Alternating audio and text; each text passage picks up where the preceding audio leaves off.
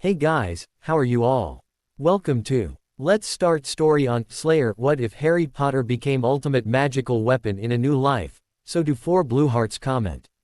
Be sure to subscribe to our channel and like this video, and please share with your friends and watch till end. Also check out Patreon for I have upload Harry x Hermione uncensored spicy version, link in description. Armed with runes, ancient secrets, and raw power, Harry isn't just a wizard anymore, he's magic's ultimate weapon. But before we start, if you want more stuff like this, then be sure to subscribe and like this video. And if possible, share this video with your friends. Now let's start the story. Harry had been head Auror since he was 55, and this is why he was called to the scene. Incidents in the Department of Mysteries went straight to the top. When he ordered the team to move the remains of the Time Turner out of the way, they were all shocked to find that the body was shifting chaotically through all ages and features. The body was quickly moved to St. Mungo's. 5.5 hours later, Harry was leaving for the night when an unseen assailant attacked him while he was in front of the cabinet of Time Turners. The attack was low-powered, but it still was able to take Harry by surprise. Falling backwards, Harry knocked over the case, spilling Time Turners everywhere. Several of these landed on Harry and triggered, dropping him off unknowingly 6 hours in the past. With a groan, he rolled over just in time to see the giant Time Turner falling towards him. In his final moment alive, he thought of the marriage he had with Ginny, the girl he fell out of love with. He thought about the wasted potential he had with Hermione all those years ago. He thought of his second son, whom he had named Albus Severus only a couple years before truly learning of their motives. It was a name Harry regretted his whole life. Last he thought of poor Teddy Lupin, Harry's godson and half werewolf, half metamorphagus. Only Harry's intervention kept the unspeakables from asking to study him. Harry didn't know what the boy was going to do now that Harry wouldn't be around. At long last the reality of his situation settled in, and Harry screamed one last time. Ah! Harry screamed at the top of his lungs, startled to find himself very much alive. Even more startling was the size of his hands. He was so caught up in this revelation that he didn't even notice when the door behind him opened. There was a rustle of paper, and a few moments later a woman shrieked. Vernon. Harry found himself being lifted up and carried through the house. He already knew he was going to the cupboard under the stairs. He did manage to see the calendar and confirmed his suspicions. November 2, 1981. Harry's first few days in his infancy were important. He quickly found that he retained his ability to apparate as well as use the improved version, called Weasley Warp. One of the Weasleys went insane in the 50s and invented and used a new form of magical travel to bypass wards and left a trail of death and destruction across the magical world. His reign of terror ended after just a week when he tried to warp into a Gringotts vault. It had taken weeks to clean all the Weasley off the walls, but they discovered the wards to stop warpers. Shortly after that, the method was analyzed and the wizarding public found it to be much superior to apparition, mainly due to the fact that there was no unpleasant squeezing sensation associated. It was an interesting phenomenon that no one who didn't know how to apparate was able to learn how to warp. With apparition you magically threw yourself across the world, but when you warp you simply become present in the other place and absent where you were. After Harry warped out of his locked cupboard that first night after the Dursleys went back to bed, he checked his second talent to make the journey. A 15-month-old baby walking around was not anything special, but a 15-month-old baby with glowing eyes who was calmly inspecting a vase would have sent most muggles running. Harry could see glowing runes floating in the air all around the vase. He could easily recognize them, and the magical signature was one he could never forget. Albus Dumbledore had applied charms on this vase to keep the Dursleys from ever getting rid of it, and a few to make them hate Harry more than they already would. Harry couldn't leave it be, so he picked it up, warped to a cliff he knew, and unceremoniously dumped the vase over the edge. After hearing it shatter, he warped back. Interestingly, the largest change this brought was that within a year Harry had his own room, what would have been Dudley's second room. The physical abuse and expected servitude was the same, he just had more room to recover in. One look out the window and Harry could see all the details of the alleged blood wards. The only one that had anything to do with blood was a simple monitoring charm, so Dumbledore would always know what was happening. Harry couldn't do anything about those without a wand, which was still almost 10 years away. Over the next several weeks, while pretending to be an ordinary toddler, Harry found a loose nail and used it to carve runes into garden stones. Once he finished placing them all, Albus Dumbledore would no longer be able to set foot on the property. Harry couldn't stop the wards, but they gave him more than enough of Dumbledore's magical signature to use. Having that task done, Harry settled back and got to work on rebuilding his occlumency shields and getting his mind tuned up and ready to work. Every student of the mind arts learns first thing, or several years later in a dusty old tome if your instructions initially came from Snape, that the human is made of 3 parts, body, mind and soul. Every human naturally can see with their body, that's the waking world. Some magicals can see with their soul, which is where magic comes from, and see the eddies of energy swirling about. Typically this is called mage sight, and it only sometimes is only visible. With training, any magical can see with their mind, called the mind arts. Legilimency is the art of using your mind to see into someone else's. Occlumency is the art of using your mind to look at yourself. Through occlumency one can view their memories and store information, they can reflect on personality traits, and they can examine their soul. They can also defend against legilimency by constructing shields. Harry was quite surprised when he entered his mind and found a second mind. It wasn't Voldemort's Horcrux, it was his own infantile mind. Now suspicious, he checked and found a second soul as well, along with Voldemort's fragment. Looking deeper, he found that neither of his infant parts had developed since his adult parts had arrived. In fact, his adult mind and soul were crushing those of the infant. This was a problem because without the infant mind the infant soul would soon perish, and on a similar note, without the soul the mind loses its connection to the body. It was why victims of the Dementor's key were so helpless. Unfortunately, adult Harry was attached to the baby body through the baby's mind and soul.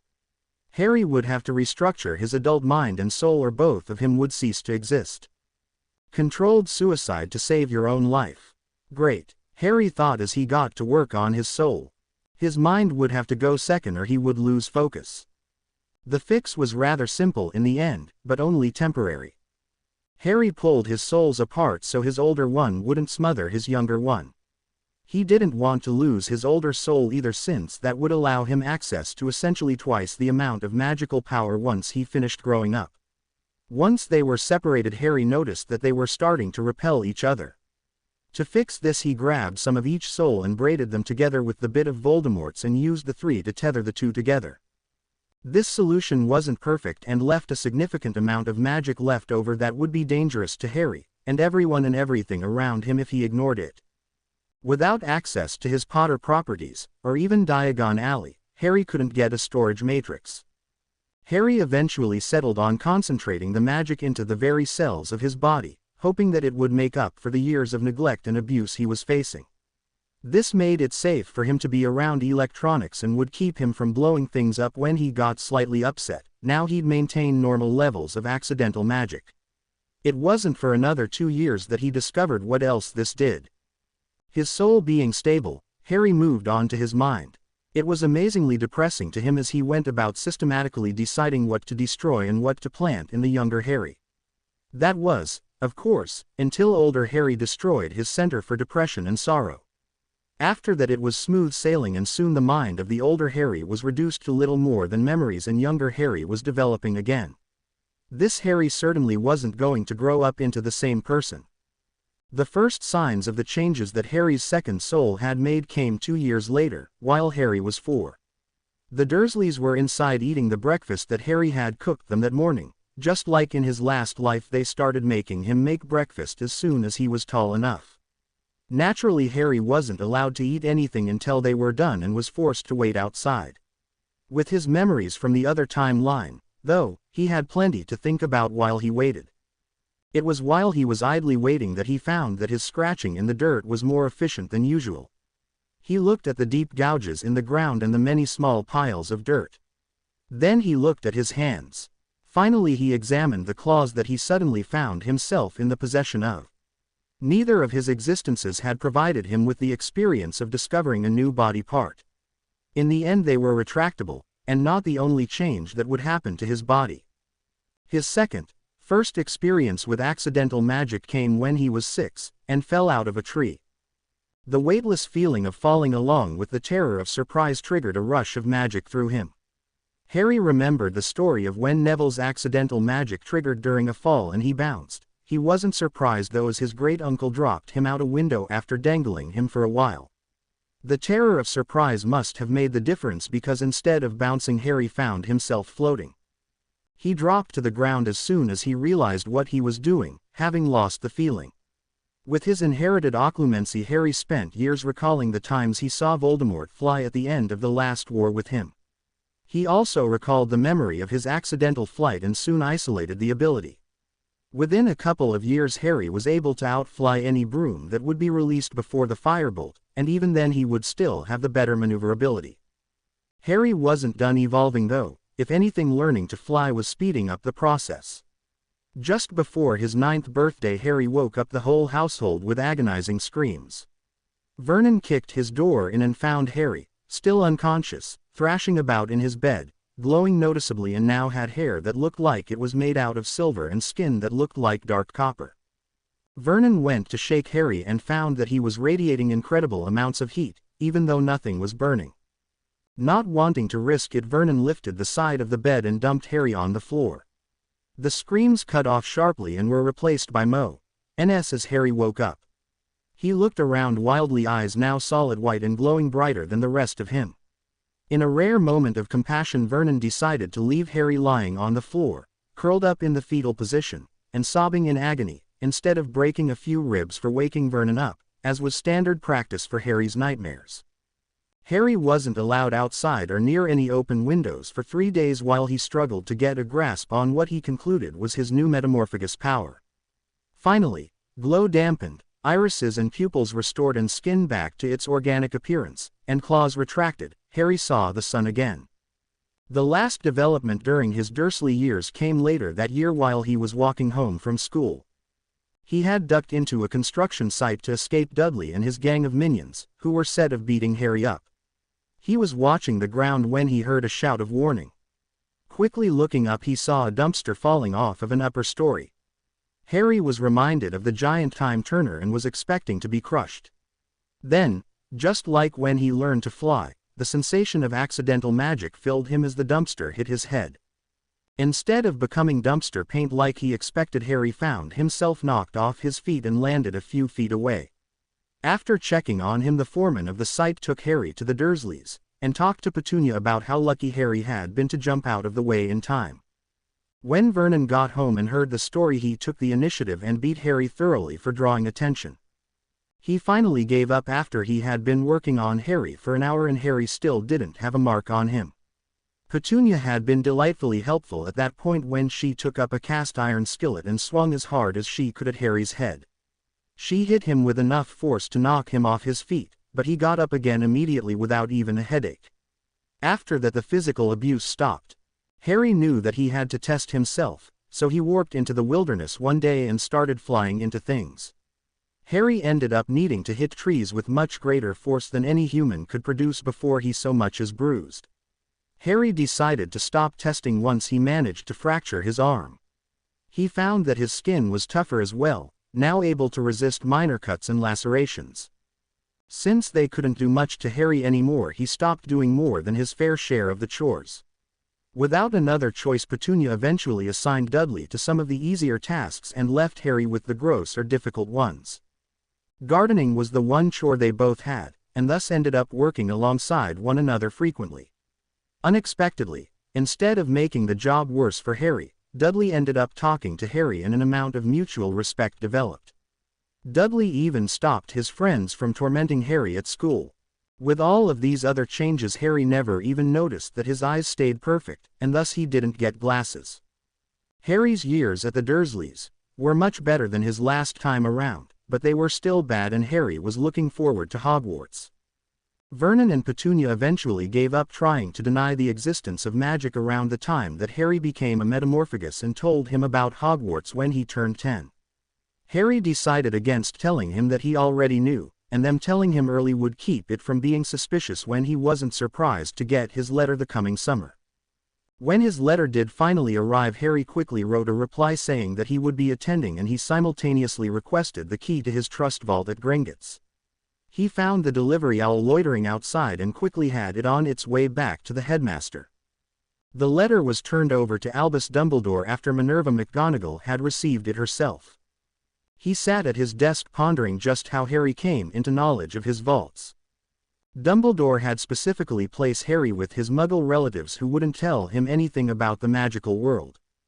Albus had been planning on sending Hagrid to take Harry to Diagon Alley for his supplies and to indoctrinate the boy into the role that Albus needed him to play.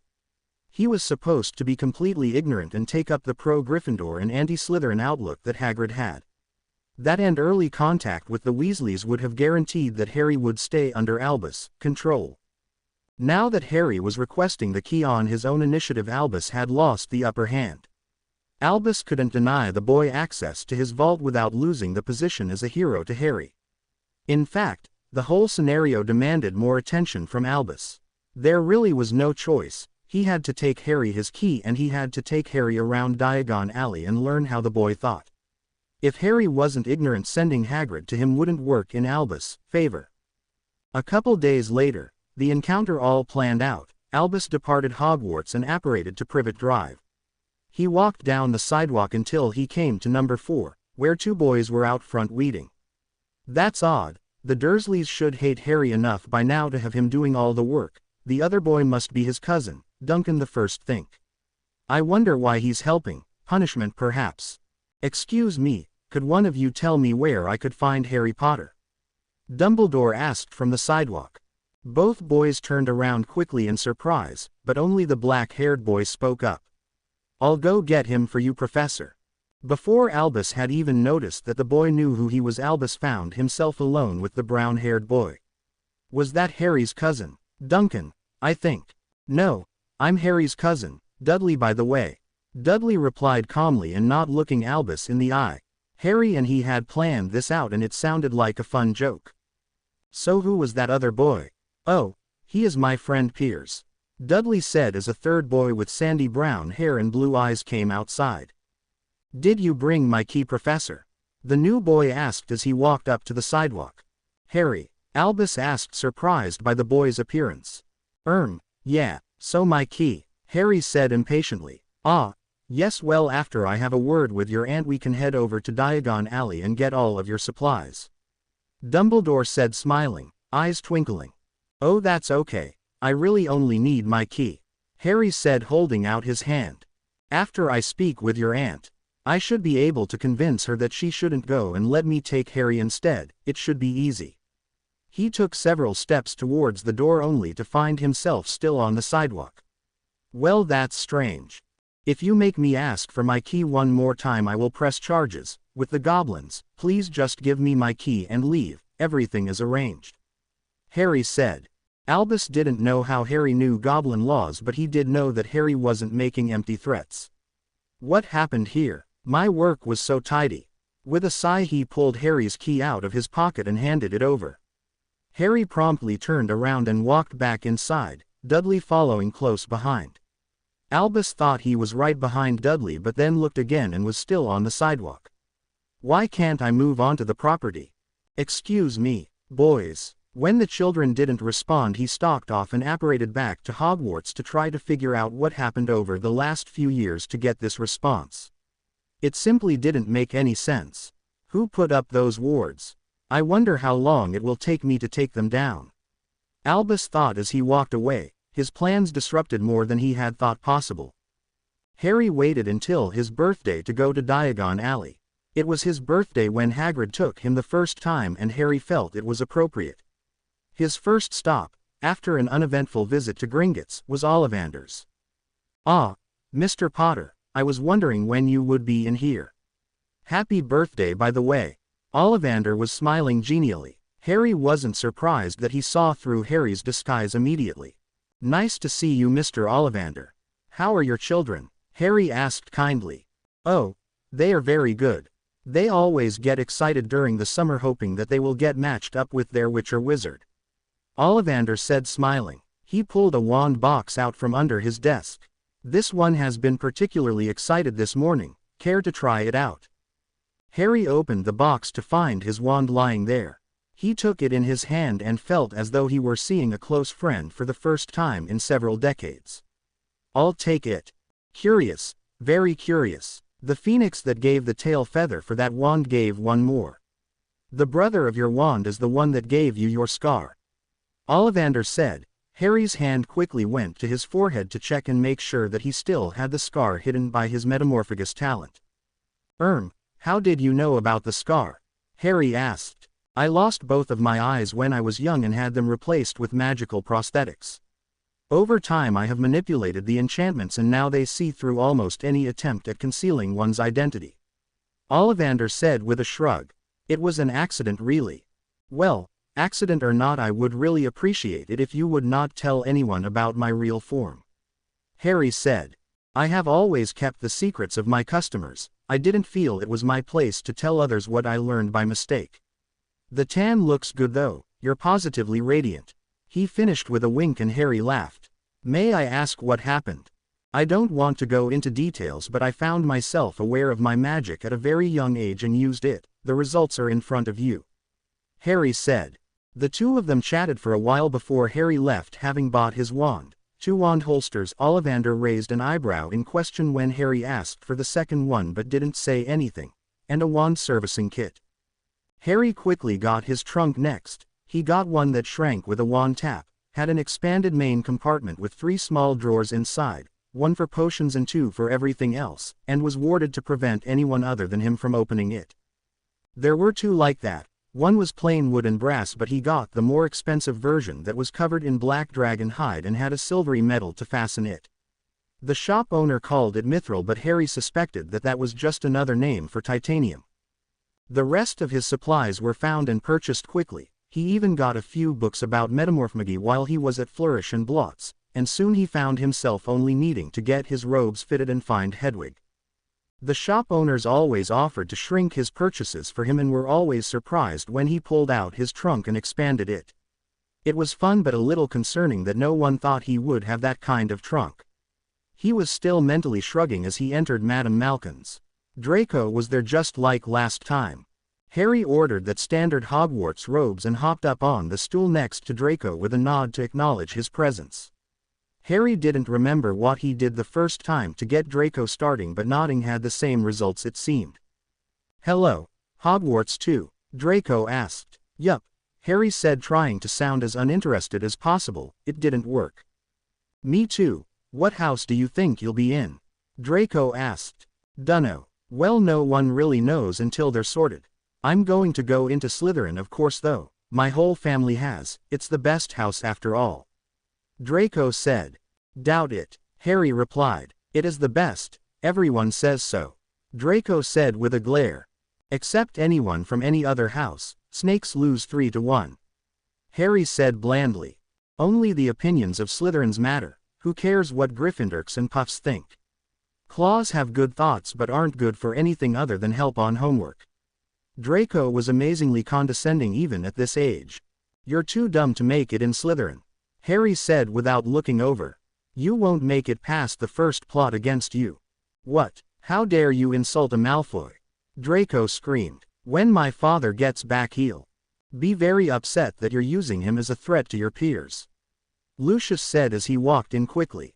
"And if you ever yell that loudly in public again there will be consequences."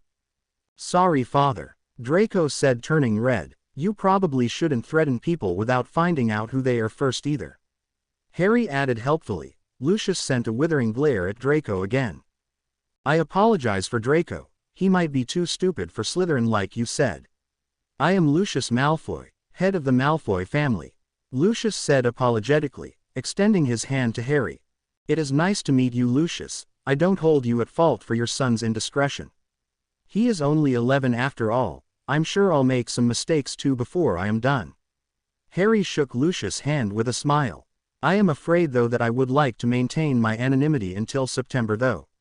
If I see you on the platform I'll give you my name then, otherwise I'm sure your son would be delighted to inform you after the sorting." "I can respect that," Lucius said evenly. The next few minutes passed in silence. Draco was too embarrassed to talk. Lucius had nothing to talk to an 11-year-old about without establishing an identity, which he decided to avoid. and Harry simply didn't want to talk to the Death Eater and future Death Eater. Soon though Draco was done and the Malfoys were leaving with his new robes. "So how important are you?" one of the assistants asked. Harry smiled at her. "Promise not to tell anyone until September 2nd and I'll tell you." "I, Constance Smith, swear on my magic that I will not willingly reveal the identity of this boy to anyone until after he has been sorted," she said, holding up her wand, and a pulse of magic verified her oath. "Well, you didn't have to go that far, but I appreciate it. My name is Harry Potter," he said calmly. "Oh." Her eyes jumped to look at his forehead. "No scar. Disappeared after a few years." Harry lied. "Oh, wow, little Malfoy is going to be in so much trouble when Lucius finds out," Constance said, giggling. "Yeah, that's why I didn't tell him." Harry laughed. The last few minutes of his fitting went by quickly with casual small talk between himself and Constance. Soon though he was done and put his robes in his trunk with everything else. After a quick stop to get Hedwig, he left the alley and warped home. Now that he had a wand, he could take the trace off of himself. He did so immediately. Interestingly, anyone who knew the spell could remove the trace from them without triggering it. The Ministry never noticed because no one without a high level of clearance was taught the spell and it was rarely used, but the trace only sends a message after a spell has been successfully cast, without affecting the spell itself. This meant that once Harry cast the trace-removing spell, there was no trace left to send the message. That day Harry went to sleep very pleased with himself. August was uneventful for Harry. During the entire month he only did two things. First, he returned to Diagon Alley a week later, disguised as a middle-aged woman, and tracked down a pensieve that could hold 2 occupants at a time. Dumbledore's wasn't as limited, but it was larger, more fragile and less secure. Harry's fit in his pocket and required a specific action to enter the memories stored within. Harry would never forget how his older self had learned the hard way not to stick his face in mysterious objects and didn't want anyone else to do the same thing with his memories. After finding the pensieve, he made his way down Nocturne Alley to a magical pet store and eventually found a single chameleon snake in a back corner. Chameleon snakes were the metamorphmagy of the snake world and could change their coloration and size at will. It made the snakes very valuable to Parselmouths as spies, since they could blend in until they were all but invisible. The only limitation on their ability to change shape is that they were limited to maintaining a constrictor shape. Few people were discerning enough to notice the difference though. After having a quick conversation with the snake while no one was listening, Harry found out her name was Hand, and he bought her.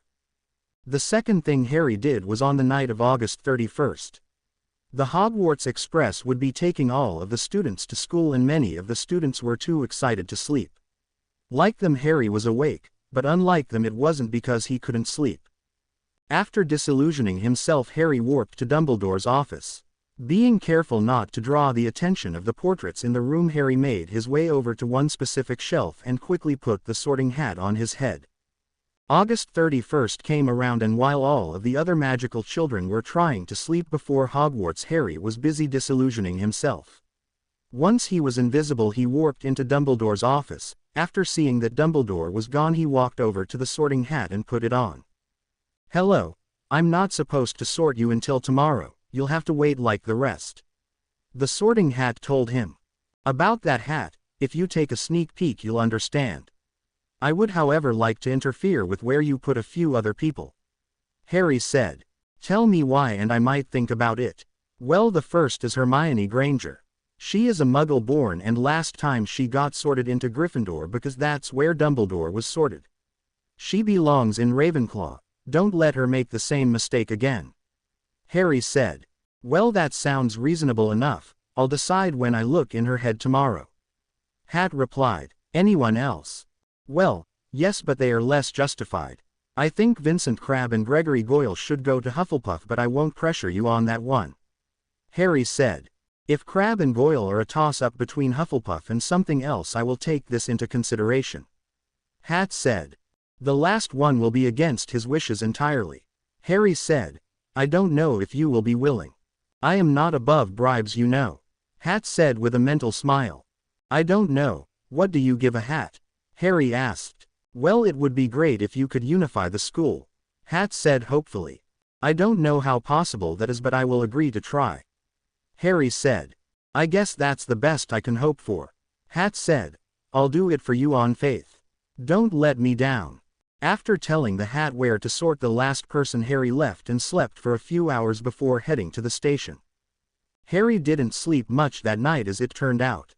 That was fine with him though, since he knew that he wasn't going to need to be awake for anything that day. When he woke up, he double-checked that he had everything in his trunk. Hand decided that the shrinking process was very uncomfortable and wanted to ride with Harry. They compromised and Harry expanded a pocket of his book bag and told her she could ride in there if she didn't move or try to talk at all. Harry sent Hedwig ahead and left her cage in his room. 10 minutes before the train was due to leave, he tucked his shrunken trunk into his bag, disillusioned himself and warped onto the platform. When no one was looking, he became visible again and made his way through the crowd. He sat in the last compartment just like last time, and sure enough, just before the train left, Ron, with dirt on his nose, opened the door. All the other compartments are full, can I sit here? Sure, Harry said with a smile and helped store Ron's trunk. I'm Ron Weasley, Ron said, looking around for a moment. Where is your trunk? It is in my book bag, it shrinks. Harry said. It is nice to meet you, you can call me James for now. What do you mean, for now? Ron asked. That isn't my real name, but I am trying to avoid letting Malfoy figure out what my name really is before the sorting. Harry said. And the best way to keep a secret is to keep it to yourself. Why, are you famous or something? Ron asked. Or something. Please don't ask any more, you'll know soon enough. Harry said. Fine. Anything really to mess with a Malfoy.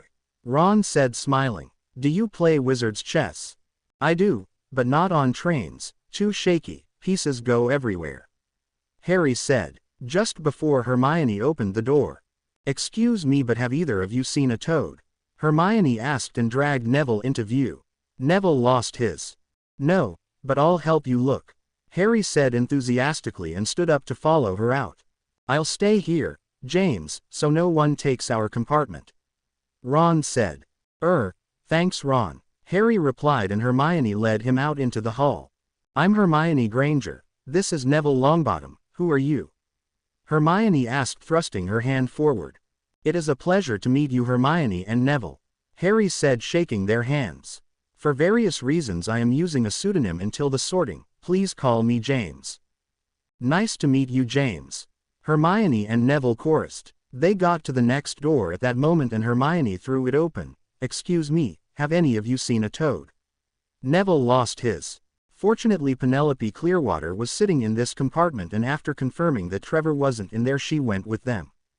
Pardon my interruption, Penelope said at the next door. Axiophut's your toad's name, Neville. He's called Trevor, Neville said nervously. Accio Trevor, Penelope said. They finally found Trevor 3 compartments further down with the Weasley twins. Penelope then excused herself and went back to her compartment and joined her friends. If you two want, you can join me and Ron in that compartment. Just grab your stuff and head down, I'll be there momentarily. Harry said. Hermione and Neville quickly accepted the invitation and went to get their things. Harry turned to the twins as soon as they were alone.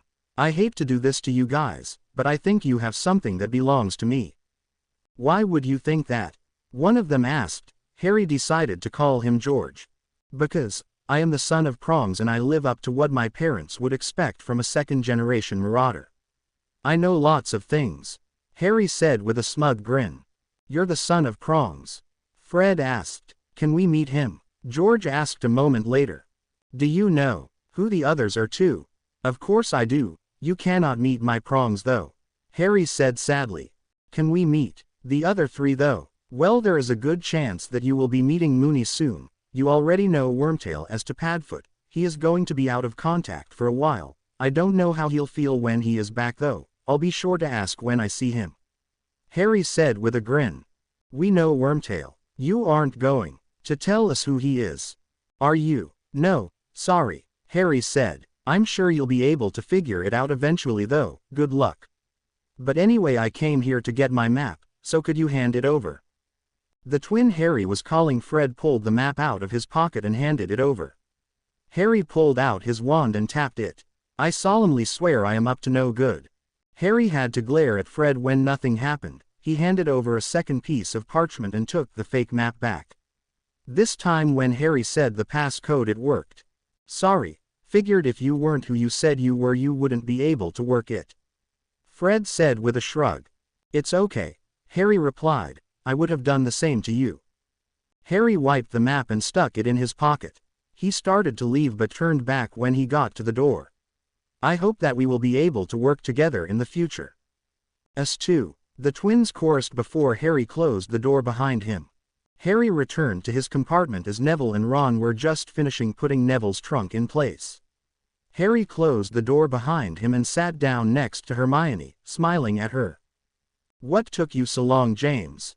Ron asked. Had to stop to talk to someone. Harry replied.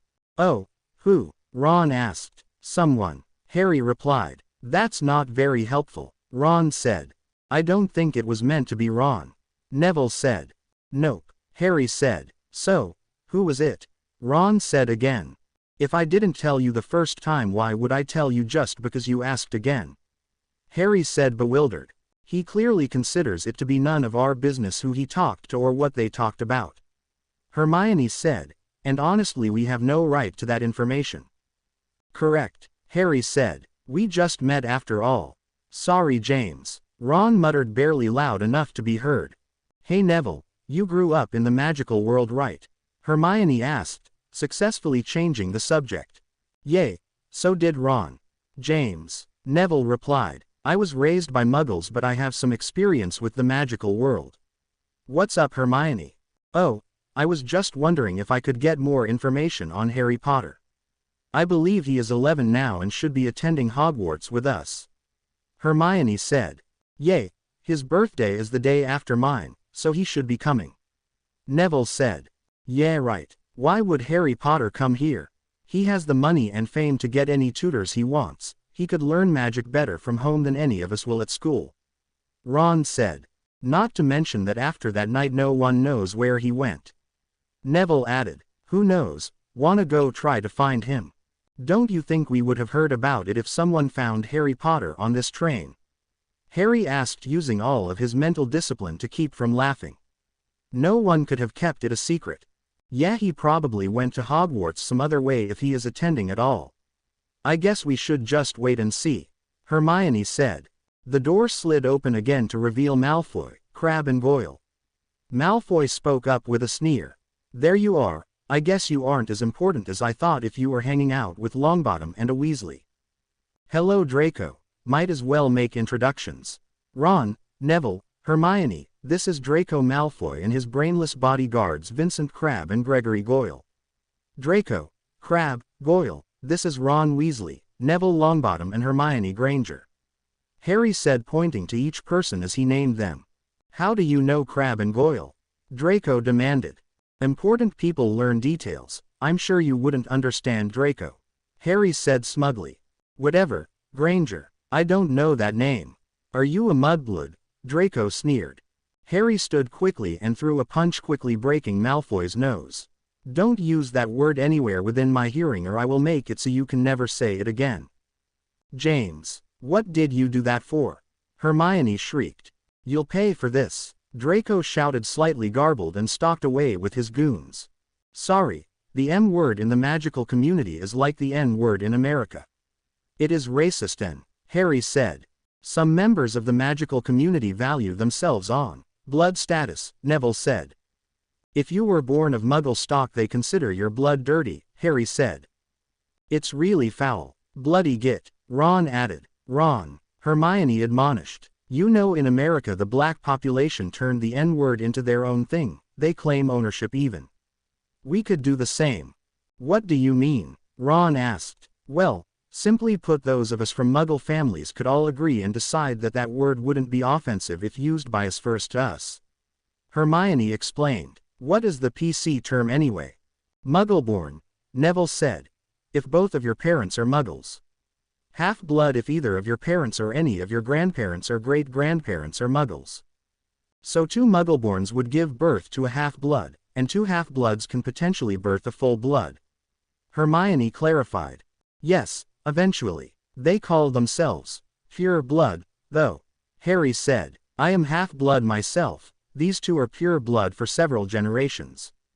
So that term applies to you as well? Hermione asked Harry. Yay, I don't think your idea will catch on though.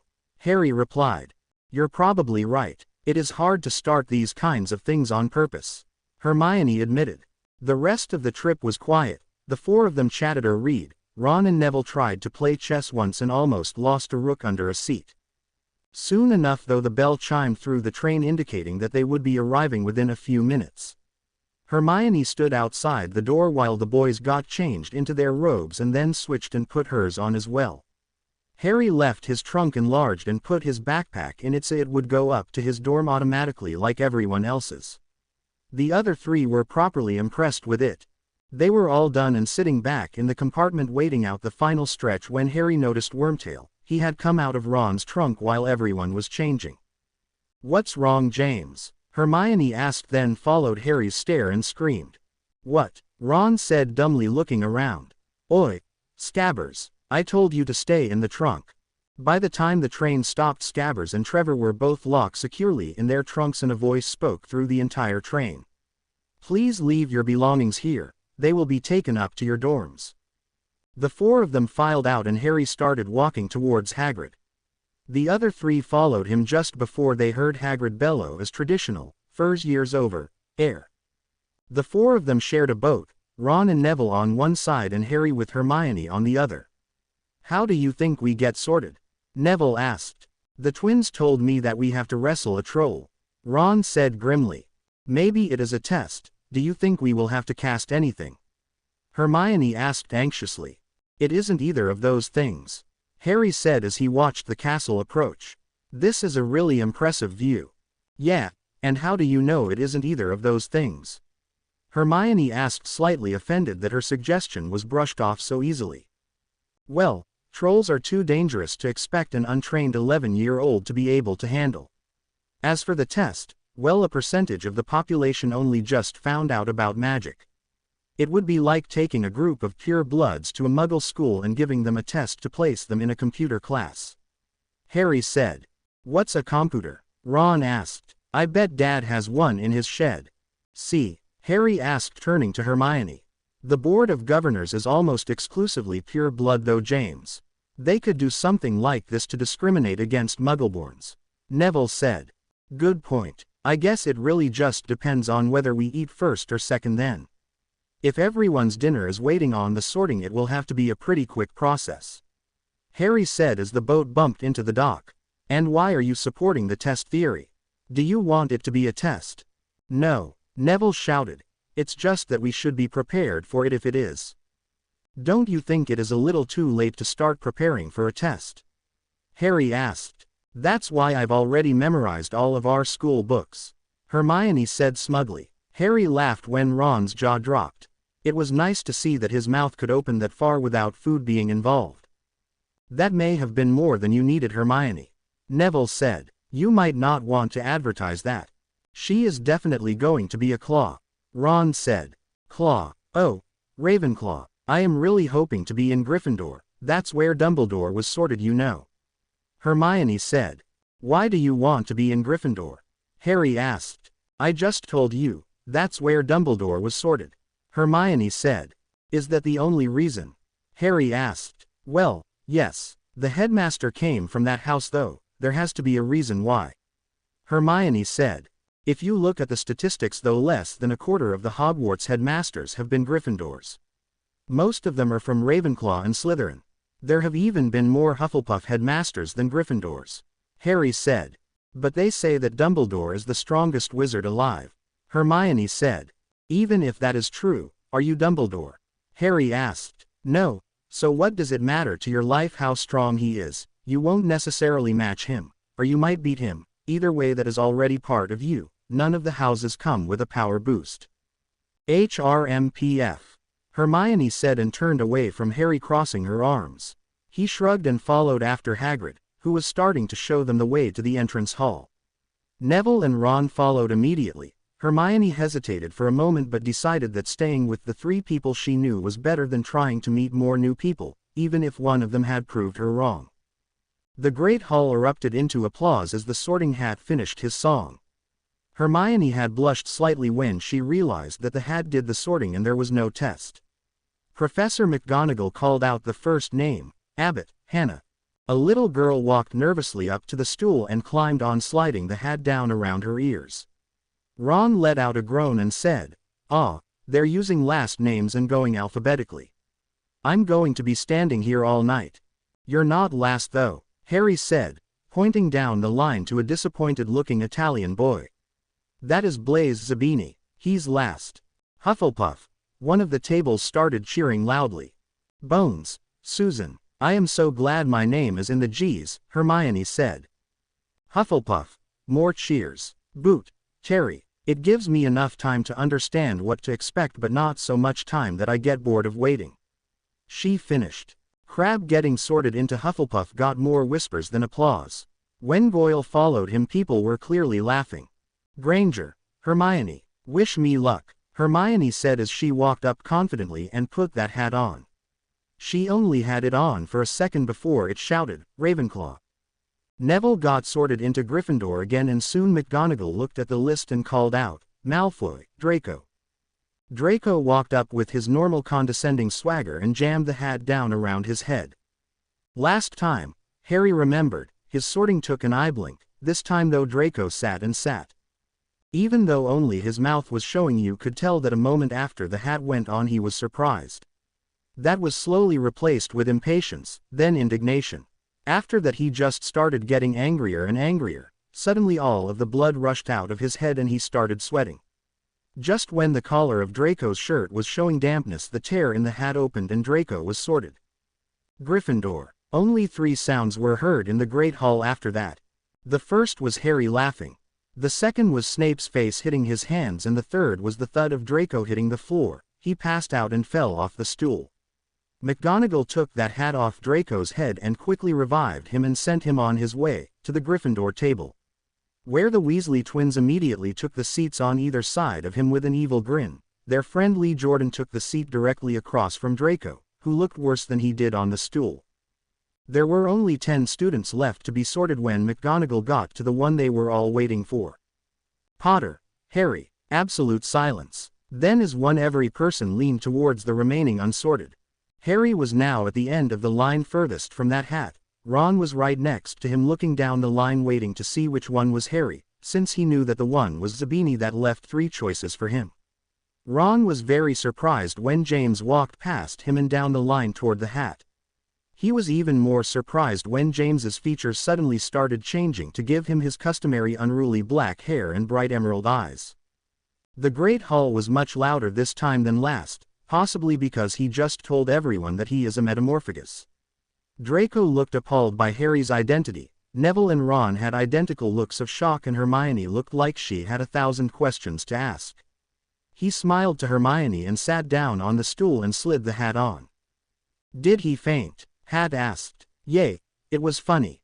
Thanks a lot for that." Harry thought, "I'll gladly do my best to hold up my end of the arrangement. Could you put me in Ravenclaw please? I think it will be the easiest way to explain away my knowledge." "Sounds good," Hat replied. "Dumbledore is trying really hard to convince me to put you in Gryffindor. Too bad I don't work for him." "Ravenclaw." Harry jumped up with a smile and set the hat back on the stool and walked down Ravenclaw table to join Hermione. A 7th year stopped him along the way and introduced herself. "Hi Harry, welcome to Ravenclaw. I'm Lisa Turpin, the 7th year prefect." "It's nice to meet you, Lisa," Harry said, shaking her hand quickly before moving on. He took the seat next to Hermione before it hit him. "Lisa Turpin was in our year last time. Something is up. Why didn't you tell us you were Harry Potter? I have read all about you. How did you change your appearance like that?" Hermione started her barrage.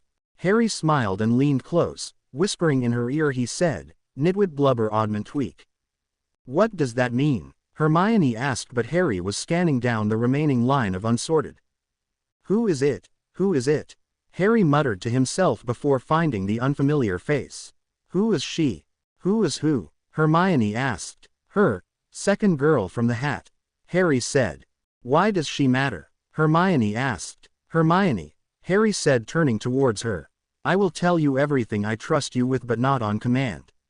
That girl matters for reasons that I don't trust you with yet. Harry did trust her with the information, but not until he figured out what was going on and got her in private. A different person here might mean it is a different universe than mine, and I traveled to it rather than back in time. You don't trust me, Hermione said, sounding hurt. I just met you. Do you trust me with all of your secrets? Harry replied. How can I trust you? You lied about who you were. Hermione responded. I did no such thing. I told you right up front that I was using a fake name. It isn't even fake, it is my middle name. Plenty of people go by their middle names, and I never told you any last name. Harry said. Tonks, Nymphadora, McGonagall called out. Harry's head shot up as he watched the girl he didn't recognize walk up to the hat. No way, Harry said, jaw-dropping. Tonks, Nymphadora, McGonagall called out. Harry's head shot up as he watched the girl he didn't recognize walk up to the hat. No way, Harry said, jaw-dropping. Ravenclaw. That's great, Harry said. Why is that great? Hermione asked. You'll see as soon as she gets here. I bet it is the first thing she talks about. Harry said, smiling. Within moments Nymphadora Tonks sat down next to Harry on the other side from Hermione. She had barely sat down when she spoke up. Watch her, was that a glamour or something else? Hello, Nymphadora was it. That's kinda clunky, can I call you something else? Harry asked, smiling. And no, it wasn't a glamour. Yay, don't call me that. I like Tonks. Tonks said. If it wasn't a glamour, does that mean you're a metamorphagus too? It doesn't mean that, no, but it happens to be the truth in this instance. I could have done it with amazingly timed polyjuice too, Harry said, and turned his skin lime green. Tonks laughed and matched his skin tone. They stayed like that for the rest of the meal. What is a metamorphagus? Hermione asked. Natural shapeshifters. They're rare. This is probably the first time the two have been here at once, let alone in the same year and house. An older Ravenclaw told her. They always have to have a humanish shape though, unlike animagi, who turn into a specific animal. 10 Galleons says I'm better at transfiguration than you, Tonks said to Harry. You're on, Harry replied and shook her hand, before turning to Hermione again. See why this is great? You think I'm great? Tonks asked, faking bashfulness. I think you're great too. Everyone that was close enough to hear laughed. Weasley, Ronald, Gryffindor. I wonder how he and Draco are going to get along. Zabini, Blaise, Slytherin. As Blaise was sitting down at Slytherin, Professor McGonagall cleared away the stool and hat while Dumbledore stood up. Welcome. Welcome to a new year at Hogwarts. Before we begin our banquet, I would like to say a few words. And here they are. Nitwit. Blubber. Oddment. Tweak. Thank you. Hermione immediately swung to ask Harry how he knew what Dumbledore was going to say, but found him grinning at the food and shoveling some onto his plate. When he noticed her staring at him, he started loading her plate too. Hermione, you still have to eat even when there are big thoughts in your head. Blushing, she looked down at her plate, and then at the rest of the food on the table, and then at what Harry had picked for himself. Their plates were different, but Hermione had exactly what she would have picked for herself. He was the only person who seemed to know what was going on when Malfoy was sorted, and he wasn't surprised by it. Note to self: find out why Malfoy's sorting was such a surprise. He also refuted every wrong guess at the sorting without supplying a theory himself, did he know? He would have told us if he knew though, wouldn't he? He knew what Dumbledore was going to say. He even told me that I had no reason to want to go to Gryffindor. How much does this boy know? And how? Was anyone told how we were to be sorted before it happened? Hermione asked to no one in particular. It is a tradition that you don't know, Tonks said, and if they do know, they're not supposed to tell anyone else. Oh, Harry, none of the books I read said anything about what happened to you after that night. Hermione said. Well, at least that explains why he didn't tell us about the hat. They wouldn't. I was sent to my Muggle relatives and kept out of the magical world until now, Harry said with a shrug. So how do you know so much about who was here? You pointed out Blaise. You didn't need an introduction for Draco or his friends, and you knew that Nymphadora was a metamorphagus before she sat down. Hermione challenged. Don't call me that, Tonks shouted. I haven't wasted all of the time I have had since I learned about this world. Harry replied. Anyway, eat. Speaking of which, how did you know what I wanted? Hermione asked before taking her first bite. Harry just smiled at her then kept eating. Hermione spent the rest of the main mealtime eating, thinking of questions, starting to ask them, stopping herself and then going back to her food. Tonks spent her meal eating and changing her hair with the unspoken request for someone to stop her when it looked good with lime green. Harry sat looking from one girl to the other completely amused. When the food disappeared, Harry immediately grabbed Hermione's plate and before she could protest the desserts appeared and he served her some plum pudding. This is my favorite. Seriously, how do you know this stuff? Have you been spying on me? Hermione asked looking very concerned. No spying, I'm just that good, Harry said with a smirk serving himself some treacle tart. She was still frowning at him. Harry sighed and drew his wand. Holding it up he said, I, Harry James Potter, swear on my life and magic that the first time that I so much as heard of one Hermione Jane Granger was September 1st, 1991, when we met on the train and she introduced herself. The magic pulsed around him and he was looking at her like that should have made all the difference. What did you just do? Hermione asked. He swore a wizard's oath. Tonks said before Harry could reply. If he was lying he'd be dead right now, and a squib, but that wouldn't really matter. Squib, Hermione said. No magical born to a magical family. Harry said. They are a product of pure blood inbreeding. Inbreeding, Hermione said with dread. Yeah, almost every member of the old families are related. Harry said. I believe Tonks here is my third cousin once removed. Neville's great-great-grandfather married one of my great-aunts, that makes us fourth or fifth cousins, I think. I never really learned the rules for that stuff.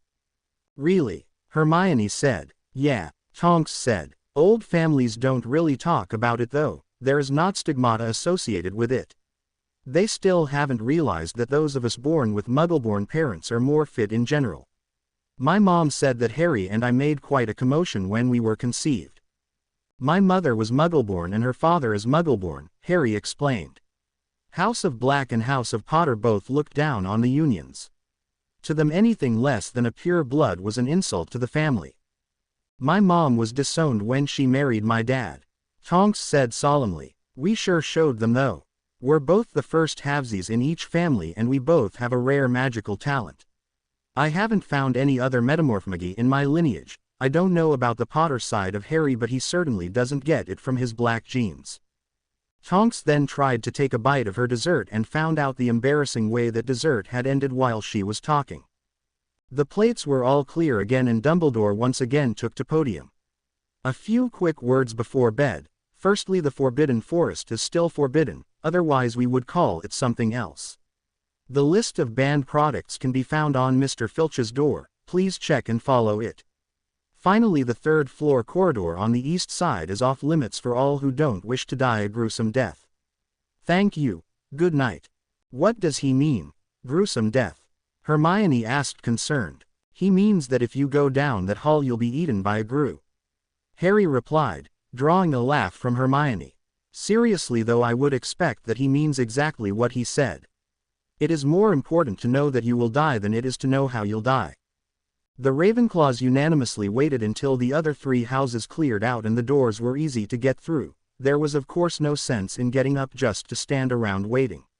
Lisa Turpin stood up and called to everyone to follow her. She led them up to Ravenclaw Tower and informed them that they had a riddle as their password rather than a password. Solve the riddle, gain entrance. Fail to solve the riddle, wait until someone comes along who can answer it.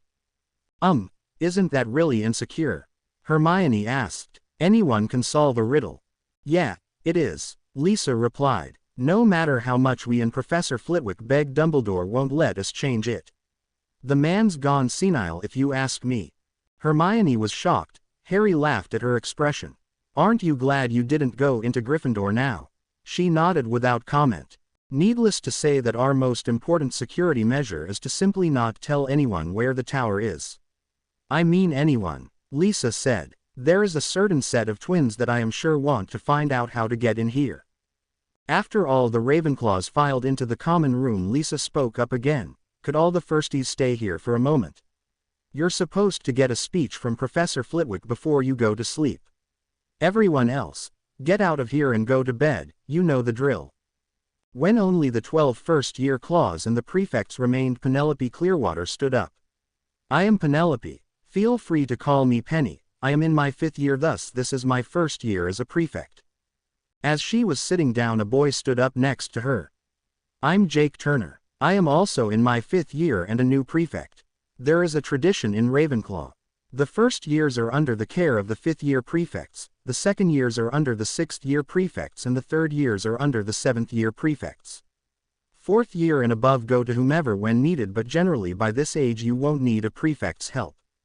As the remaining prefects stood and introduced themselves, Professor Flitwick arrived and handed a stack of booklets to Penelope, who in turn handed half to Jake, and the two of them quickly distributed them to the first years. When Lisa Turnpin had finished with her introduction, Flitwick moved forward to speak. Ahem, I am Professor Phileas Flitwick, I teach charms here, and I am your head of house. In that function I am the intermediary between you and the staff. Flitwick said. Harry, your skin is still green. The booklets you have all been given are copies of the school rules, followed by Ravenclaw rules, followed by Ravenclaw traditions, and finally at the end are useful everyday spells that will generally make life easier. On the wall over there you can see a basic map of Hogwarts with the classrooms and faculty offices highlighted and color-coded. Next to that are specific changes that Hogwarts makes, such as corridors that are dead ends every 3rd Tuesday and things like that. Questions? Then off to bed. Hermione's hand shot into the air. Flitwick pointed to her. When do we get our schedules? Are we allowed to use magic in the common room? What about in our dorms? Do we have to wear our uniforms all the time? Tomorrow morning. Yes, only in class and at feasts. Flitwick replied. Anything else, Miss Granger? And no, sir. Hermione said, blushing slightly. Anyone else? When no one raised their hands. All right, go to bed then. Flitwick turned and left while the prefects got the students going to the correct rooms. Where Gryffindor Tower had all of the boys in an open round room with 4-post beds as the only source of privacy, here in Ravenclaw Tower the beds were the same, draped in blue though, but each was supplied with a writing desk and they were all separated by walls. The room was still a circle and all of the cubicles opened into the center. Each cubicle had a name plate declaring its occupant and their trunks were all already there. Harry pulled his backpack out of his trunk and threw it on his bed, then wished his dorm mates good night. After pulling his curtains closed, he pulled out the Marauders map and checked to see where the Weasley twins were. He found that they were headed up the stairs to their room with Lee. Harry was very happy that there were only 3 third-year Gryffindors this year and warped over to their room. They were getting close, so Harry simply sat at the desk next to the door and waited. A few moments later the door flung open and one of the twins came in first. A Gryffindor Malfoy, who would have thought? Do you think we can convince Ron to prank him for us? Twin A asked. Probably, but you could just ask me to do it for you.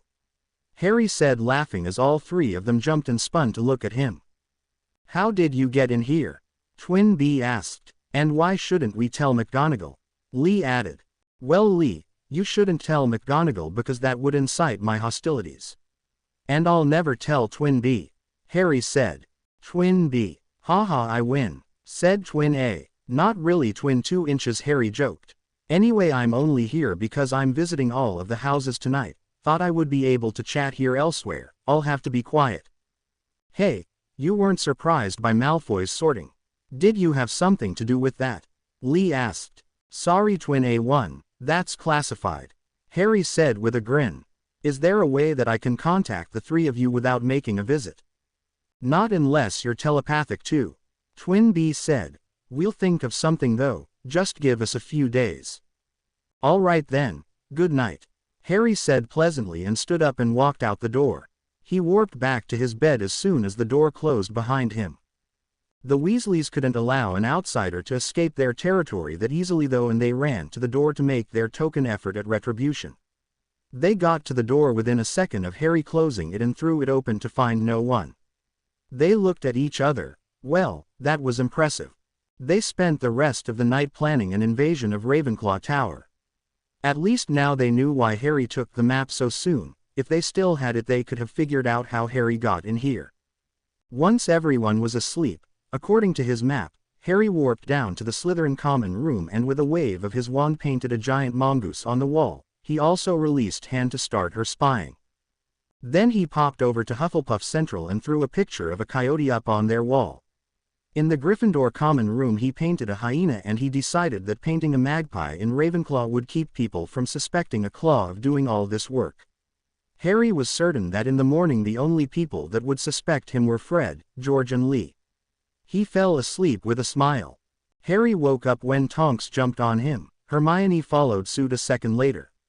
They were giggling as Harry was getting over the shock. It didn't take long to compose himself and tease them. Well, waking up with two pretty ladies in my bed. Not a bad way to start the day at all. Next time you two want to join me in bed, crawling under the covers will be more than adequate. Hermione turned bright red and Tonks laughed. Right-o boss. Come on Harry, get ready, breakfast is starting. Hermione said, pulling on one of his arms. Yay, out of bed sleepyhead. Tonks started pulling on the other. Harry sat up and let the blanket fall away from his torso. He only slept in pants and the girls stared at the exposed flesh. For an 11-year-old he was very well muscled. Hermione sighed and Tonks just said, wow. I can be pudgy if you prefer. Harry said as he stood up and pulled a shirt out of his trunk. No, muscles are better. Tonks said as Hermione nodded. Harry shrugged and pulled the shirt on and quickly cast a teeth-cleaning charm. Where did you learn that? Hermione asked. I'm surprised at you, it is in the booklet that Professor Flitwick gave us. Harry said. I'm reading it linearly. Hermione blushed a little. I'll look at the spells at breakfast. Right, breakfast. Let's go. Harry said and walked out the door. When he got to the middle he noticed that all the curtains on the other 5 beds were open and the occupants had already left. Harry, you forgot something. Hermione said. What? Harry turned around and looked himself over. Shirt, pants, don't need glasses anymore. My skin isn't green, nor is it golden and glowy. You're not wearing shoes, Hermione said. So. Oh, never mind then. Tonks laughed and hooked her arm through Harry's right arm and motioned for Hermione to take his other one. Together they marched Harry out the door and down to the common room, ignoring the fact that he was backwards while they walked. They set him down once they got there and the 3 of them left the tower together. I wonder who drew that bird on the wall, Tonks said. Hermione and Harry just shrugged. Harry saw that not only was he the last Ravenclaw to wake up, he was also the only one to leave the tower in his pajamas. Harry took his seat and the girls immediately took the seats to either side of him. What took you so long, Potter? Padma called. Late night, Harry said and served himself some coffee. Cherry Boot moved down to sit across from Harry. Hey, they guys and I just put it to a vote, Harry. We don't think it is fair that you get a third of the Ravenclaw women to yourself. Cherry said with a smirk. Hey, if you want to know why they're sitting with me you'll have to ask them. Harry said. I didn't tell them they had to join me. Oh, I see. So ladies, what draws you to our young celebrity? Well, I have always been told that it is polite to share a meal with someone after you wind up in bed with them. Tonks said levelly. Wound up in bed. Cherry choked out. What about you, Hermione? Same reason. Tonks said before she could respond, so instead she turned bright red and buried her face in her hands. Late night indeed, Potter. Anthony Goldstein called from a few seats down. Starting a bit young, aren't you? You know, if I didn't have control of the function I would be blushing right now. Can we stop implying that I slept with these two, please? Harry said. I'd like to eat before classes start. Are you saying you don't want to sleep with us, Harry? Tonks asked, batting her eyelashes. There is no good way to answer that question, Nim. Harry replied. Nim. Tonks said, pausing to consider. No, I don't think so. Stick with Tonks. If I don't, Harry asked innocently, then I'll have to punish you. Tonks replied.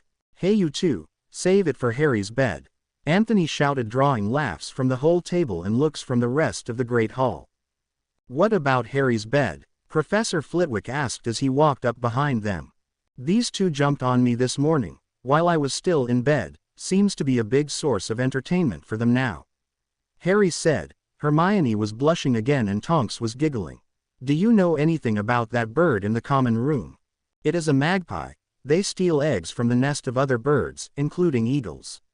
Flitwick said and handed Harry a stack of papers.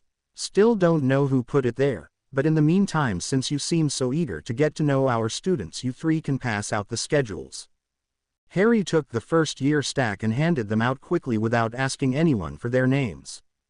After a moment of thought, Hermione decided that she could have done the same and left it off the list of strange things about Harry Potter. Between the three of them they got the other 6 years handed out efficiently.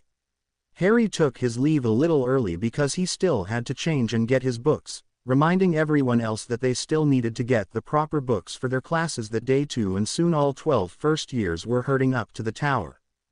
Tonks followed Harry up to the boys' room and surprisingly Hermione did too. Harry shrugged and pulled his pants down, followed quickly by the removal of his shirt. When he turned to dig his robes out of his trunk he saw that Tonks was blushing and Hermione had turned away. Once his head was through the head hole of his robes Harry turned towards them again. You can look now, Hermione. Nice blush, Tonks. Aren't you even a little body conscious? Hermione asked, turning back around as red as he thought she'd be. Nah, anything I don't like I can change. Metamorph, remember, Harry said, smirking. We were planning on embarrassing you, Tonks said as she regained control of the capillaries in her face. Just had to turn it around, didn't you? Always. Come on, let's get your books, Harry said as he put his Transfiguration book in his bag to join the charms book. He followed the girls down to the common room and started to follow them up to the girls' rooms, but the stairs turned into a slide, just like in Gryffindor. Well, that's east. Tonks and Hermione laughed and went up the stairs when they reformed, just as Jake was coming into the room. The alarm went off on the girls' stairs. Who tried to go up? Really, there is an alarm too. I am going to have to deal with these trust issues, Harry said. How do I lodge a formal complaint with the board of directors? Trust issues, Jake said. You'll never get rid of their trust issues. What about just getting rid of the wards then? Harry asked. I'm sure there is someone in this tower who knows how. They're just there to keep boys out of the girls' rooms. What's so bad about that? Jake asked. Well, nothing, if they made the same effort to keep girls out of the boys' rooms. This morning I was woken up by Hermione and Tonks. Not that I'm complaining, but what if I want to return the favor? Harry said. He focused his mage sight and saw that only the first 6 steps held the trigger. Maybe I could just bypass it. No one really thinks about it much. How do you plan on bypassing it? Jake said. I'd tell you, but then I'd have to obliviate you, Harry said and sat down to wait. Alternate universe. Checklist 1 prophecy, 2 Horcruxes, 3 Hallows, 4 Sirius innocence guilt, 5 Wormtail. Hallows can wait for a while. Let's see if I get the cloak at Christmas. I can pop in and check the prophecy, and I can check the tiara, both as soon as I have some long-term privacy. That should probably wait until Christmas too. I can confirm Sirius innocence and Wormtail's guilt tonight after Ron goes to sleep. What to do with that though? I could get Sirius out and innocent now, but then if Voldy comes back like last time I'll have less insight into his workings. Then again, the tournament had to have been planned and scheduled before Wormtail escaped. You don't do something like that over the summer. That means that Voldy didn't need Wormtail.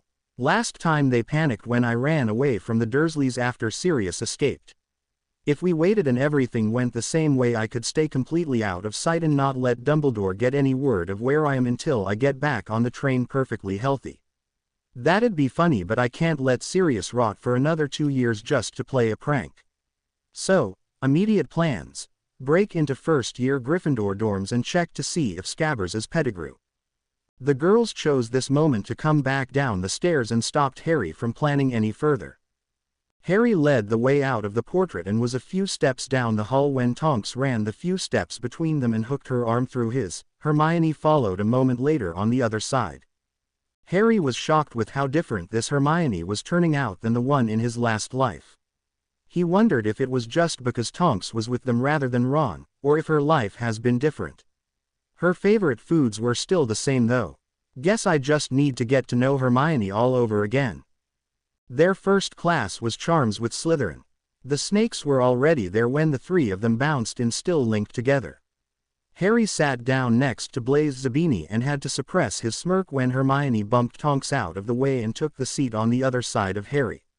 Harry also ignored the disappointed look on Tonks' face as she sat down. Instead he turned to Blaise. "Hello, I'm Harry Potter," he said, offering his hand. "Blaise Zabini," the Italian replied, shaking Harry's hand. "I'm surprised that you're talking to me. I was working under the assumption that the hero of the light was brainwashed into thinking all snakes are dark."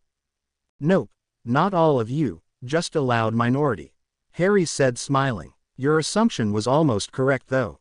So, are you part of the loud minority?" "No," Zabini laughed. "There are less of them in our year than in most of the others. We all expected Malfoy and his goons to be here."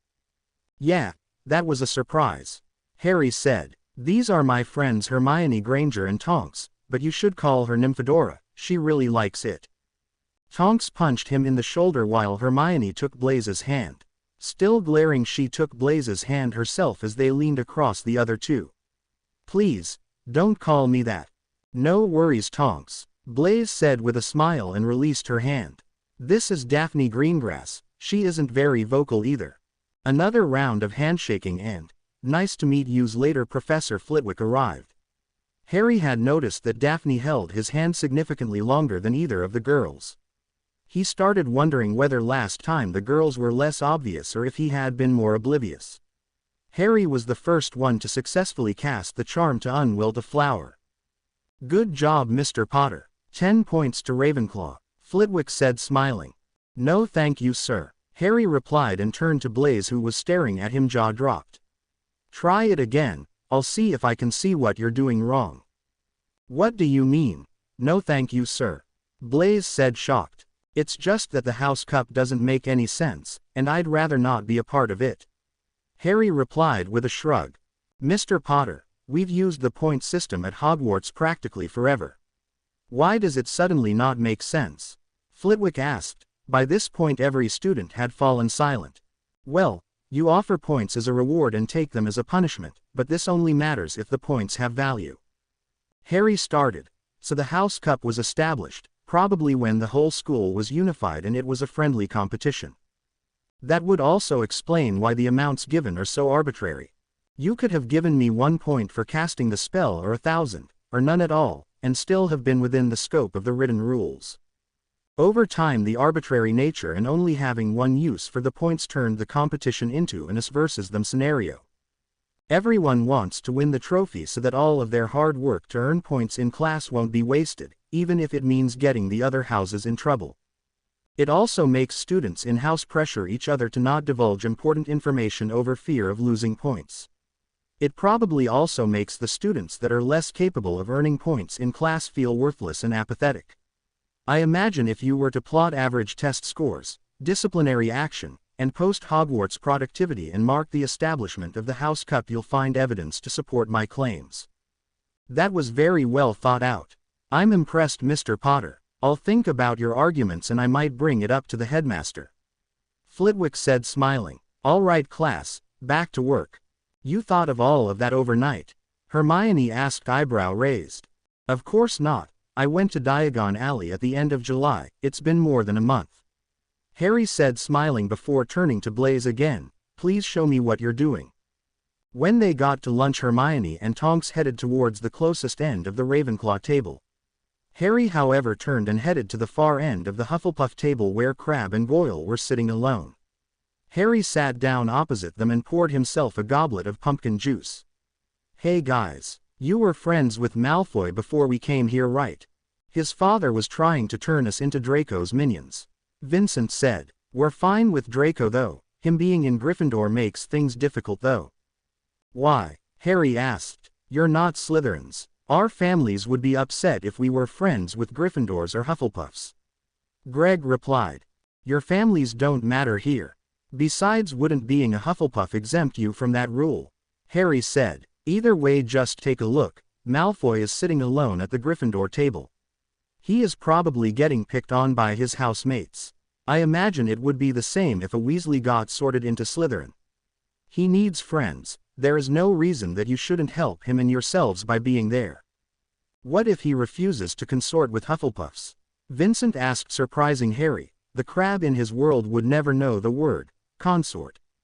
Then leave him to rot if you want to, he'll only have himself to blame, Harry said, taking a bite out of a piece of toast. After a few moments of silent thought, Crabbe and Goyle looked at each other and nodded once. Together they stood up and walked over to Draco. Harry couldn't hear any more, but it looked as if Draco snapped off a snide remark. Looking angry, a few seconds later relief washed over his face and his two friends sat down to finish lunch. It was then that Harry noticed the presence behind him. Looking up and recognizing the faces, he smirked and greeted them. Abbott, Costello. And here I was thinking that I wouldn't hear that joke anymore, Hannah said with a groan. I've heard that from almost every Muggle I've known. Yay, it's pretty bad, Harry admitted. Costello, the second girl asked. Sorry Miss Bones, Abbott and Costello are a famous Muggle comedy duo, Harry explained. Don't worry, you won't hear it from me again. So what can I do for you lovely ladies? Susan and I just wanted to say that we heard what you said to Crabbe and Goyle. Right, Suze, Hannah said, turning to a very red Susan. All right, that was really nice, Susan said, fighting to get her blush under control. You're a good guy, Potter, Hannah said. Come on, Susan, we have to get ready for class. Harry watched Hannah drag Susan away and could just make out Susan when she spoke. He said, we're lovely. Oh please. Hannah's reply was a bit louder. Now alone at the Hufflepuff table, Harry started to feel weird. He soon stood up and made his way back to the Ravenclaw table and joined Hermione and Tonks. What was that about? Hermione asked as Harry sat down. Everyone deserves a friend, Harry said with a shrug. And the girls? Tonks inquired. What, you don't think I'll be happy with too, do you? Harry asked with a wink. Hermione's jaw dropped when she figured out what he meant. Tonks just blushed. Seriously though, they just wanted to say thanks. Thanks for what? Hermione asked. Helping out two Hufflepuffs. I may have earned some Hufflepoints. Ow. Tonks had punched him. Bad jokes are not encouraged, Tonks said with a straight face. A moment later Hermione started to laugh. Harry and the girls arrived at Transfiguration just before the Gryffindors started showing up. As they filed in, Draco caught Harry's eye and nodded his thanks. When do you think McGonagall is going to show up? Tonks asked, looking around. Shish, Harry replied. That's a strange answer. Shish. Don't keep shushing me, Tonks replied as the door burst open. It seems that Ron made Neville late today as he had made Harry late the first time. Shwoo. Looks like we made it, mate, Ron said, elated. No, actually you didn't, Harry said. Professor McGonagall has been sitting on the desk the whole time. What? No she hasn't, Tonks said. There is just that dumb cat. The thud of Harry's head hitting the desk was followed quickly by the gasp of surprise from the students as McGonagall turned back into her human form. Without looking up, Harry said, That's why I was shushing you. Indeed, it would be wise to listen to Mr. Potter in the future, Miss Tonks, McGonagall said. And 1 point each from Mr. Weasley and Mr. Longbottom. What gave me away, Mr. Potter? This is Transfiguration class. The animagus transformation is one of the hardest we'll discuss in school, and finally you registered your form with the ministry, Harry said. You've researched me? McGonagall asked. Yes, I know stuff about all of the professors, Harry said calmly. Well, normally I would give points, but Phileas has told me that you don't accept them, McGonagall said. Good work. McGonagall started going through her normal briefing on the dangers of transfiguration and the types, leading into talking about animagi and metamorphmagy. Suddenly she stopped mid-sentence. I was going to ask Miss Tonks if she had anything to say about being a metamorphagus, but after the display last night I will open the question to Mr. Potter too. Well, you can't learn the Talentum way, all have a base form. We're both wearing ours right now, and when we free form we normally base it on our base form, Tonks stammered out. We can specifically replicate other people, Harry said as he shifted into Tonks' shape. But only what we've seen. For instance, I haven't seen Tonks, or I haven't seen harem details, so all you can see of her is her hands and face. Harry quickly dropped back into his normal form, starting to blush. McGonagall smiled slightly and turned to Tonks. Anything you would like to add? Sure, Tonks said, standing up and turning into Harry. Anyone wanna see Harry's details? She got as far as grabbing the hem of her shirt before Harry stopped her. If you show them mine, I'll show them yours if I ever find out. Maybe I'll wait a few years until we're old enough for there to be something to look at too. Tonks quickly sat down and turned back into herself with a blush to match Harry's. Mutually assured embarrassment, she muttered darkly. The class settled down and soon McGonagall was passing out matches to turn into needles. Harry's match was a perfect needle within moments of it hitting his desk. Hermione's gasp is what drew McGonagall's attention back to him. "I figured you would be first, Mr. Potter," McGonagall said, smiling. "If I were to gamble, I would say that Miss Tonks will be the next person to finish." "You would be wrong too," Harry said with a cocky grin. "She finished just before you said that." "Ah, good work both of you," McGonagall said as she resumed her rounds. "Oi, Potter, betcha I'll end up doing better in this class than you," Tonks taunted. "Not if today is any indicator," Harry replied. "You only finished first because she gave you your match before she gave me mine," Tonks argued. "Fine, I guess in the future I'll have to wait on you." "You'd better," Tonks said, then smiled. "There is no way that some humdrum little boy is going to top me at my art." "Oi, don't talk about my little boy," Harry admonished. "At least not in public." "I'd rather be talking about your big boy, but I don't lie," Tonks shot back. "Oh, I totally walked into that one," Harry said. "Yay, you did," Tonks said. "Rumor mill will probably say that we were caught BPD together last night or something. And so you choose to make it worse by voicing the words yourself," Harry said, shocked. "If that is the rumor, I am going to blame you." Harry picked up his needle and walked away from the table. He sat down again between Neville and Draco with Ron on Neville's other side looking starstruck. "Don't know if you guys are having trouble, but thought I'd offer help if you want it." "Ron's is a little pointy, I haven't gotten anywhere," Neville said. "I could use all the help I can get." "You'll need more help than Potter can give," Draco sneered before turning to Harry. "They're both practically squibs. I'm having a hard time getting the whole to form though." "Then let's go in order. Ron, show me what you're doing." The redhead obliged. "You're being too forceful with your wand. Little things, little motions." Neville. With his help, Draco managed a perfect needle. Ron's was still without a hole and wasn't very shiny, and Neville's was still made of wood but otherwise perfect. After class was dismissed, Harry held Neville and Ron back until the room was empty. "Hey, I noticed that both of your wands look old. Ollivander told me that wands that aren't used by the wizard they bonded to do lesser quality work.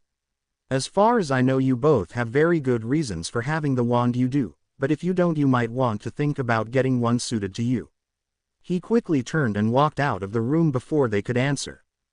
That night Harry took the map to bed with him and laid there watching Wormtail wander around in the first-year Gryffindor dorms. When the boys were all in their beds, Harry started counting time. After an hour he disillusioned himself and warped over to their tower. All 6 occupants were asleep, fortunately. The 5 boys in their beds and Peter on Ron's desk, which appeared otherwise unused. Harry quietly stunned Wormtail and dropped him into a large glass jar that Harry had made unbreakable, along with a note that read, "Sirius Black is innocent. To prove it, I have provided you with this illegal animagus. His name is Peter Pettigrew, and he is the one who betrayed the Potters that night. He is the one who framed Sirius Black. He is the one who worked for Voldemort. He has been hiding with the Weasley family since that night when everyone thought he died. Sincerely, Anon." Working of the formatting. Also, updates are most likely to happen on Saturdays or Mondays. Tuesday. It was Tuesday. It had to be Tuesday. And something kept prodding him in the cheek. "Tonks, if you don't stop poking me, I'll bite your finger off." "Well, wake up then. We've got potions, history and flying today," Tonks said. "Don't remind me. I hate Tuesdays," Harry said, sitting up. "You don't need to keep showing me your details, Harry," Tonks said as the covers fell off his shirtless torso. "And what's wrong with Tuesdays?" "Only that they bring potions and history classes," Harry replied groggily. "You'll hate them too soon enough." "What don't you like potions and history?" Tonks asked, feigning surprise. "Just the professors," Harry said, walking over to his dresser. "Binns is as boring as a ghost teaching history sounds." Snape is worse. Come on, let's go eat. Good morning, Harry, Hermione practically shouted when he left the staircase. This would have only been slightly irritating if Hermione hadn't been hiding first, instead though Harry jumped in surprise. Jesus, Hermione, don't scare me like that, Harry said with his right hand valiantly trying to hold his heart inside his chest. Hermione laughed and ran out of the tower. As Harry made to chase her down, Tonks grabbed his hand and pulled him around to face her.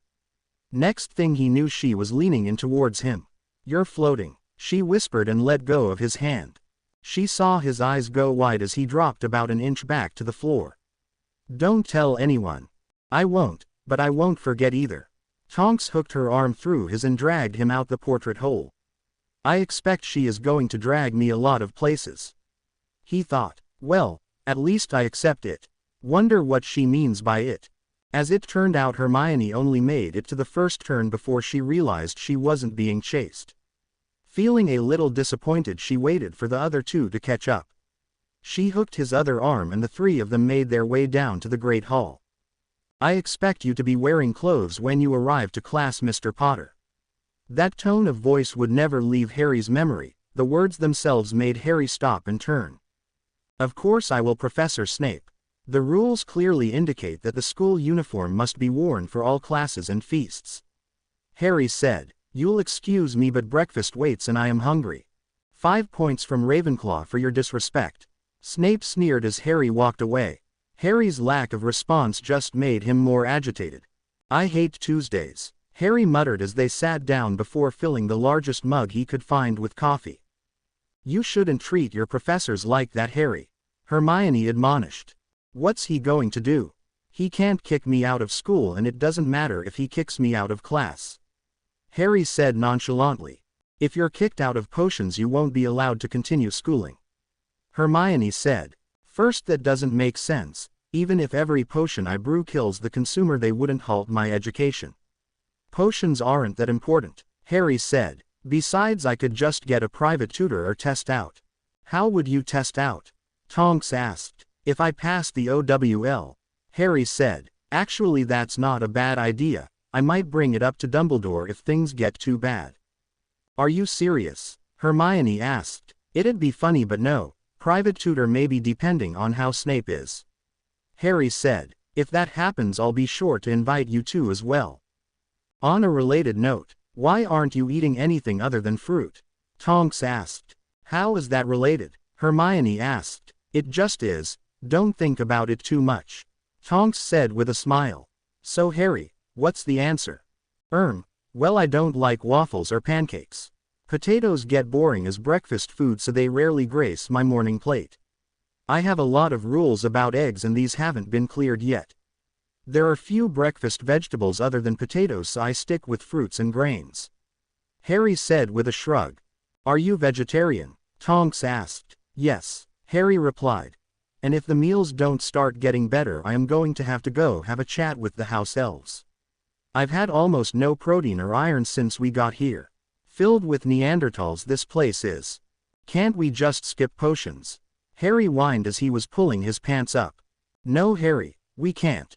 Tonks said, grumbled inside the curtains of his bed. These curtains are really in the way.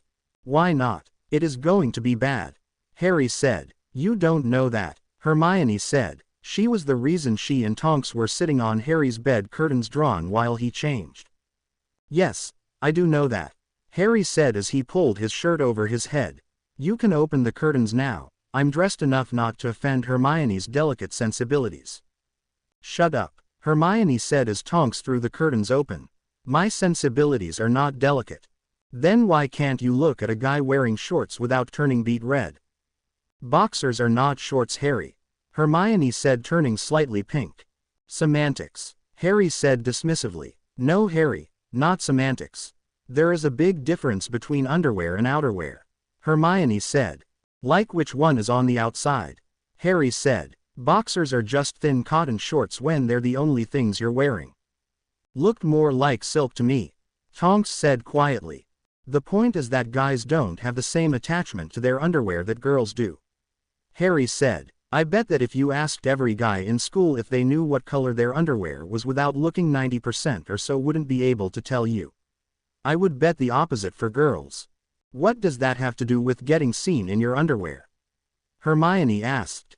Underwear is lounge wear, Harry said, shrugging on his last layer. Come on, if we must go, let's go. Told you that was going to be bad, Harry said as they left the potions room. I still can't believe that he said you were unprepared when you answered 2 of his 3 questions. Hermione said. I could have answered them all, but then he would have picked something else. Harry said. I don't really care about it too much. I want to know why he has it out for you so bad. Tonks said. Oh, that is an easy answer, Harry said, raising his voice enough to carry back into the classroom. He is still in love with my mother and never got over her falling for my father, who was his rival, and my dad bullied him sometimes. I look like my dad, but with my mother's eyes, so every time he sees me he thinks of my father and is too juvenile to let it go after all these years. It is really rather pathetic. Detention, Potter, Snape's voice called out from the classroom. No, Harry called back as he kept walking. Hermione looked like she was about to faint. Not only that, but rumor has it that his actions led Voldemort to killing my parents, so seeing me might also remind him that he got his one true love killed. The door behind them slammed open as a furious Snape stormed out. He grabbed Harry by the arm and started dragging him down the hall. You'll be expelled for this. No, I won't, Harry said, then looked back down the hall and called to the girls. I'll see you at lunch in a few minutes once we're done in the headmaster's office. You're just like your father, Snape sneered. He thought he was above the rules too. If you took the time to get to know me, Professor, you'd see that I am much more like my mother. Harry replied casually. And what makes you think I'm above the rules? You wear pajamas to breakfast and you refused detention. And neither of those times was I doing anything that violated the rules of this school, Harry said. So arrogant, Snape said as they approached the gargoyle that guarded Dumbledore's office. Snape gave the password and they were soon at the door. Come in, Dumbledore called out from inside. Ah, what brings you here today, Severus? And with Mr. Potter too. I want this brat expelled, Snape said. On what grounds? Dumbledore asked. Blatant disrespect for the rules and staff, Snape said. Oh, what did he do? He spread rumors about me after refusing the detention I sentenced him to, Snape said. And what do you have to say for yourself, Harry? Only that I don't serve detention for complying with the rules, Harry said as he placed his wand to his temple, and that I am supplying a memory of the event as a standard for appealing against disciplinary measures. Harry walked over to the cabinet where Dumbledore kept his pensieve and threw the memory in himself before turning back to the stunned adults. It was that moment that Fawkes flamed in and called out before landing on Harry's shoulder and nuzzling his cheek. It's good to see you again too, Fawkes. I think I'm done here. If you want we can go to the Great Hall and visit over lunch. You can meet Tonks and Hermione then too. Fawkes trilled in what was obviously acceptance and flamed the two of them out of the office immediately, leaving Snape and Dumbledore completely astounded. Dumbledore recovered first. He spoke in a shaky voice. Well, that's that then, isn't it? I'll take a look at the memory and decide what course of action to take. Snape nodded dumbly and walked out the door, still trying to figure out how many new questions he had about Harry. He knows my past, he knows the rules of appeal, he knows how to draw out a memory, he knew where Dumbledore kept his pensieve. A first year shouldn't know any of these things. And Fawkes, it's good to see you again, like they've met before. What is that boy's secret? Snape didn't know it, but Dumbledore was on an identical thought train.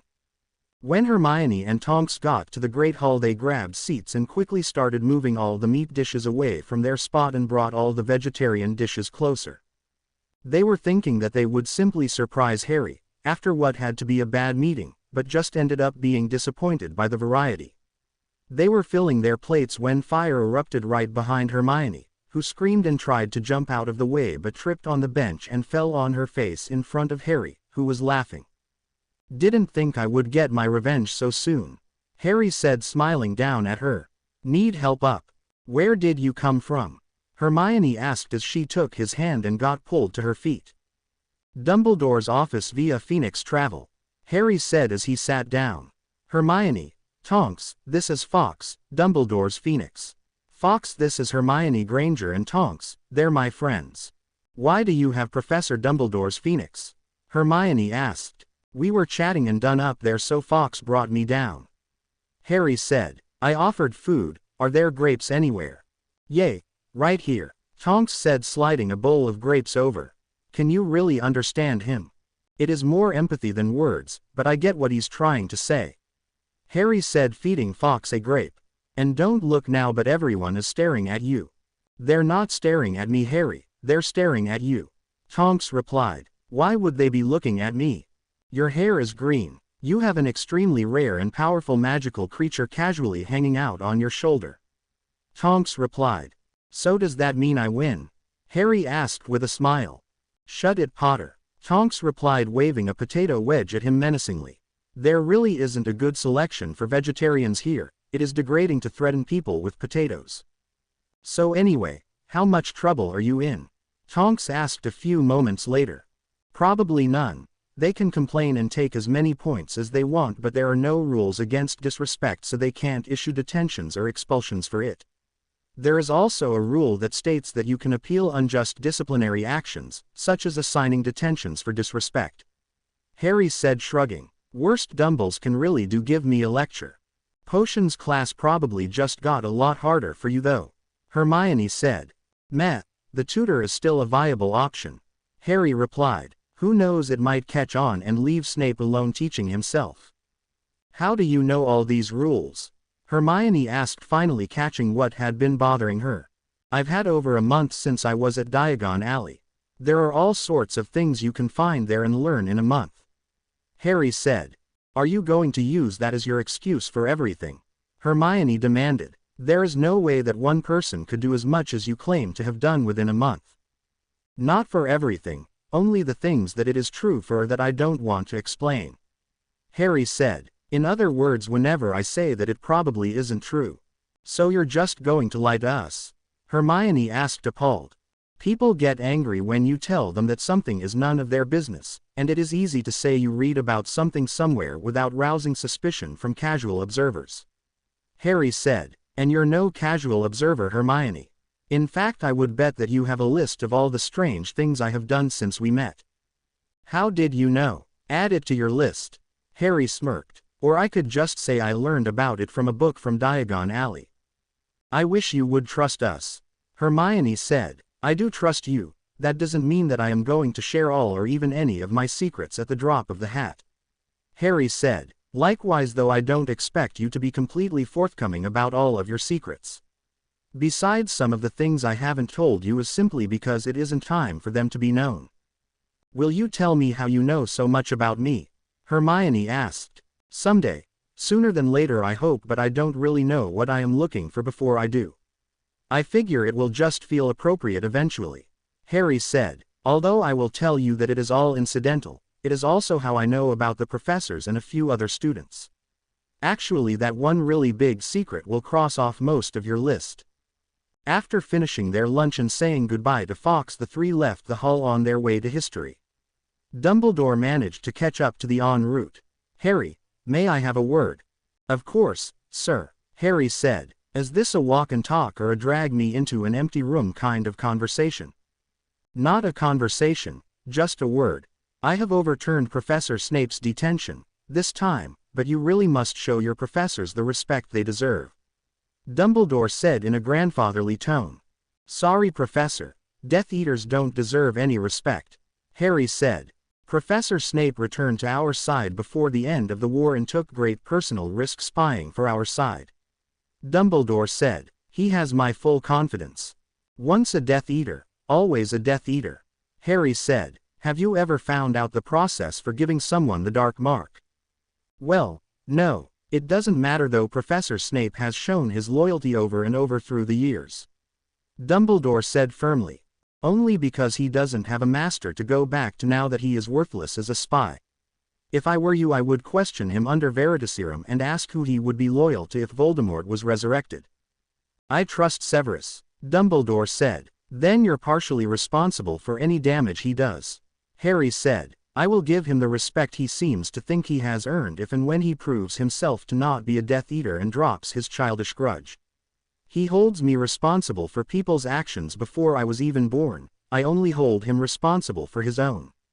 If he persists, I will stop going to potions class and hire a tutor, open to anyone who doesn't think Snape is a worthy teacher. It isn't your decision as to who is or isn't fit to teach. Dumbledore said. And I can't get him fired. I'm fine with that, but it doesn't mean I have to go be abused to not learn anything. Harry said. Class is about to start, Professor. May we be excused? Very well, Dumbledore said, sounding disappointed before he turned and walked away. Why you said his name, Tonks said. Yay, I'm probably going to say it many more times in the future too. Harry said. You should too. I need to think, she said, and walked into the history classroom without another word. Harry followed, laughing. He nodded to Crabbe and Goyle and waved to Hannah and Susan, and sat down between Tonks and Hermione. What are you doing? Hermione finally thrown out of her thoughts by Harry sitting down and settling down for a nap. Gonna take a nap, Harry said. Binns will never notice and he is just going to be reading the textbook verbatim. You don't know that, Hermione whispered harshly. Page 5, follow along. I heard so from someone who's had him before, Harry said, closing his eyes. Wake me up when it's time for flying. Harry was awake enough to groggily respond to roll call after Binns made his normal entrance through the blackboard. After that he fell asleep and Hermione found that he was right about Binns. Tonks fell asleep halfway through class and by the time it was over half the class needed to be woken up. It will be easier to stay awake once it gets cold, Harry said between yawns as they left. You should really pay more attention though, Hermione said. Someday he is going to say something that isn't in the book. And I'll have you there to catch that highly improbable event, Harry said. Besides, I don't care if I never get better than an acceptable in that class. D'ya think we should fly after that? Tonks asked, half asleep. Seems dangerous. Ah, is Whittle Nimmy afraid she'll fall asleep behind the handle? Harry teased, earning a glare and a punch. If you ever call me Nimmy again, Tonks started. Do what? You won't do anything about it, will you? Harry followed up. It's 'cause you secretly like it. I do not, Tonks shouted, blushing slightly. It's okay to admit it, Nimmy, and don't worry, if you fall I'll catch you. Harry said. You'd better start running, Potter, Tonks said, pulling up her sleeves and drawing her wand. Eep, Harry said dryly before smiling, turning and sprinting down the hall and out onto the grounds. Tonks tore off after him and Hermione waited to start running until she was outside and caught up at the Quidditch pitch. The Hufflepuffs were following, but Harry noticed that Susan had broken away from the pack and moved to the side to talk to a Gryffindor. From the distance he couldn't tell who. He must have stopped walking because all of a sudden he found himself being pulled across the grass towards the far end of the line of brooms. Harry was sad to note that he could fly faster than any broom available for another 2 years. Hermione looked understandably nervous and Tonks looked tired and excited. She also had a look of confidence. Looks like you've flown before. Yeah, Tonks admitted. But don't worry, you'll catch up eventually. After a few years' devoted effort, maybe.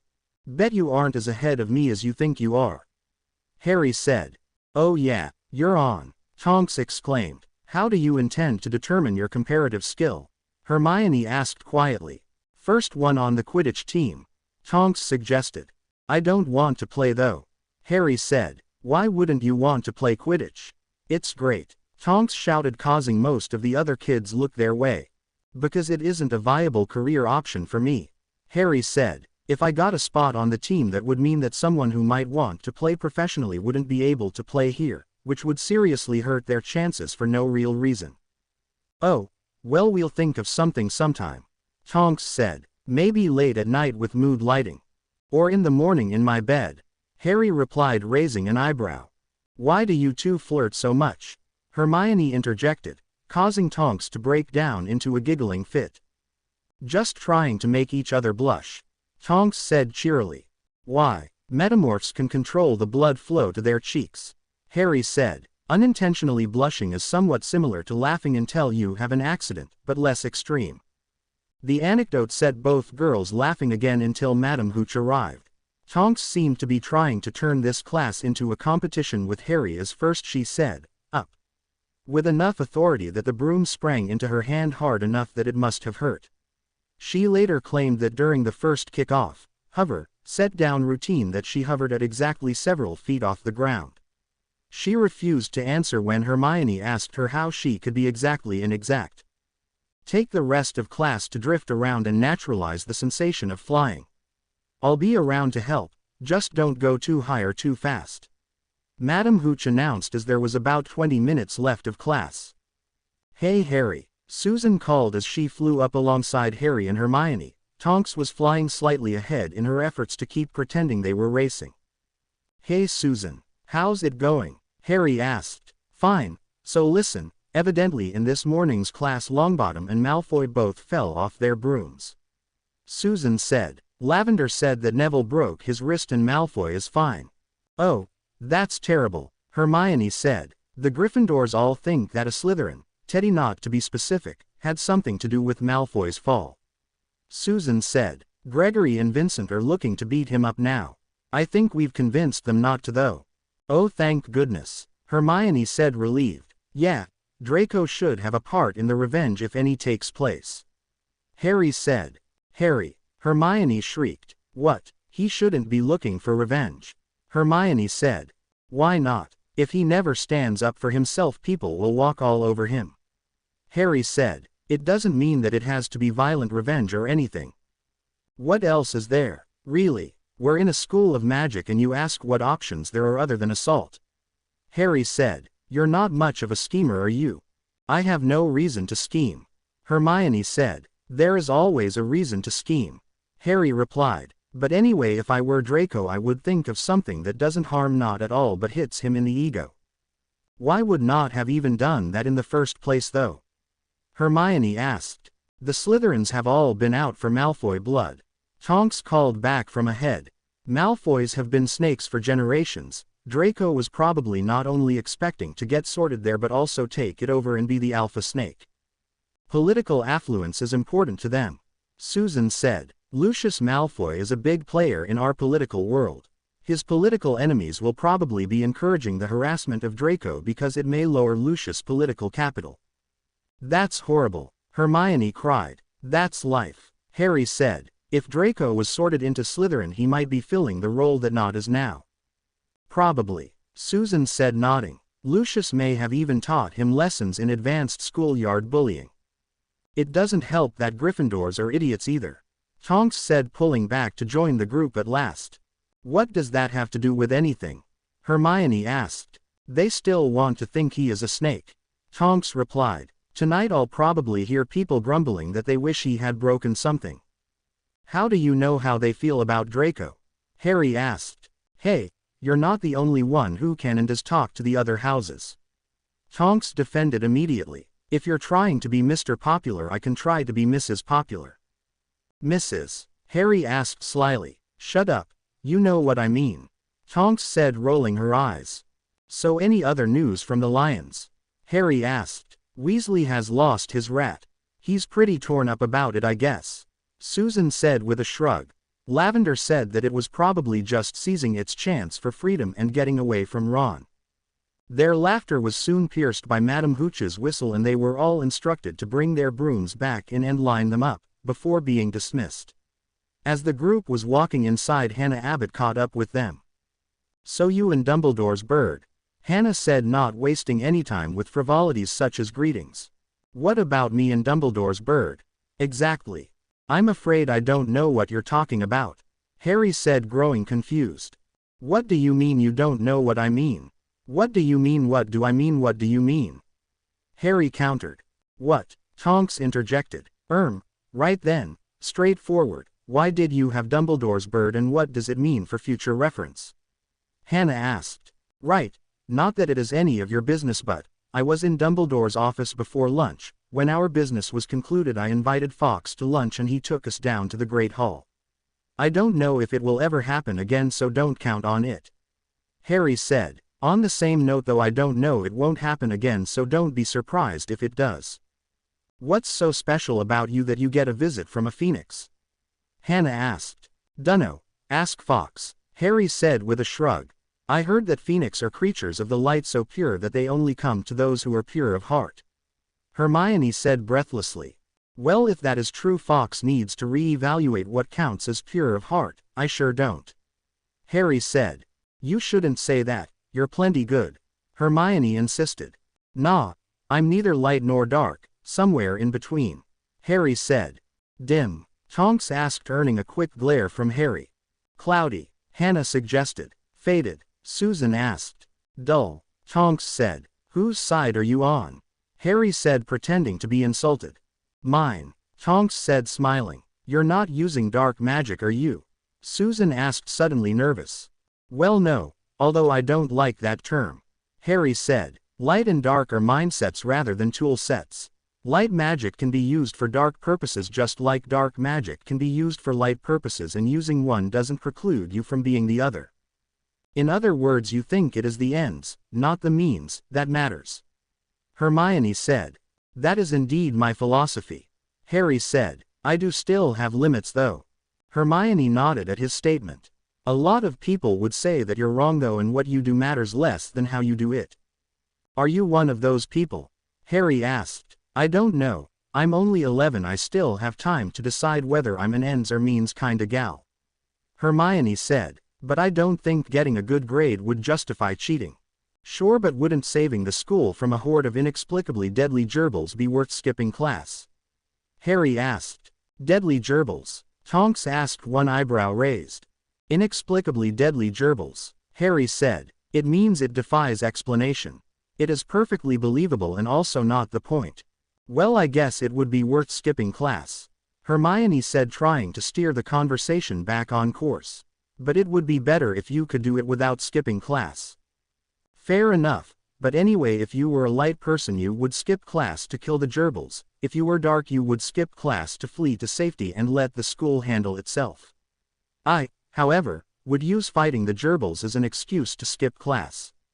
Harry said, planting myself firmly in the middle somewhere. Hannah ran into Harry as he suddenly stopped a few steps later. What the hell, Harry? Sorry, Hannah, Harry said, offering her a hand up. I just had that sense of doom that tells me something in that conversation will haunt me for years. And if it wasn't going to already, it sure will now. Tonks said gleefully. How long till dinner? Harry asked. More than an hour still. Hermione asked. We should study. No, we shouldn't. Hannah objected. We could go exploring, Susan suggested. It doesn't seem like exploring when there is no danger. Tonks said. We could meet up after curfew and explore then. Now it will just be getting hopelessly lost and trying to find the Great Hall before we starve. Sounds good to me, Harry said brightly. Let's take this left and head boldly into where we haven't gone yet. Where are you guys going? A voice called from behind the group, who all turned around to see Ron and Neville. Ah, Neville, Ronald, join us won't you? Harry said, gesturing them forward. Where are you guys going? Ron asked again. We're getting hopelessly lost, Susan said. And if we're successful we're going to try to find the Great Hall. Hannah said with a smile. Harry insists that it will be fun. You're trying to get lost. Ron said incredulously. You're insane. I'm in, Neville said. I don't have to do anything, do I? Nope, just follow along. You'll probably get involved with the conversations though. Harry said, leading them off. That isn't my fault, it's just a proximity thing. You're all insane. Ron grumbled but followed when it was clear that Neville was going with them. So, I'm hungry. Does anyone know where we are? Harry asked, looking around and figuring out where they were. No idea. I think we need to go down though. Tonks said as the rest of the group shook their heads. Excellent. Who wants to lead the way back? Harry asked. I'm not going to. What do you mean you won't? Hannah asked. Are we going to start with the, what do you mean, thing again? Harry asked, raising an eyebrow. My job was to get us lost. The second half of the game falls to someone else. How about you, Nev?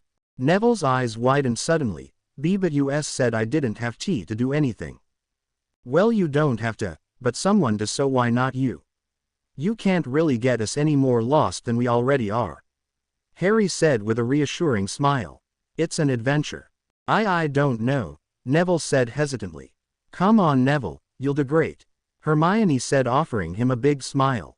All right. Neville stuttered as he suddenly took an interest in the floor before turning and walking away. He was several feet away before anyone got over the suddenness and followed. When Hermione met Harry's eyes, she blushed a little, ducked her head and followed after Neville quickly. They'd be cute together, Tonks said. Just like us, she added silently. It is too early to say anything, Harry told her with a smile and hooked her arm with his, leading her off after Neville and the rest. Do boys even like girls yet? Tonks asked quietly. The ones who are mature for their age do, Harry said. Do girls like boys yet? Most of them, Tonks replied, giggling. Good to know, Harry said, looking straight ahead and feeling slightly awkward. Hey, this door is locked, Ron shouted from the front as he was pulling on a door handle. After a few more tugs he gave up and stuck his eye to the keyhole. There is something in there. What is it? Hermione asked nervously. Gum or something, Ron said disgustedly. What? In the keyhole? Someone stuck gum or something in there. I can't see anything. Oh, stand back Ron, Hermione said. What are you going to do? Ron asked as he backed away from the door. This, Hermione said as she drew her wand. Wadawa see. They weren't able to identify the clog as it shot out of the keyhole like it was fired out of a gun. Tonks was the first to regain her composure and she moved forward to look through the hole. Where did you learn that, Hermione? Harry asked. Hermione smiled and shrugged before confidently saying, I got a book in Diagon Alley. It has been more than a month since I was introduced to the magical world. The looks of confusion from the Gryffindors and Hufflepuffs got more exaggerated as the three Ravenclaws all started laughing. Susan shrugged. Must be a claw thing. What can you see, Tonks? There is something moving in there. Looks big but I can't really see anything, Tonks said, moving away so that the others could look. This is the forbidden third floor corridor, isn't it? Hermione said excitedly when she took her turn. I know how to get to the Great Hall from here. Lead the way, Neville said, looking relieved that he wasn't in charge anymore. Harry couldn't help but glance at all of the shortcuts that they passed while Hermione led the way, but that was the point. It took a few minutes longer than if he had led them, but soon they walked into the Great Hall and separated to go to their own house tables. Excuse me, I need to talk to Professor Flitwick about getting a balanced meal sometime soon. I'll be right back, Harry said as the girls sat down and walked towards the head table. So, you and Neville? Tonks asked slyly as she started serving herself. I don't know what you're talking about, Hermione said quickly, filling her goblet. You and Harry? I don't know what you're talking about either, Tonks said, smiling. Good to know we're in agreement then. Hermione turned to look her in the eye. We've only known them for 2 days, your silence for mine. Deal, Tonks replied and offered her hand and Hermione shook it. You know you're not what I expected. What did you expect? Hermione asked. No offense, but you have the look of a bookworm. Oh, don't worry, I am a bookworm, Hermione said, smiling. Evidently I'm the first veggie to attend Hogwarts, Harry said as he walked back. Hermione slid to the side so Harry could sit next to Tonks, who smiled slightly and sent Hermione a grateful glance before speaking up. So what are you going to do?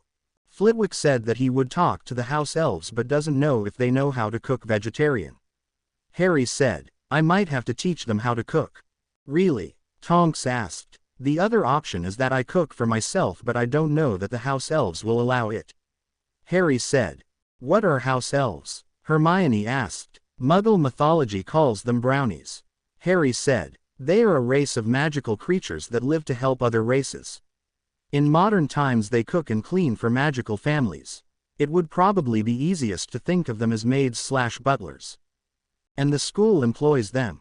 Hermione asked. Just over 100, I think, Tonks said. At least that's what my mom said. No one knows for sure except the headmaster. They try to stay out of sight. Oh, so after curfew do you guys want to go find out what is on the other side of the door? Tonks asked. No, we have homework and we should really start studying, Hermione admonished. Not to mention that we could get in serious trouble if we're caught. Ah, you're no fun, Tonks said. You and Harry could go alone, Hermione said with a smirk. You just said we should do homework and study. Tonks said. What, don't you want to spend time alone with me, Nimmy? Harry asked, pouting. Don't call me that, and that isn't what I meant at all. She mumbled the last part, blushing a little. Hermione is right though. We should do homework. The door will still be there tomorrow night, and if we do everything tonight, what will we do with the rest of the year? She added hurriedly. If we had studied before dinner, you would have all the time you could want right now. Hermione said. We were studying, Harry replied. No, we weren't. We were walking around, Hermione said. And how much did you learn about the castle? How much did you learn about the others in the group? Harry winked and added, how much did you learn about Neville? Hermione turned bright red and focused her attention on her meal. In regards to Harry's special powers. Flight. Voldy did it in DH, I don't feel bad about letting Harry figure it out. Metamorph. Harry essentially doubled his magical potential and accidentally used it to turn on whatever gene it is that makes a magical person a metamorphagus. Invulnerability. If you're familiar with D&D 3, I'm picturing it more like Dr. 10, piercing or slashing, and Dr. 1. If you aren't familiar with D&D, just know that it is less than it sounds, and Harry will indeed get injured, he just won't get stubbed toes or paper cuts. It also isn't unique to Harry, and I plan on discussing it in text eventually, probably in year 3. One of the people I have slated to gain this themselves is going to discover it by taking a tumble down several stories of stone Hogwarts stairs. The dumpster was the extreme catalyst for starting this, not the norm. I chose to use a dumpster as an homage to a friend of mine who was walking past a construction site when he was 6 and took a dumpster to the face. Now he has big scars, a metal plate, and no sense of smell. Mage sight will either not matter much or be the setup for a skill that I'm thinking about still. Either way, the sight at least is going to be fairly common. I'm thinking about wandless, and it will either be impossible for everyone, including Harry, or common enough that it might be on the 7th year Dada curriculum. I'm also thinking about some sort of fire affinity, but I am very hesitant about it. In regards to Harry versus Draco, in canon these early interactions were Draco trying to establish his superiority over Harry. This second time around, Harry has been the one using the encounters to show his dominance. Harry is pulling from the Dark Lord playbooks section on crafting minions. This Harry is a manipulative bastard, and he knows it. In regards to Harry's internal age, most time travel fics have Harry go back either with a mission, to a time of crisis, or in the same body that is in the future. My Harry has had almost 10 years of nothing to do after accidentally traveling back. He has had the time to decide that he wants to be a kid again and recapture his youth. He is more of an 11-year-old boy with a 73-year-old man's memories than an 83-year-old man in an 11-year-old's body. This way he gets to have peers. Harry woke up early on Wednesday and laid in wait, pretending to be asleep, until Tonks came in. She was about to learn not to be predictable. His dorm mates had left before she arrived, and Harry watched through barely cracked eyelids as she crept over to his bed. He imperceptibly tightened his grasp on his pillow when he heard her take a deep breath. He knew what was coming and knew it was time to act. Just as she started to bend down to yell in his ear, Harry whipped the pillow out from under his head and clobbered her in the face with it. "Morning, Nimmy. No fair. You're not allowed to be waiting for me," Tonks said, looking very put off. "You're supposed to be the one getting woken up, not me. And don't call me Nimmy." "Yes, dear," Harry said as he got out of bed. "Should I be expecting a surprise from Hermione when we get to the common room again?" "She already went to breakfast," Tonks said before lowering her voice slightly. "We're the only ones left in the whole tower." "Huh," Harry said as he pulled a shirt on. "Why'd she go early?" "I think she is trying to get Neville to see her sitting alone and take pity or something," Tonks said, shrugging. "She was talking a lot and I was half asleep, don't really remember anything she said." "Oh, so what is today's schedule?" "Defense with the lions this morning, herbology with the snakes in the afternoon, and astronomy with everyone this evening," Tonks said. "How are we supposed to get to the astronomy at midnight without being out of our beds after curfew?" Special dispensation, I think," Harry said. "Or maybe just the size of the group deters punishment. Let's go though, I'm hungry." "Wait, don't you want to take advantage of the privacy?" Tonks asked lustfully as she put her hand on his chest, and then started laughing when he blushed so hard he almost turned purple. All right, food time. You're going to pay for that, Harry said mutinously just before getting dragged out of his dorm and down to the Great Hall. Hey Granger, you get abandoned. Theodore not sneered as he approached the girl. Probably realized that she wasn't good enough to hang out with them. Tracy Davis added from Nott's left shoulder. Leave me alone, Hermione said meekly staring at her plate. Leave me alone, Pansy cried in a baby voice from Nott's right shoulder. As the mudblood going to cry. Poor mudblood, can't even keep half-blood friends. Nott said mockingly. Excuse me, if you must make an ass out of yourself, could you please do it somewhere where you aren't in my way? Harry asked as he arrived from behind Nott. He quickly sat down next to Hermione and gave her a hug. Why'd you leave early? The drag down here wasn't the same without you. Yay, he almost got away a couple of times, I need the help. Tonks added sitting down on her other side. Your pet run away from home, Potter. Nott sneered. Oh, you're still here, Harry said turning around on the bench so his back was to the table. I thought you would recognize a dismissal. You can't just dismiss the scion of the House of Nott like that. Theodore exclaimed. You're right, I can however just dismiss the scion of Nott along with the heiresses Parkinson and a Davis like that. Harry said with a condescending smirk. It's not like you're important. There was a collective gasp, then Nott sputtered for a few seconds before drawing his wand and leveling it at Harry's head. No one insults a Nott like that. I challenge you to a wizard's duel. When and where, Naughty? Harry asked. Tonight, midnight, trophy room. Nott sneered. I'll be there, Harry said, narrowing his eyes as the Slytherins stalked off. Harry, I can't believe you. What if you get hurt? Hermione demanded. What if you get caught? You could get detentions, maybe even get suspended. Don't worry, I would bet anything that he doesn't even show up. Harry said with a shrug. It is probably a trap.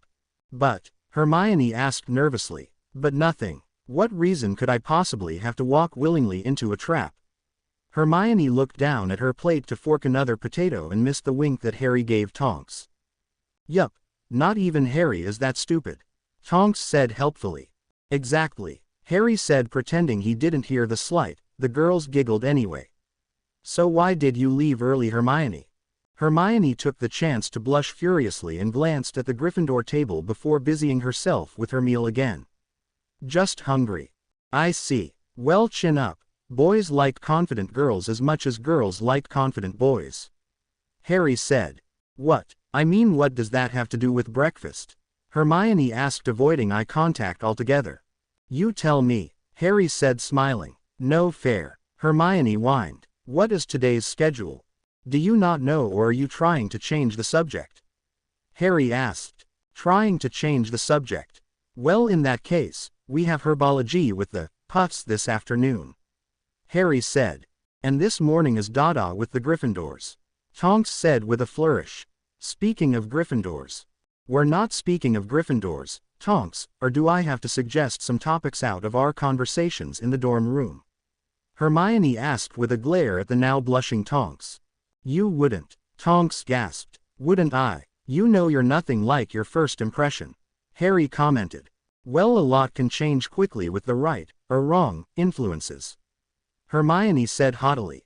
And what are we, right or wrong influences? Harry asked. Yet to be determined, Hermione said as the rush of the morning owl post arrived. They all looked up and watched the birds intently, the girls because they were still enraptured by the sight, and Harry watched to keep up appearances. They were broken out of their trance as Susan Bones ran over to them waving her copy of the Daily Prophet. Harry, did you get a paper? She called out as she was approaching. No, something good, Harry asked. I don't know, but you should see it, Susan said and handed her paper to Harry, open to the third page where there was a small article down in the corner that caught his eye. Sirius Black Innocent, by Andy Smudgley. Sources inside the Department of Magical Law Enforcement have confirmed to me that they have received new evidence in the Potter murder case. The nature of this evidence has not been confirmed as of this time. My sources have revealed, however, that the evidence may show that Sirius Black was not only innocent of working for he who must not be named but that he may not have been the one to kill all of those muggles and Peter Pettigrew. This is unfortunately all of the information available at the moment, but rest assured I will take it as my personal mission to see to it that the truth in this matter is revealed. Watch for more news. Andy. Huh, that was fast, Harry said offhandedly while he handed the paper back to Susan. What was fast? Susan asked and Harry froze. Harry, do you know something?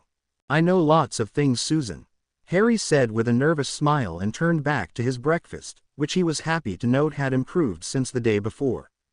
You're not getting away that easy, Susan said, sitting down next to him, opposite Hermione, and passed the article to the girls. Spill. I don't know what you're talking about, Harry said, examining a grape with far more care than a grape merits. Did you supply the new evidence? Susan asked. I don't know what you're talking about, Harry repeated, staring stoically at his fork. How did you supply evidence, Harry? You were here, Tonks said. I don't know what you're talking about, Harry continued to deny. It doesn't really matter how or who. What is this evidence, Harry? It has to be big. Why didn't you tell us? Hermione asked. Why do you three keep insisting I know? Harry asked. Because you keep denying it, Tonks said. And because you obviously know something, Hermione added. Fine, I know the 6 W's, okay, Harry said. 6 W's? Tonks asked, confused. I think he means the 5 W's, Hermione said, getting a blank stare in response. Who, what, where, when and why? Oh, so what's the 6th? Tonks asked. How? Harry said. That doesn't start with a W though, Susan protested. It ends with 1 though, Harry said. Oh, Susan, so tell us all of them. No, Harry said. Please, Tonks begged, leaning across Hermione to present her best puppy eyes. Sorry, I am not letting his name get into this, and if that means knowing nothing then I know nothing, Harry said. Harry. No, Tonks. Fine, I'll see you in class, Tonks said and stalked off. I don't think she is used to people telling her no, Susan said. Isn't she an only child? Yay, so are both of us though. What does that have to do with anything? Hermione said, gesturing to herself and Harry. So am I, it's just that it is easy to give an only everything, Susan said with a shrug. I was spoiled rotten when I was younger. So you're saying Tonks is spoiled? Harry asked, raising an eyebrow. Maybe a little. That last time she said your name it was a lot like how a girl would beg her father for something though, Susan remarked. How are you drawing your conclusions? Hermione asked. General conjecture from years of training to take over my familial seat in the Wizengamot, Susan said. At least that is what Auntie Amy told me to tell anyone who asked me that. It is a good catch-all, Harry said, nodding. Are all magical children raised to avoid telling people things? Hermione asked. It seems unnatural. Susan laughed for a moment before Harry spoke up. Hermione, Hogwarts is a school primarily for the magical aristocracy. Pretty much every magically raised student here is from a prominent family, either politically or societally. Oh, I wondered why there were so few students, Hermione said. Well, I have to get to class, Susan said, checking her watch. Us too, ready to make up to Tonks? Hermione asked. Why do I have to make up to her? I didn't do anything wrong. Ah, but you're the boy, Susan said with a smirk as she departed. When Harry and Hermione made it to the defense room, after Harry stopped to change, the doors had just opened and the class started filing in. The desks sat 2 students each and Hermione watched as Ron took the spot next to Neville. Harry caught Tonks' eye before she turned away and walked over to where Draco was sitting alone. Hey cuz, how's it going? She asked, making sure to be loud enough for Harry to hear, and sat down next to Draco. Looks like it's you and me, kid, Harry said to Hermione in a cheesy detective voice. Only if you promise to never talk like that again, Hermione said, trying not to laugh.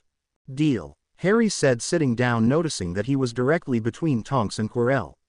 With a sigh he turned his attention to the teacher and began thinking about how to quietly confirm or disconfirm the presence of an abomination under a turban. Surprisingly, at the end of class none of the trio had any idea what the professor had talked about. Harry was too busy wrapped up in his own plots to pay attention, not that he felt he needed to. Hermione spent her time being distracted by Neville a few desks in front of her and the angry steely glare from Harry that she couldn't explain. Tonks was spending her time glaring at Harry, staring at Harry longingly and trying to keep up idle chit-chat with Draco. Finally the bell rang and released them. Harry caught up to Tonks as she was leaving. "Tonks, wait." "What?" Tonks asked, crossing her arms while turning around. "I'm sorry," Harry said. "Good. Sorry for what?" Tonks asked, one eyebrow moving towards her hair.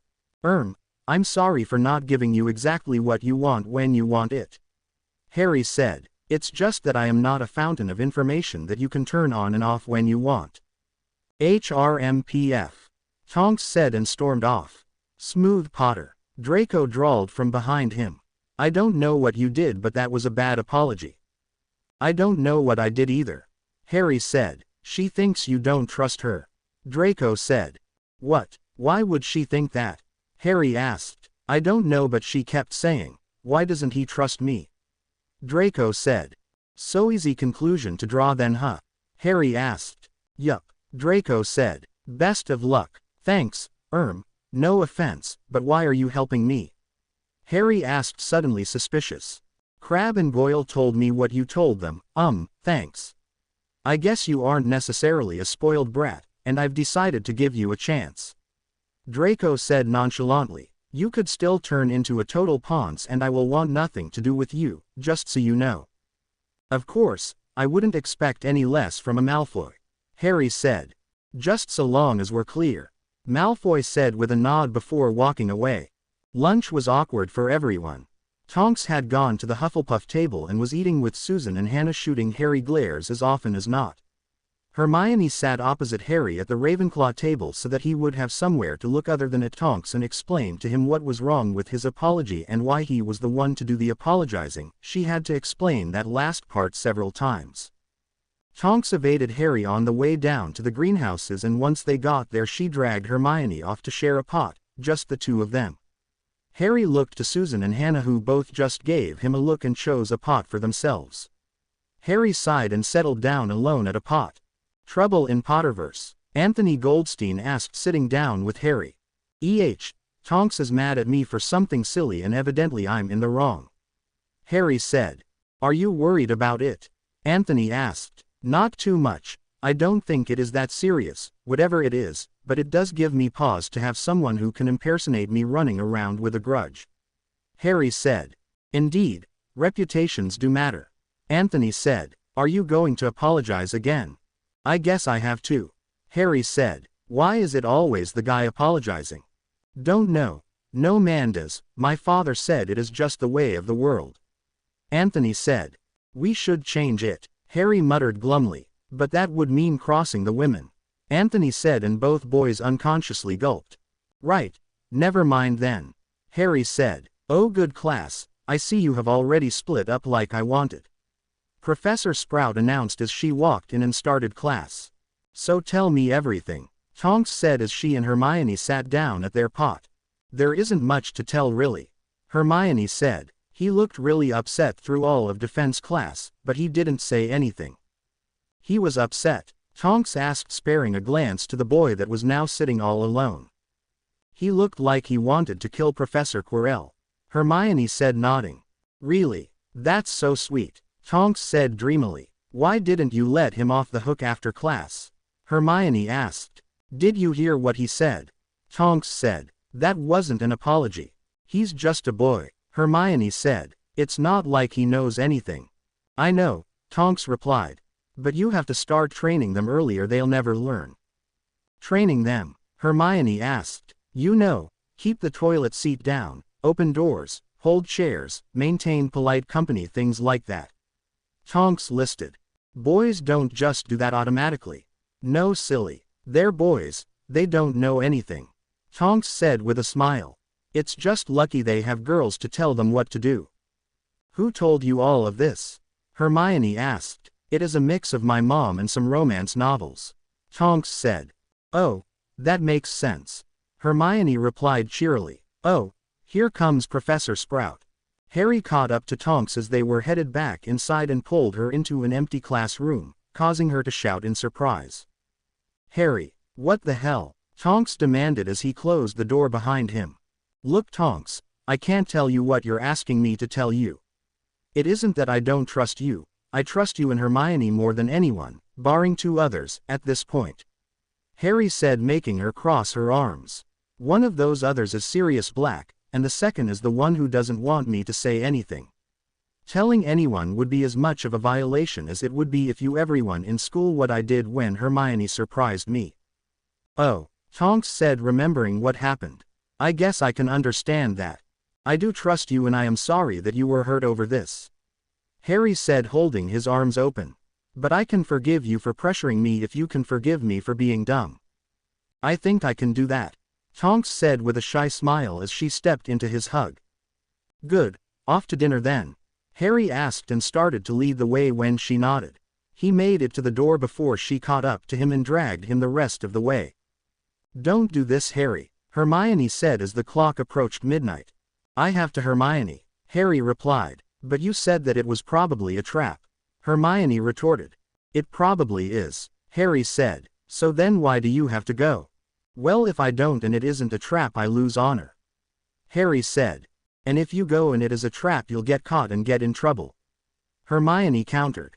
"That is the point," Harry said, getting a confused look from both girls. "Look, I go, get caught and serve detention, proving that I went and he didn't." "Well, that makes sense, I guess," Tonks said, clearly still confused. "But is it worth so much to show him up? Only if I didn't already have a plan to get him back," Harry said. "Really? Do tell," Tonks said. "Well, it is fairly complicated and I will have to approach someone to get help, but let's just say there are no laws or school rules against using compulsion charms on poultry," Harry said with a smirk. "Harry, are we going to have another conversation about trust?" Tonks asked. "No, I just don't want to ruin the surprise," Harry said. "Although I may have to keep my accomplices anonymous, if I do it will be because of a side challenge, so don't take offense please." "You'd better tell me if you can though," Tonks said, hands on hips. "Yes dear, I had better get going though," Harry said, looking at the clock. "I still think this is a bad idea," Hermione said. "Would it make you feel any better if I told you that my retaliation will be deserving of a detention even though I won't be breaking any rules?" Harry asked. "A little," Hermione said, "but you shouldn't break the rules at all. Hermione dear, sometimes there are things that are more important than staying out of trouble, and it is everyone's decision as to where that line is drawn," Harry said and walked to the portrait. "I'll see you soon." "Wait, I'm coming with you," Tonks said and ran over to join him. "There is no sense in us both getting in trouble," Harry said. "Consider it prepaying for the next time I don't get in trouble then," Tonks said, crossing her arms. "You're not getting away from me, so deal with it." "I could if I wanted to," Harry said. "Just shut up both of you and go. If I can't stop you, I might as well make sure you're on time," Hermione said with a look of disgust. Harry shrugged and offered his arm to Tonks. "Shall we?" Tonks took his arm and dragged him out the portrait hole like normal, leaving Hermione shaking her head before going up to sleep after a few moments. "Shwoo," Tonks said, out of breath as they reached the doors to the trophy room. "We wouldn't have made it if you didn't know about that shortcut." "Yay, lucky us," Harry said. "I don't think luck had anything to do with it, mister. You knew where it was," Tonks said. "All right, Harry Potter secret number 1, I know this castle very well already. We never got lost yesterday," Harry said, pulling her into the room. "Let's hide here and see what happens." "How do you know the castle already?" Tonks asked. "I have a map, I'll show you sometime," Harry said. "Smell around, Mrs. Norris." The two could hear Filch's voice through the trophy room. "They have to be here somewhere." "Oh no, it's Filch," Tonks said. "At least it isn't Snape.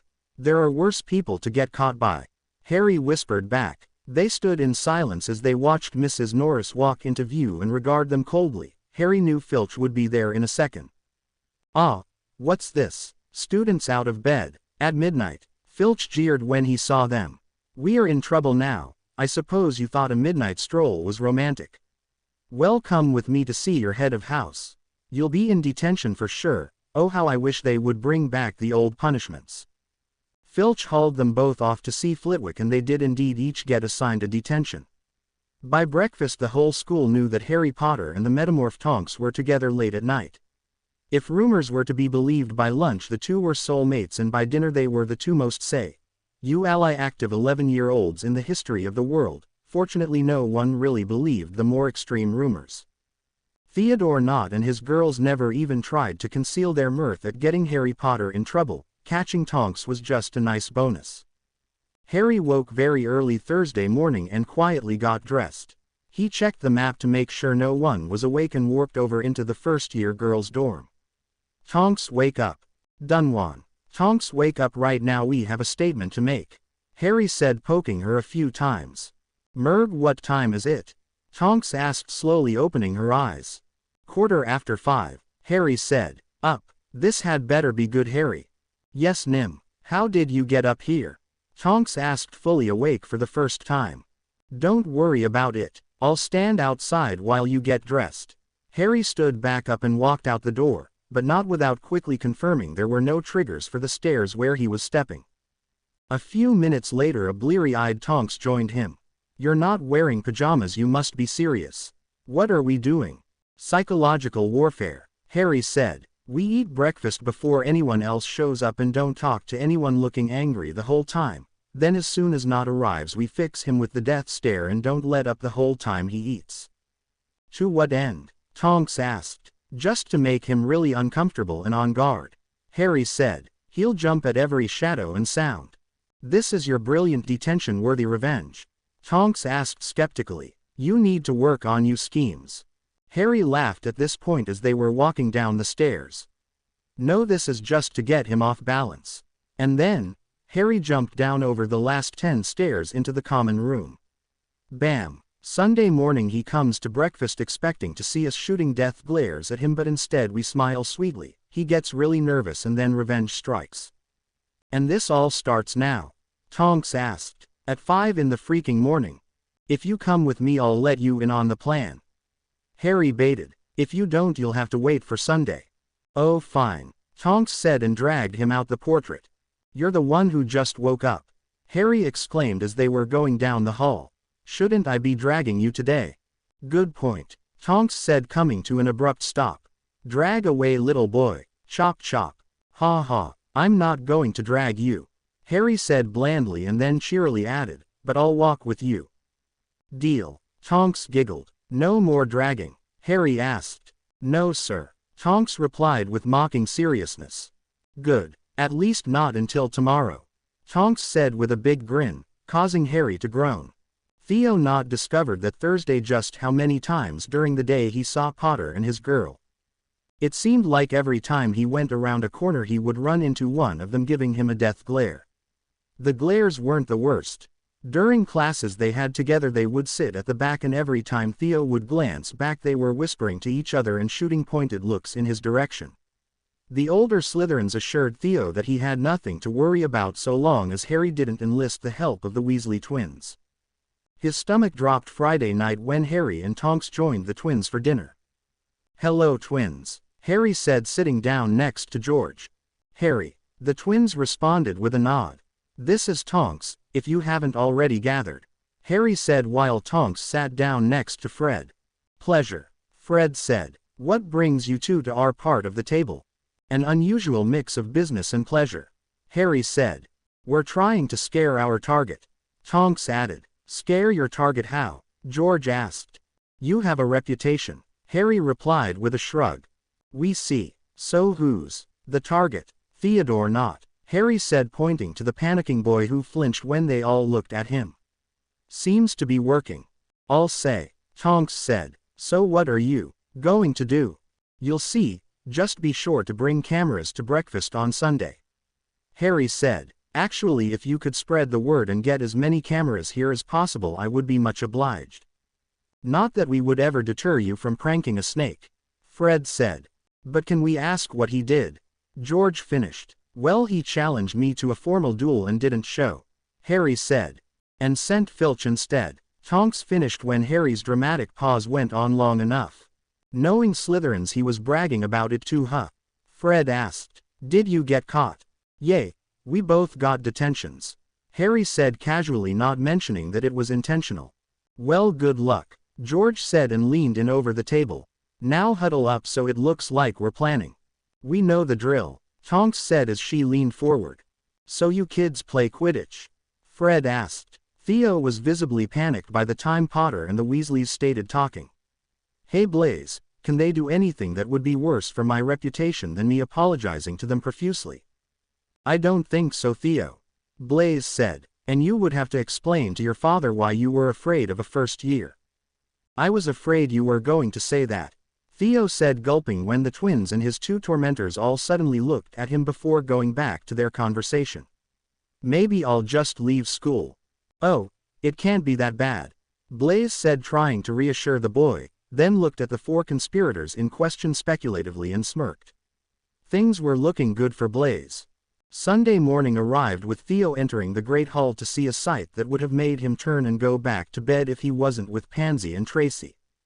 Harry Potter was sitting facing the Slytherin table with Tonks on one side and Hermione to the other. Flanking the girls were the Weasley twins, and all five of them were watching Theo with the most innocent smiles they could muster. It was creepy, but Theo started his breakfast anyway. After a few minutes the whole Great Hall fell silent just after hearing a loud rooster crowing. Every head turned to the doors of the entrance hall as a 6-foot-tall rooster wearing first-year Slytherin robes walked in. Theo felt the blood run out of his face as the chicken strutted down the aisle, wings half extended and accenting each step with a "baa-caw." It was a few feet away from Theo when he saw that it had light brown hair in the same style as his own. When the rooster reached Theo, it crowed again and started eating the food off of Theo's plate. The whole room was a mix of laughing uncontrollably, giggling slightly and staring slack-jawed in shock. Then the sound of cameras flashing reached his ears and Theo turned bright red. Theo took this as his signal to jump up and flee the room, and the laughter. The chicken made to give chase, eliciting a small shriek from Theo and a finite from Professor Snape. The rooster burst into a cloud of bright pink smoke and Theo was gone before it cleared. Had he stayed though, he would have seen that after the smoke cleared there was a large rat in its place with a brown wig on its head. The Slytherins managed to keep from laughing the whole time, but several, including Blaze and Daphne, looked very amused by the event. Things were going very well for Blaze indeed. I can't believe that isn't against the rules, Hermione said, being one of the few that were stunned silent and the first of them to recover. That was. The twins gasped between laughs, their twin talk making something more cohesive for once. Too bad Snape didn't attack it outright first, Harry said pensively even through his grin. Why? Hermione asked, growing worried. It would have defended itself, Harry said, grinning bigger than a moment before. You have to tell us who helped you, Fred said. That was quality work, George added. Well, let's just say I know a guy who already graduated, Harry said with a shrug. And you can assume that it was very easy to get him inside the premises. Can it? Snape is coming, Tonks said hurriedly, making the others stop talking immediately. Potter. Yes, Professor, Harry asked, looking up innocently at him. What is the meaning of this? The meaning of what, sir? Why was my student accosted by a chicken? Snape snarled, barely containing his anger. Why are you asking me? Harry asked. Why would I know anything? Because you're behind this, Snape barked. You think I could do that level of transfiguration? Harry asked. I'm honored, sir. I thought you thought little of me. 100 points from Ravenclaw, Snape shouted and stalked away. Bye, Professor Snape, Harry called out cheerily to his back. I look forward to class. The laughter of the 5 children as he left would haunt Snape for days. Charms the next day could only be described as awkward. Nott ended up skipping class and there was a clear division in the classroom between the Slytherins and the Ravenclaws.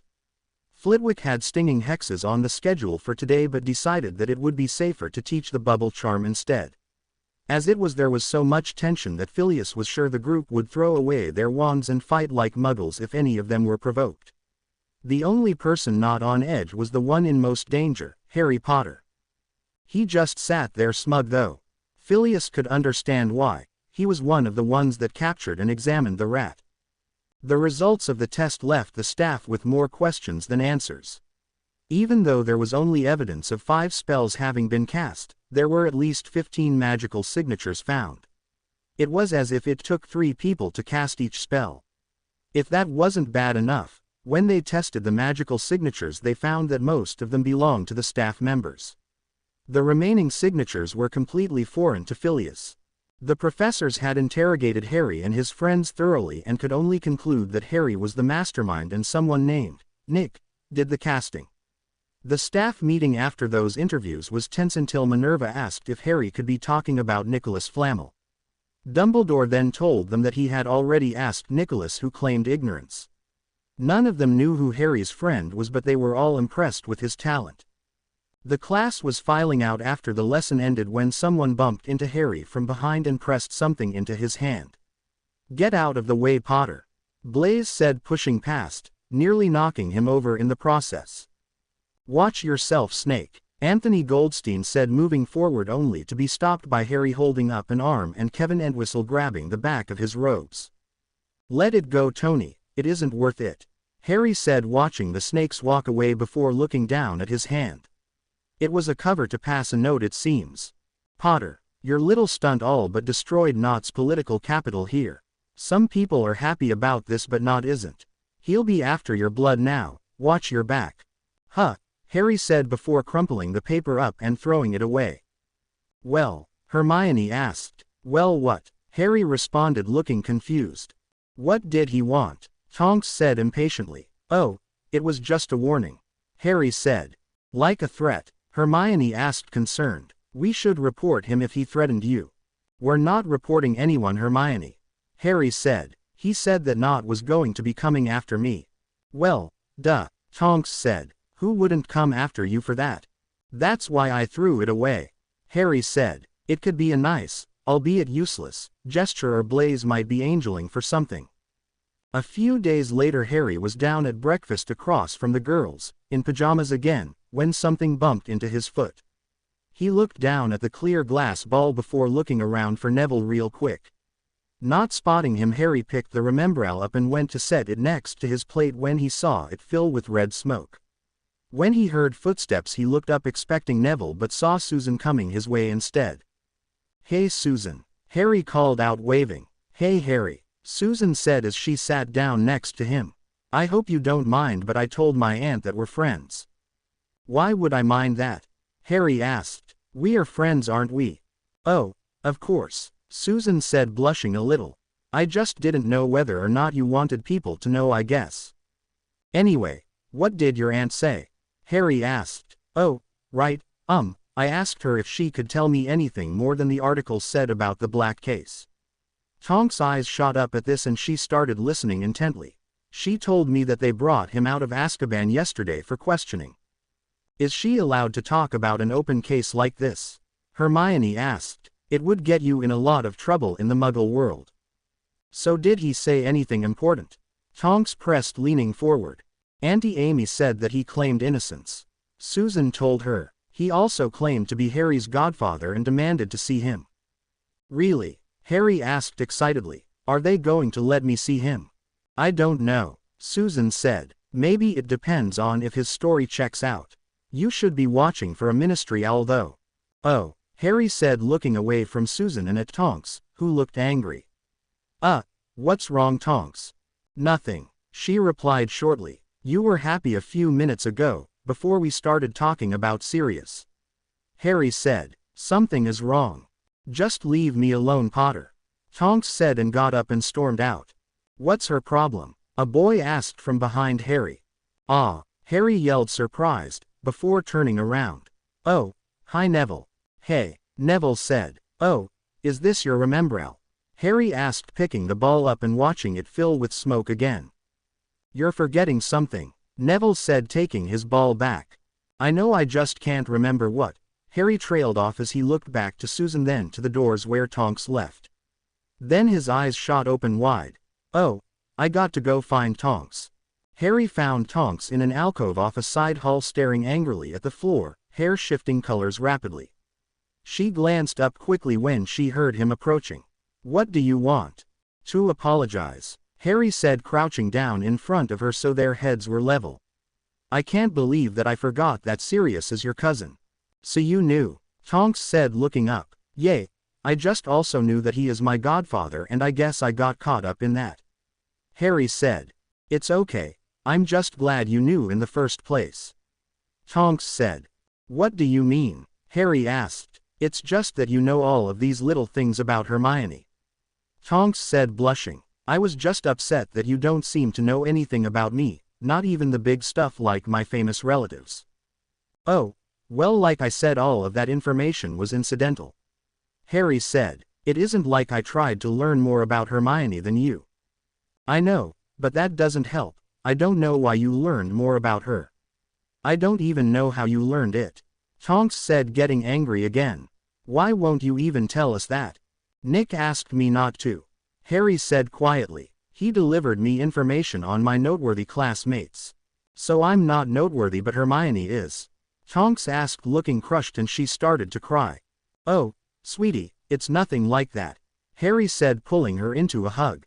Shortly after I met you I demanded to know what the smart, funny, hot metamorph didn't make it onto his list.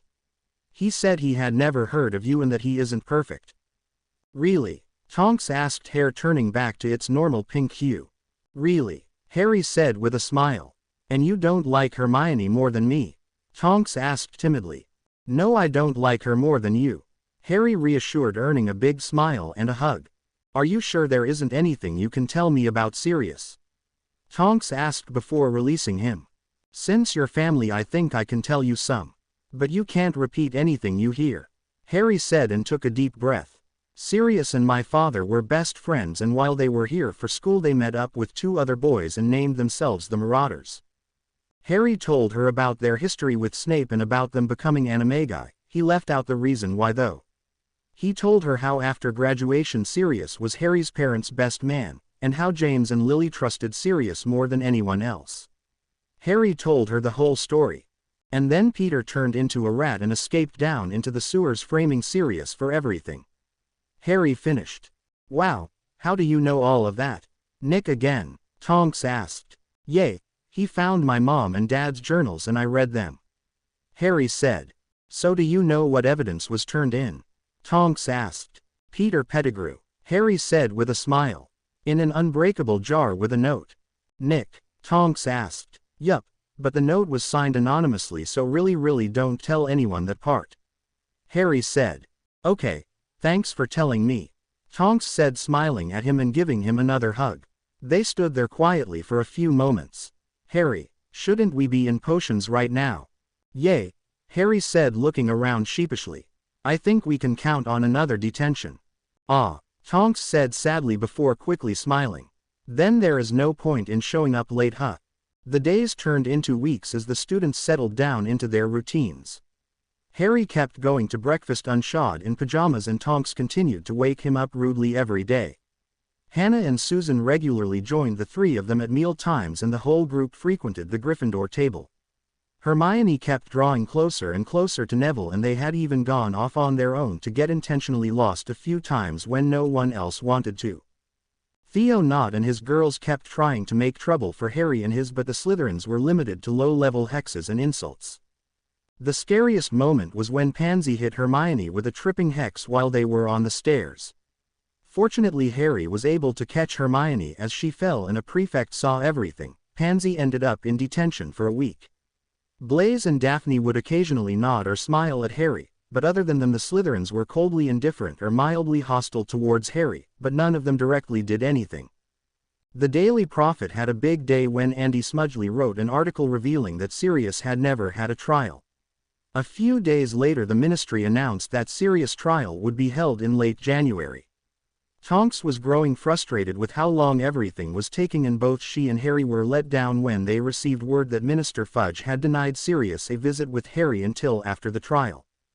Halloween arrived, and after classes were done for the day, Hermione excused herself, saying that she had an errand to run and would meet up with them at the feast.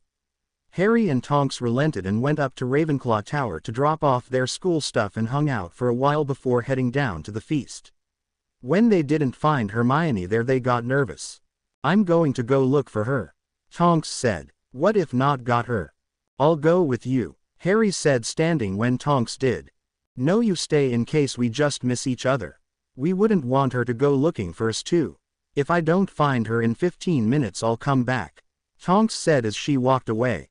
25 minutes later Harry was showing how worried he was when Tonks came back in. She is okay. She asked Neville out and got shot down. He said he is too young or some nonsense like that. So she took it bad? Harry asked. Yay. She'll be fine though. I talked to her for a while, then she told me to come eat, that she wasn't hungry and just wanted to be alone for a while, Tonks said. Where is she? Harry asked. Crying in a bathroom, Tonks said as she picked up a roll. Why? Shit, Harry said just before Professor Quirrell came running into the hall. Troll, Quirrell yelled. In the dungeons. Thought you should know. Harry watched Quirrell pretend to pass out. He had been intending to follow Quirrell this time, but it looked like he would be saving Hermione again. With a sigh he joined the crowd of students leaving, and when they were out the doors he dragged Tonks off to the side. Hermione doesn't know about the troll. We have to get her. This way, Tonks said and led Harry through the castle. Harry realized that Hermione was in a different bathroom this time and let out a small sigh of relief. Then they heard the scream. Harry and Tonks picked up their pace and rounded a corner as they heard another scream and saw the troll walk into the girls' bathroom. F. K. F. K. F. K. Harry said as he ran into the bathroom and drew his wand. He shot off a few stinging hexes to get its attention, which worked. The troll rounded on Harry and swung his club, catching Harry in the left arm and throwing him into a wall. Harry! Hermione yelled as the troll brought his club up to finish Harry off. Just then Tonks threw a piece of a sink, hitting the troll in the ear. Harry regained consciousness as the troll spun on its heel, club still raised. He took a breath. Broken arm, broken rib, concussion. Not bad. Shit, he thought just before the troll started to swing his club down. Harry could only think of one thing to do and leveled his wand at the troll's back. Accio club, Harry shouted and heard a sickening crunch before passing out again. Even though this Harry Potter had never been there before, the memories of the old Harry Potter were sufficient to ensure that he didn't even need a moment's thought to recognize the hospital wing when he woke up there. He sat up and rubbed his eyes, wincing at the pain in his side. Did anyone get the plates of that lorry? Harry, Hermione squeaked and ran over. Are you okay? I feel like I got hit with by a bus. There was a troll, right? Harry asked, memory cloudy. Yay, you and Tonks came and saved me, Hermione said, smiling at him. Tonks, what happened to Tonks? Did she get hit? The troll was about to kill her. Harry asked, panicked. I'm over here, Harry, Tonks called from behind a curtain. Just hurt my ankle. Mr. Potter, good to see you awake, Madame Pomfrey said, coming into view. It is a miracle you're alive. These girls said that you got clubbed by a troll. 3 broken ribs and 2 breaks in your arm. 3 ribs. I only remember 2 breaking. Huh, Harry said, bewildered. I think I got a concussion too. You did, and you still got off light, a full-grown mountain troll and only a few broken bones, she said while casting diagnostic charms. You should be thanking Merlin you're still alive. Yes, you said that already, Harry said. How long till I can go? Impatient. Just like your father, Pomfrey said, handing him a potion. He was always trying to leave too. You'll be free to go as soon as you talk to the headmaster. That potion will take care of the concussion and some of the residual ache. Pomfrey bustled around a little while longer and opened the curtain between him and Tonks. Harry looked Tonks in the eye and smiled. So what happened after I got hit? We would like to hear the story too, Dumbledore said as he walked into the room with McGonagall and Flitwick behind him. A few minutes later the story was recounted. Evidently when Harry summoned the club he put too much effort into his spell and the club ended up buried in the troll's chest, killing it quickly. Dumbledore was smiling by the end of the tale. Harry, I know you don't accept house points, so instead I would like to present you and Ms. Tonks a pass on a detention of your choosing in the future. Brilliant, thank you, Professor, Harry said, smiling. Yay, thank you, Professor, Tonks parroted with a giant grin. Unless there are any questions, I think we can wrap this up and get you 3 back up to your dorms, Dumbledore said, watching the children shake their heads. I have a question, Albus. McGonagall spoke up and turned to look at Harry. Mr. Potter, could you please tell us how you managed to know a fourth-year charm? I have a question, Albus. McGonagall spoke up and turned to look at Harry. Mr. Potter, could you please tell us how you managed to know a fourth-year charm? Harry said, feeling the panic rising again. He quickly switched over to a cocky grin and shrugged. I'm just cool like that. McGonagall looked thoroughly displeased with his answer. Tonks, however, was openly laughing. Hermione soon joined her with a giggle. A real answer would be nice, Mr. Potter. McGonagall said tersely. Who cares? Tonks butted in loudly. I'm just glad he knows it. Indeed, Ms. Tonks, Dumbledore said with a genial smile. Minerva, it is clear that Harry learned it somewhere. I would assume this Nick fellow had something to do with it. Harry was starting to get creeped out by the headmaster. The other Albus would have been trying to use legilimency on Harry by now. This one didn't seem to actively drag information out of people. This one needed to be watched more carefully. Assume all you want, headmaster. Harry said carefully. Are you saying Nick had no part in this? McGonagall asked, disbelieving. Are you saying that it was a foregone conclusion? Why did you ask then? Harry asked. Confirmation is comforting, McGonagall said with a victorious smirk. Satisfied then? Harry asked. It is getting late. Yes, Mr. Potter, McGonagall said, turning her eyes to Flitwick and Dumbledore. I'll leave the students in your hands. Like he said, it is getting late. Good night, Minerva. Dumbledore bid farewell as she left. Now, Harry, you and Nick should be careful. It is illegal to train someone in magic without having a license, and it is equally illegal to have a wand before you turn 11. You're correct, sir, Harry said evenly. In the UK. What are you saying? Flitwick asked. Just that there are more possibilities than just me being a criminal. Harry said. Can we go now? Yes, Mr. Potter. Phileas, I trust you know the way. Dumbledore said, walking away. Good night, everyone. Good night, Professor. The three children chorused. Mr. Potter, can I have a word? Professor Flitwick asked as the girls climbed into Ravenclaw Tower. All right, Harry said and allowed the portrait to swing closed. What's gotcha down, Professor? I just want you to know that even if you can't talk about things in front of your friends, you can always come talk to us professors. Flitwick said after a moment of confusion over Harry's phrase. I wasn't not talking in front of them. I was not talking in front of Dumbledore. Harry said. Is there something you would like to share? Flitwick asked. Not with you, sorry, Harry said sadly. You can trust us, you know. Flitwick said reassuringly. We aren't looking to harm you. Be that as it may, I have no reason to trust you. Harry said. Being a professor doesn't change anything in my book. I don't like it, but I can't force you to trust me. Flitwick said with a sigh. Just know that my door is always open if you need it. Thank you, Professor. Good night, Harry said, turning back to the portrait. Good night, Mr. Potter, Phileas said and walked away. If you weren't in the UK, where were you? Hermione asked quickly when Harry came into the common room. How long have you been training? Do you think Nick will teach us too? Could you ask, please?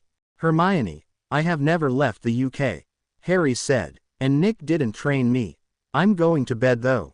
Good night, girls. Harry, wait, Hermione cried after a moment of silence. What? Why did you lie to the professors then? Hermione asked. You shouldn't lie. I didn't lie, Harry said before starting to make his way up the stairs again. But you said, Hermione started. Let it go, Hermione, Harry said. HMRPF. Hermione huffed as she watched the black-haired boy disappear up the stairs. He really didn't say anything. Tonks said. Don't be silly. He told everyone that Nick taught him outside the country. Hermione replied. No, Hermione, he didn't. Tonks said. Think about his words without the connotation. What do you mean? Hermione asked. He didn't make any claims. Tonks said. He just didn't correct their claims. But he told McGonagall she was correct. Hermione said, sounding confused. You could see it on her face. She clearly got the answer she was looking for. She thinks she did, but Harry didn't confirm anything. Tonks said. He is really more Slytherin than anyone gives him credit for. But, how didn't the headmaster catch on? Hermione asked after a pensive moment. He didn't press on anything.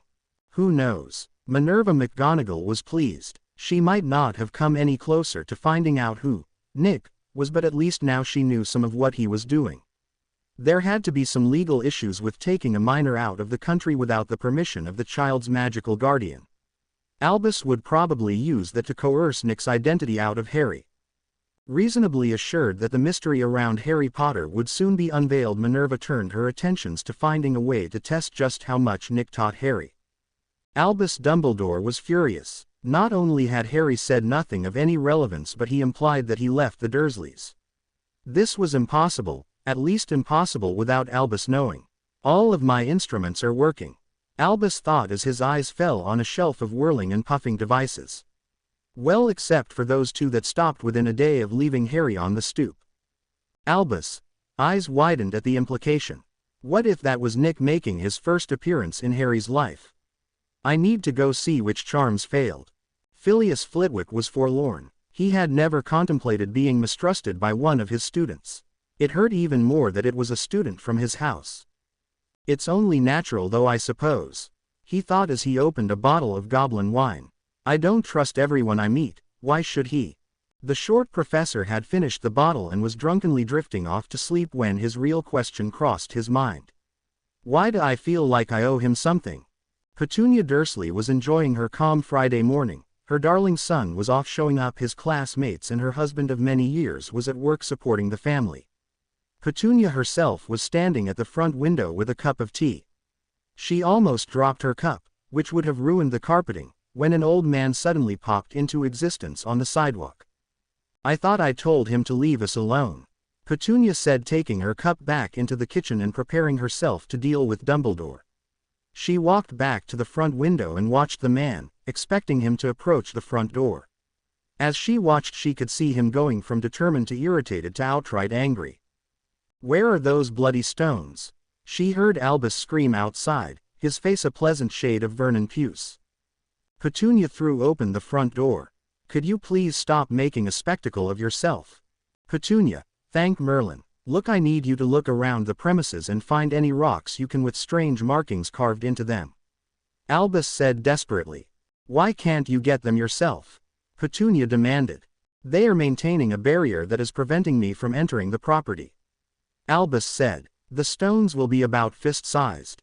So you're saying that there is something here that is preventing you from being here too? And you want me to help you get rid of them? Really? Petunia asked and turned to go back inside. Good day, Professor.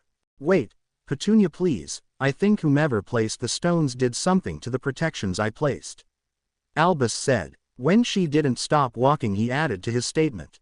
Can you at least tell me if Harry has been consorting with anyone called Nick? I'm sorry, Professor, I don't know what you're talking about, Petunia said with a smirk before going inside and shutting the door. Once she was inside, she leaned her back against the door. I don't know what happened, but anything that keeps that man away from my daughters is a blessing. She knows something, Albus thought as he walked up the path to the castle. She has to have met him. There is no way that Harry could have gotten enough training to summon without her noticing. And she claimed ignorance, exactly how Harry and his girls do when they know exactly what's going on. He truly wished that he could forget about all of this Nick business, but the mystery man had shown that he has access to the grounds. Albus didn't think that Nick was a threat, but he had plans for Harry and couldn't allow interference. Harry had to be under Albus' control by the time Voldemort came back, or there would be no one to guide Harry to their destined confrontation. There is just nothing to do about it. I need to get Harry up here for a private meeting and take the information I need.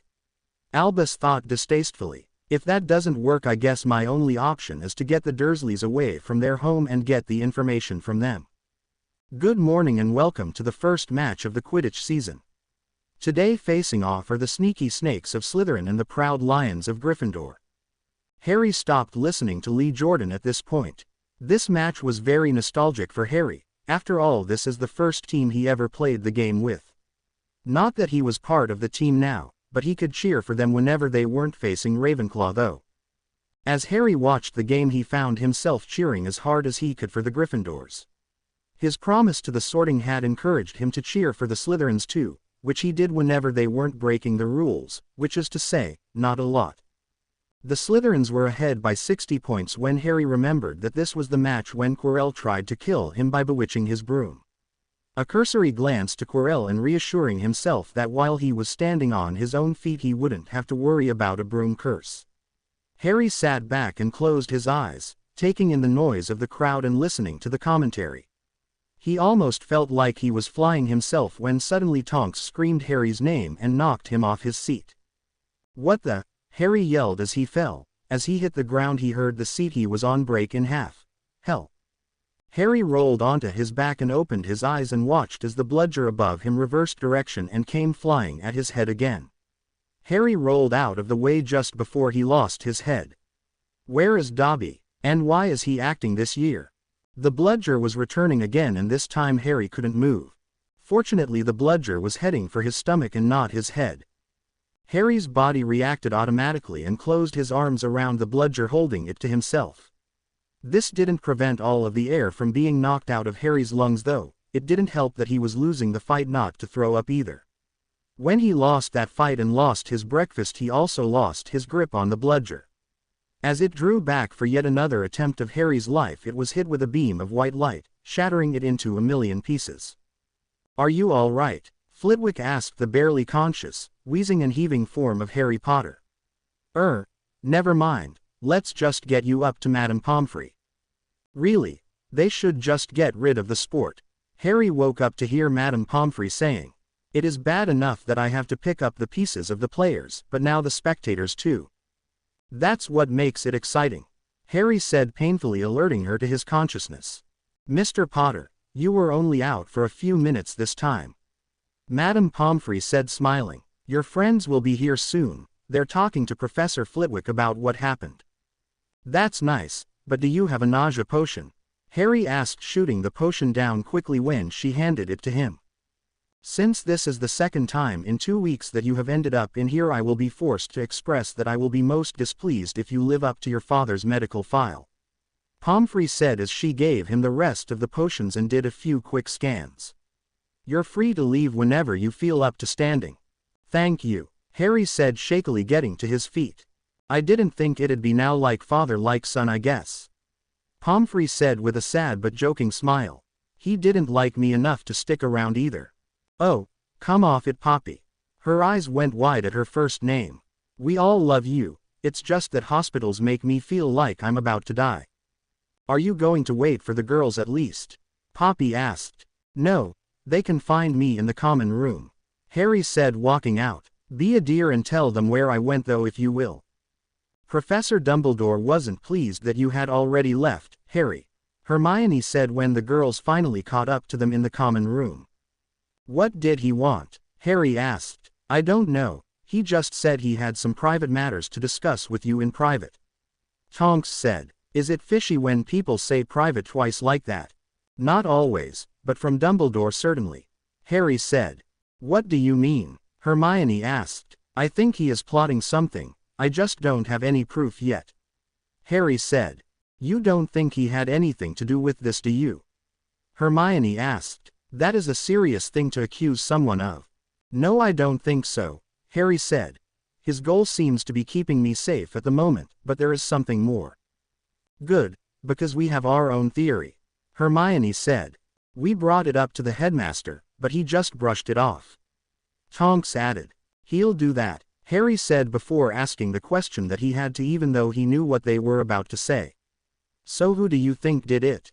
"Snape," the girls said together. "Snape," the girls said together. Explain your reasoning," Harry replied. "You mean it isn't obvious?" Tonks asked. "It is, and that's the problem. Snape is a Slytherin, they pride themselves on being inconspicuous," Harry said. "He would never attack me in front of the whole school." "Not true," Hermione fired back. "We think he was trying to make an example of you. Sort of an, if you rouse rabble you'll be dealt with wherever and whenever, kind of thing." "That might be the message," Harry conceded. "But I don't think Snape is that stupid." "Well, if it isn't him, then who did it?"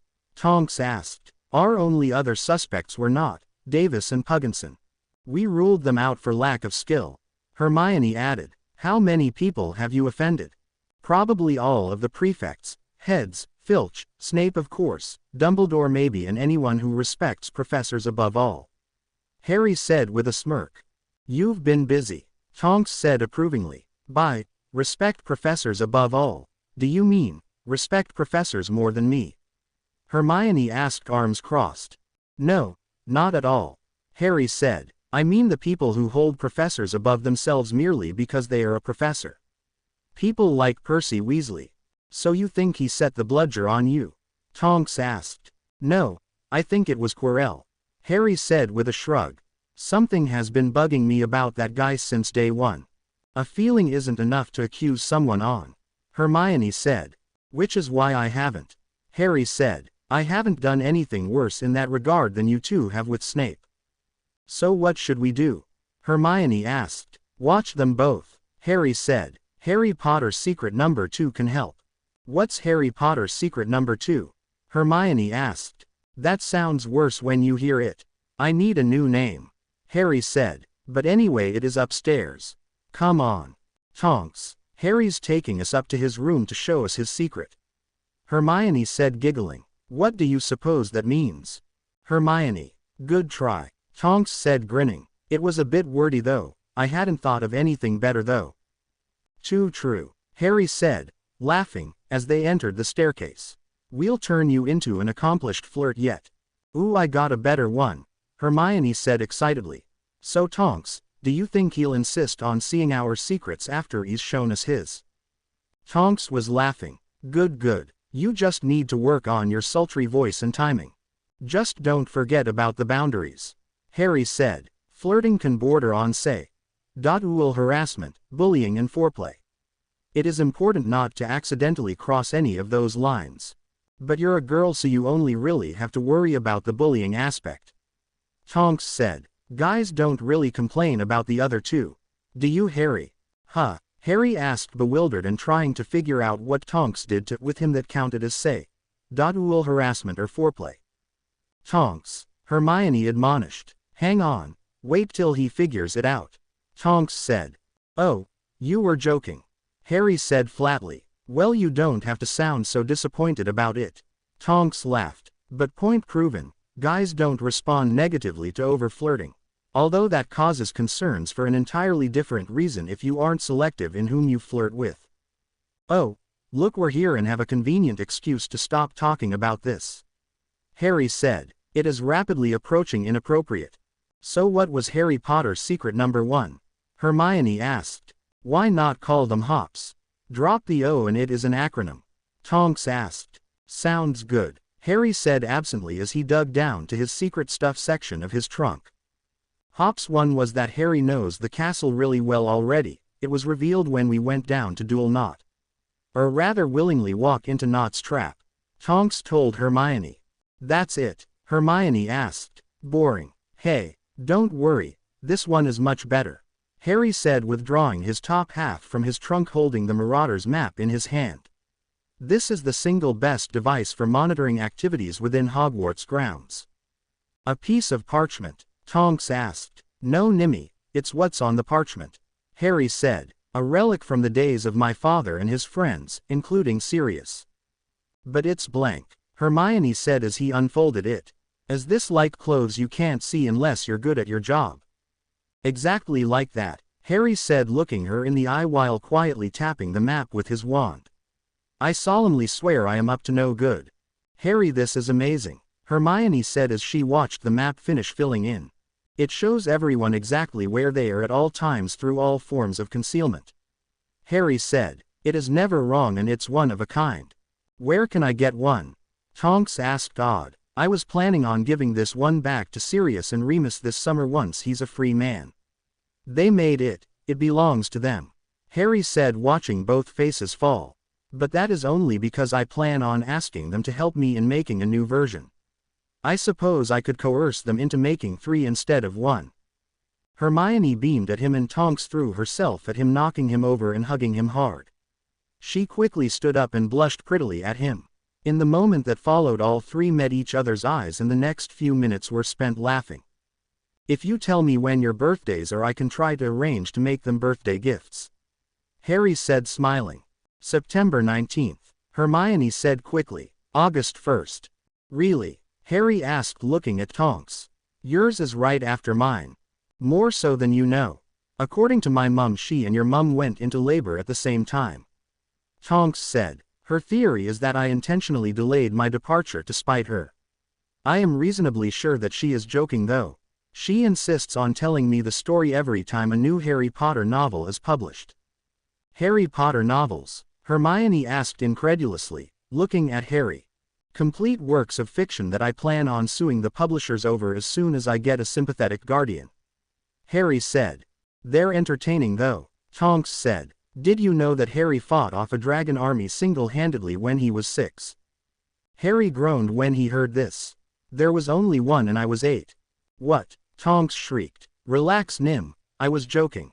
Harry said, rolling his eyes. Not that I couldn't have if the opportunity presented itself. Of course, Harry, Hermione said with her own eye roll.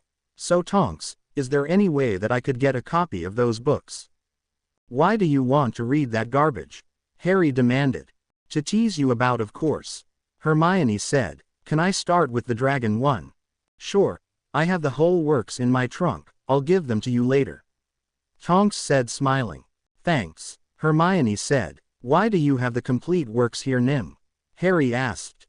2 reasons. First, because they are a good guilty pleasure read late at night in bed. Tonks said. And second is because I plan to have you sign them at some point. So I am the last thing you think about before going to sleep? Harry asked, causing Tonks to blush. And no signatures, people might think I'm like Fraud Lockhart. Who? Hermione asked. Gilderoy Lockhart, Harry said. Listens to other people's stories of heroics, then obliviates them and publishes the story as his own exploits. Why do you say that, Harry? Tonks asked. A lot of people swear by his books. If you ever have the misfortune of reading his books, chart the dates and events and see for yourself. I believe he was fighting a banshee to death on a day that he spent in isolated silent meditation while he was preparing to exorcise a wraith on the other side of the planet. Harry said. Couldn't they have just changed dates for literary flow? Hermione asked. Theoretically, I guess, Harry said. If he were a fraud, I would expect that he would at least have an editor that would take care of catching these things. Hermione continued. That is their job after all. What if his editor is just incompetent? Occam's razor gives the advantage to me. Your theory assumes that Lockhart is a multiple offense felon and an idiot for picking a bad editor. Hermione replied. That doesn't mean I'm wrong. Harry said. Have you even read his books? Hermione asked accusingly. Yes, have you? Harry fired back. Why are we arguing about Lockhart? Tonks interjected. Seriously, not important. True. Sorry I got worked up, Hermione. Harry said. Me too. They're all better. Tonks said, smirking. So how much time do you propose we use to monitor our 2 noteworthy professors? I was planning on keeping it on me and watching Quirrell constantly, and when the 3 of us are together in private I can bring it out and we can watch them both while we do homework or whatever. Harry said. That isn't very comprehensive, Harry. Hermione said. If we network with other houses and years we could get constant monitoring on both of them. But that would require telling people about the map and giving them incentives to help. Harry said. I don't want people to know about the map, it is a hops after all, and I don't have the resources to give incentives. Understandable, Tonks said. Your way it is, thank you. So if hops is singular, what is the plural form? Hermione asked. The weeks of November slipped by quickly for Harry and his girls. Surprisingly, Dumbledore hadn't made an excuse to get Harry alone yet. Harry was sure that he would try legilimency as soon as he got the chance and was avoiding the headmaster like the plague. Professor watching turned out to be a very boring pastime. Quirrell never was anywhere other than his classroom, office, bedroom and great hall. Snape wasn't much better. He spent some time in the Slytherin common room and patrolling the halls, but never staying very long near the 3rd floor corridor. They eventually stopped watching the map except for during prime times. When December arrived, sign-up sheets to stay over the holidays appeared in all the common rooms. When Harry noticed, he quickly and quietly signed his name and went about his day. You don't have to stay here, Harry, Tonks told him a few days later. I owled my mum when I saw your name on the list. She said to invite you, and that no one should be alone during the holidays. That was really sweet, Nim. Harry said, but I am going to have to pass. I don't plan on staying here anyway. Then why did you say you were? Tonks asked. Because I'm not riding the train nor am I going to my relatives. I will be here enough to make appearances, meal time, sleep, etc. Harry said, generally easier to tell them that I'm not leaving. But Dumbledore has a better chance of cornering you here when there aren't as many students. Hermione said, you might get forced into that confrontation. Blah. Oh well, if it happens it happens. Harry said with great resignation. Wait, so you're only using this as a base of operation over the break? Hermione asked. Does it matter where you start from? Not really, I'm just trying to avoid questions. Harry said, I have top secret errands to run and I don't want to spread any more information than I have to. Can you tell us what your errands are? Tonks asked, clearly curious. One of them is Christmas shopping. Harry said. Two is going to the Department of Mysteries. There is a rumor of a prophecy about me that I want to check out. I can't talk about 3, 4 or 5, but one of the 3 will probably leave me magically exhausted. I think I need a house elf too. What do you need a house elf for? Hermione asked. I want to send Sirius a gourmet Christmas dinner since he isn't free yet, but I'm not that good of a cook and I don't know how he would appreciate a vegetarian meal right now. Harry said. Also, elves are super useful. There are probably a few still alive connected to the Potter estates. Tonks supplied helpfully. You've only been gone 10 years, except for the very old there shouldn't be any permanent damage to them due to the bond. What does that mean? Hermione asked, sounding slightly worried. When the master of a house elf dies they are bound to the heir, and if that bond isn't re-established eventually the elves will lose their minds and die, just like freed elves. Tonks said. Takes a while though. How do you even know Harry's parents had elves? Hermione asked. When I become a legal adult I will own Potter Manor here in Britain, but also a villa near Paris and a property on the Mediterranean in Sicily. Harry said. Without elves they would all have fallen apart by now. Wow, have you been to any of them? Hermione asked. No, until I own them I won't technically know where they are. Harry said. Fidelius Familia. What's that? Hermione asked. It is a spell that hides a property from everyone who isn't in the family of the caster. Harry said. Unless the head of the family gives them the location. When one head passes on the secret goes to the next when they come of age. Harry won't have access until he's 17. Tonks said. Oh, Hermione said. So, if I can get my parents to promise not to interfere or ask questions can you come? Tonks asked. Add an oath of silence and I'll think about it. Harry said. I don't think they'll go for that, but I'll send an owl in the morning. Tonks said. Understandable. I probably wouldn't without knowing me first either. Harry replied. So, we know we're getting maps for our birthdays. Wanna tell us what Christmas brings? Tonks asked. That isn't happening, Nim. Harry said, smiling. Ah. The morning of the students' departure from Hogwarts came. Hermione and Tonks woke Harry up early to spend extra time hanging out since they wouldn't be seeing each other at all until January. The girls were horrified when they heard that Harry never really celebrated before, so they decided to cram as many approximations of their traditions into this last morning as they could. It was hectic and wouldn't have been possible without the help of the Hogwarts elves. He was woken up at 5 in the morning as both girls jumped on him. Harry opened his eyes and regarded his friends with a certain amount of loathing. Morning. Happy Christmas, Harry, both girls said together cheerily, of course. So what's first on our agenda? Harry asked, sliding out from underneath them and out of bed. First you put a shirt on. Hermione said. What if I just want to wear a warming charm instead? Harry asked as he started shuffling through his drawer. Then you would get in a lot of trouble as soon as we left the common room. Hermione said, one eyebrow raised. What did you think would happen? Dunno. Too early to think. Harry replied, pulling a shirt on backwards. I can see that, Tonks said as she moved over to help him get his shirt on right. Wear shoes today too. Ugh, shoes beep, Harry complained. Do I have to? We aren't going to have the time to come back up here before we go. Hermione said. But you're not leaving for 6 hours. Harry said. And we have to get through breakfast. Playing in the snow, morning tea and cuddle time. Hermione said. Cuddle time? Harry asked. Like we said, all of our Christmas traditions that we can fit. Tonks said. Weird. Oh well, I'll go with it. Harry said as he finished tying his second shoe on. Off to the Great Hall then. No, kitchens. Tonks said. Christmas breakfast is with only the family. All right, let on, Harry said. Hermione and Tonks practically force-fed Harry mountains of pancakes, waffles, eggs, oatmeal and several other breakfast dishes that don't normally grace his breakfast plate. Harry wasn't sure it was healthy, but felt bad dampening their enthusiasm. 2.5 hours later, a visibly chubbier Harry was once again being dragged through the castle and out the front doors. The three of them built themselves as snow people and then started on the rest of the staff. Because of how public the location was, they decided to stay tasteful, and with magic they were able to get fairly close to lifelike. They did however sculpt Snape and Quirrell to be midway through a game of rock paper scissors, the undecided winner being the one who was trying to kill Harry. The Weasleys joined them partway through and added their family to the growing collection.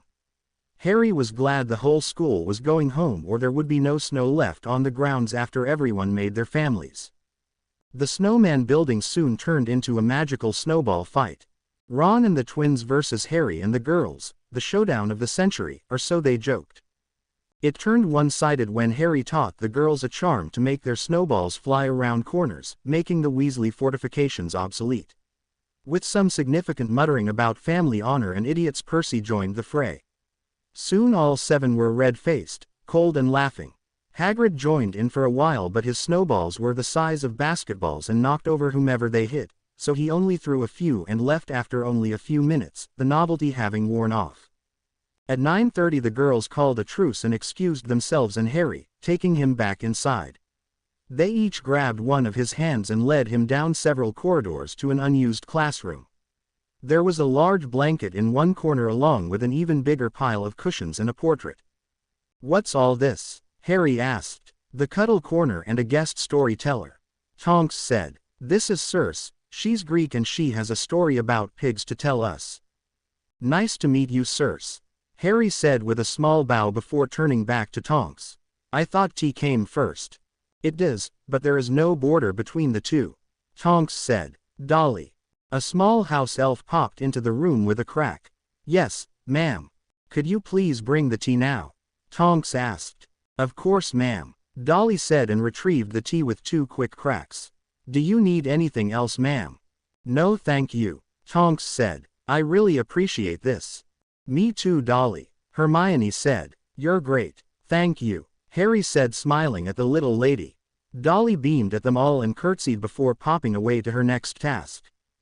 After a few minutes of rearranging, the 3 of them made suitable seating out of the cushions. Pulling the blanket over them, they got their tea and settled in. Hermione ended up sitting on his right and just barely touching his shoulder. Tonks was on his left and was leaning on him heavily. A half hour later his tea was done and there was no feeling in his left arm. The story sounded like there was at least another 40 minutes or so to go. Pulling his arm out from where it was pinned by Tonks, he flexed his fingers a few times to re-establish blood flow. Not wanting to stick his arm back into that trap, he laid it across the cushions supporting Tonks' back. He missed her triumphant smirk as she snuggled closer and laid her head on his shoulder. A few minutes later, a beet red Hermione mimicked Tonks on his right. Circe had to take a moment to stop laughing when she saw Harry's face, much to his chagrin. Circe had finished her story and was chatting with the children when Dolly popped back in. Ma'ams and sir, the carriages will be leaving in a few minutes. Thank you, Dolly, Harry said, disentangling himself from the girls and standing up quickly. He turned and offered each girl a hand up and the 3 of them settled their robes before saying goodbye to Circe and leaving. After walking down the hall in silence for a few moments, Tonks broke the silence. That was fun. Yay, Hermione agreed. So which one of your families did that tradition come from? Harry asked. Not mine, Tonks said, drawing an indignant sputter from Hermione. But you pitched the idea to me, Hermione said. Tonks, this was supposed to be about sharing our traditions with Harry. It was, but all traditions have an origin point, don't they? Tonks said. Well, yes, I guess. Hermione conceded. Then consider this the first annual Christmas Snugglefest. Tonks said, grinning. Do we have to wait for Christmas to do that again? Hermione asked, causing Harry to blush. All right, Hermione, Tonks exclaimed. You made a metamorph blush. Shut up, Harry said dejectedly. Oh, look, the line. I guess we should say goodbye here then, don't you? Not so fast, mister, Tonks said firmly. We still have a few minutes left to tease you mercilessly. Maybe I'll just walk away without saying bye then. You can't do that, Hermione replied. Oh, and why is that? Harry asked. Because we've got your arms, Hermione said. Huh? Harry asked as the girls closed the distance and hugged his arms tightly to them. Oh. So Harry, Tonks started. Were you blushing because Hermione wants to cuddle with you again, or because you were secretly wondering when you would get to cuddle with her again? I don't think that's it at all, Tonks, Hermione said while Harry resolutely looked straight ahead. I think he was wondering when he would get to cuddle with you again. A few minutes later, Professor Flitwick announced that it was time to go. The girls wished him a happy Christmas one more time and each gave him a quick kiss on the cheek before releasing his arms and quickly walking out the doors. You're getting good at flirting, Tonks said as they climbed into a carriage. Only with Harry though, Hermione admitted. I would be way too nervous to flirt with anyone else. That's fine, we all start somewhere, Tonks said smiling. Think he's going to miss us? He'd better, Hermione said sternly, and then they both broke into giggles. Harry watched as the carriages made their way down to Hogsmeade. He stood on the front stairs until he heard the train pull away. With a sigh he turned back to the castle. I'm going to miss them. Something Tonks said was rattling around Harry's head as he meandered his way up to the 7th floor. Harry paced back and forth, needing a large empty room. The room of requirements was more than happy to oblige. Harry entered and was surprised to find that the room wasn't completely empty. There was a raised platform at one end.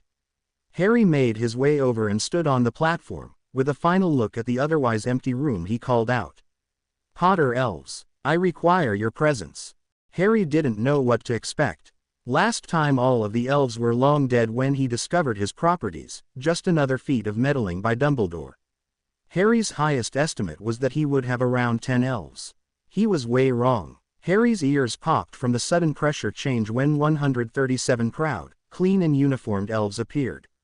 Harry's eyes bugged out. Wow, there are a lot of you. Is Master Harry ready to renew the bond? Asked one elf timidly. Harry noticed there was an extra adornment on his uniform. I am. Are you the head elf then? Harry asked. Yes, Master. My name is Marnie, the elf said, bowing. Nice to meet you, Marnie, Harry said, smiling. Now then, how do I renew this bond? The process was simple, only requiring a couple drops of blood and an oath from the elf being bonded. Performing the ceremony 137 times though left Harry light-headed. When he was finally done, Harry laid down on the floor and closed his eyes. Could one of you please get me a blood replenishing potion, and an iron supplement if you can find one? A few moments later a bottle was placed in his hand along with a small white pill. Harry swallowed the pill and potion without a moment's pause. He sat back up now that he wasn't in threat of passing out and regarded his elves. All right then, for now I need to speak with Marnie and all of my cooks. The rest of you can go back to what you were doing. Wait, I'd like a status report on all my properties as well, so a representative of each one should stay too. The rest of you are dismissed. Harry's ears popped again when the pressure suddenly dropped as 122 house elves suddenly vanished. Harry turned to the remaining 15. Reports first, I suppose, starting with Potter Manor. The manor is in excellent condition, Master. The plumbing may need to be updated within a few years though. One elf said, stepping forward. That's what I forgot. Please none of you call me Master. I'm either Harry or Sir. Harry said, conjuring a piece of parchment and began writing. I'm not angry, don't worry. Spread the word to the others when you head back. Don't let any of the plumbing fail before you replace it. I'll send a letter with you to get the needed funds out of Gringotts. I might be summering there. I'm not sure yet though. If you have nothing else to report, you may go. Yes, sir, the elf said and left with a pop. The Sicilian property was in a similar state and that elf was dismissed quickly. Harry's surprise came from the last report. In this universe it seems that he has a menagerie, or had at least. The elf reported that most of the animals had died over the years and weren't replaced. Harry told her not to worry about it and that he didn't really want a menagerie. He was about to tell her to let them all go free, but then he stopped himself. Is there enough room there to make a profitable potion ingredient farm? Harry asked. Oh yes sir. The greenhouses have been empty for years, but we can restock. Mally, the elf, said. Excellent, I'll send a letter with you as well then. Harry said and started a new letter. If the menagerie is suitable, get some potion-producing animals too. Mally grinned excitedly and popped away once Harry finished the second letter. That should keep the majority of the elves busy. Alright, moving on. Cooks, I need one of you to learn how to cook vegetarian. The Hogwarts elves can teach you what I taught them. Decide amongst yourselves who that will be. The other order of business that I have for you is to go find out what food you can bring to a prisoner in the ministry building itself, and then make the best food you can and take it to my godfather, Sirius Black. I don't want him eating prison food anymore. He has a trial soon and I want to make sure he looks healthy for it. On Christmas I want you to feed him until he can't eat anymore. All 11 cooks huddled together and talked amongst themselves before 10 of them popped away. The last one turned to Harry. I am Belly, sir, she said. It has been decided that I would do your cooking unless you want another elf instead. I'm sure you'll be more than up to the task. Harry said. It will be slow for you for a few years still. If you want, yourself and the other cooks could join the Hogwarts kitchen staff while I'm here. Now go to the kitchens and talk to them. Yes sir, Belly said loudly with a smile and popped down to the kitchens. All right Marnie, Harry said, turning to the sole remaining elf, clapping his hands together. First, can you apparate me to my properties even if I'm officially the head of house yet? Yes sir. Good. Second question, do you have enough time to be my personal assistant while maintaining your duties as head elf? Harry assumed that jumping up and down excitedly was an exaggerated nod. I'll take that as a yes then. I have a few things I'll need soon. Harry conjured a third piece of parchment and made his list. Harry handed the list over and watched as Marnie read it over. He was waiting for the reaction to one of the items. When he saw the shock, he chuckled. I expect the Dementor's bone will be the hardest thing to find. Yes sir, it will, Marnie said as he folded the list up and put it in his pocket. All right, here is the key to my vault. Use as much as is necessary, but don't get ripped off. Harry said, handing his key over. The elf saluted and popped away. Harry walked out of the room and let it return to a blank wall before he paced again. I need the place where things are hidden. Harry dropped a few feet onto his bed after warping back with the diadem. He giggled when he bounced, glad that he was the only Ravenclaw that decided to stay. Harry wrapped the diadem up and buried it at the bottom of his trunk until he decided when and where to dispose of them. Harry checked his map and saw that while Dumbledore was in the Great Hall, the Weasleys were just arriving. This was good. Harry warped down to a nearby hallway and made his way to lunch. Dumbledore was in the middle of his explanation as to why there was only one small table instead of all of the house tables. There were only 5 students and the faculty for the break. When the twins slid apart and gave Harry a pointed look, Harry assumed he was meant to sit there. Harry poured himself some cider while greeting everyone. The seat the twins opened for Harry was unfortunately directly across from Ron. Harry didn't remember him being quite so disgusting while eating. The meal was otherwise pleasant and Harry managed to stay focused on the twins and their talk about the tagging the common rooms prank at the beginning of the year. Harry chose not to say anything while they theorized who could have gotten access to all of the common rooms. The head boy and head girl were the primary suspects, much to Percy's consternation. Then Ron did something totally expected and totally unthinkable. Hey Harry, want some sausage? Ron asked, waving around a plate half full of the greasy little meat tubes. Worse was that his mouth was full of half-chewed sausages as well. As he spoke, a piece of sausage flew out of his mouth and landed right in front of Harry, who promptly turned green. Oh God, Harry said bleakly before jumping up and running out of the hall, hoping to get to a bathroom before he threw up. Ronald Weasley, everyone, Fred said, waving his hand at his little brother. Reaching new levels of gross every day since he was born. George finished. Now making people actually vomit. What will he accomplish next? Fred added on as Ron turned puce. Come on Forge, let's see if we can salvage the Weasley name. Right behind you Gred, George said and followed his twin out of the hall. What did I do? Ron asked blankly to the rest of the diners.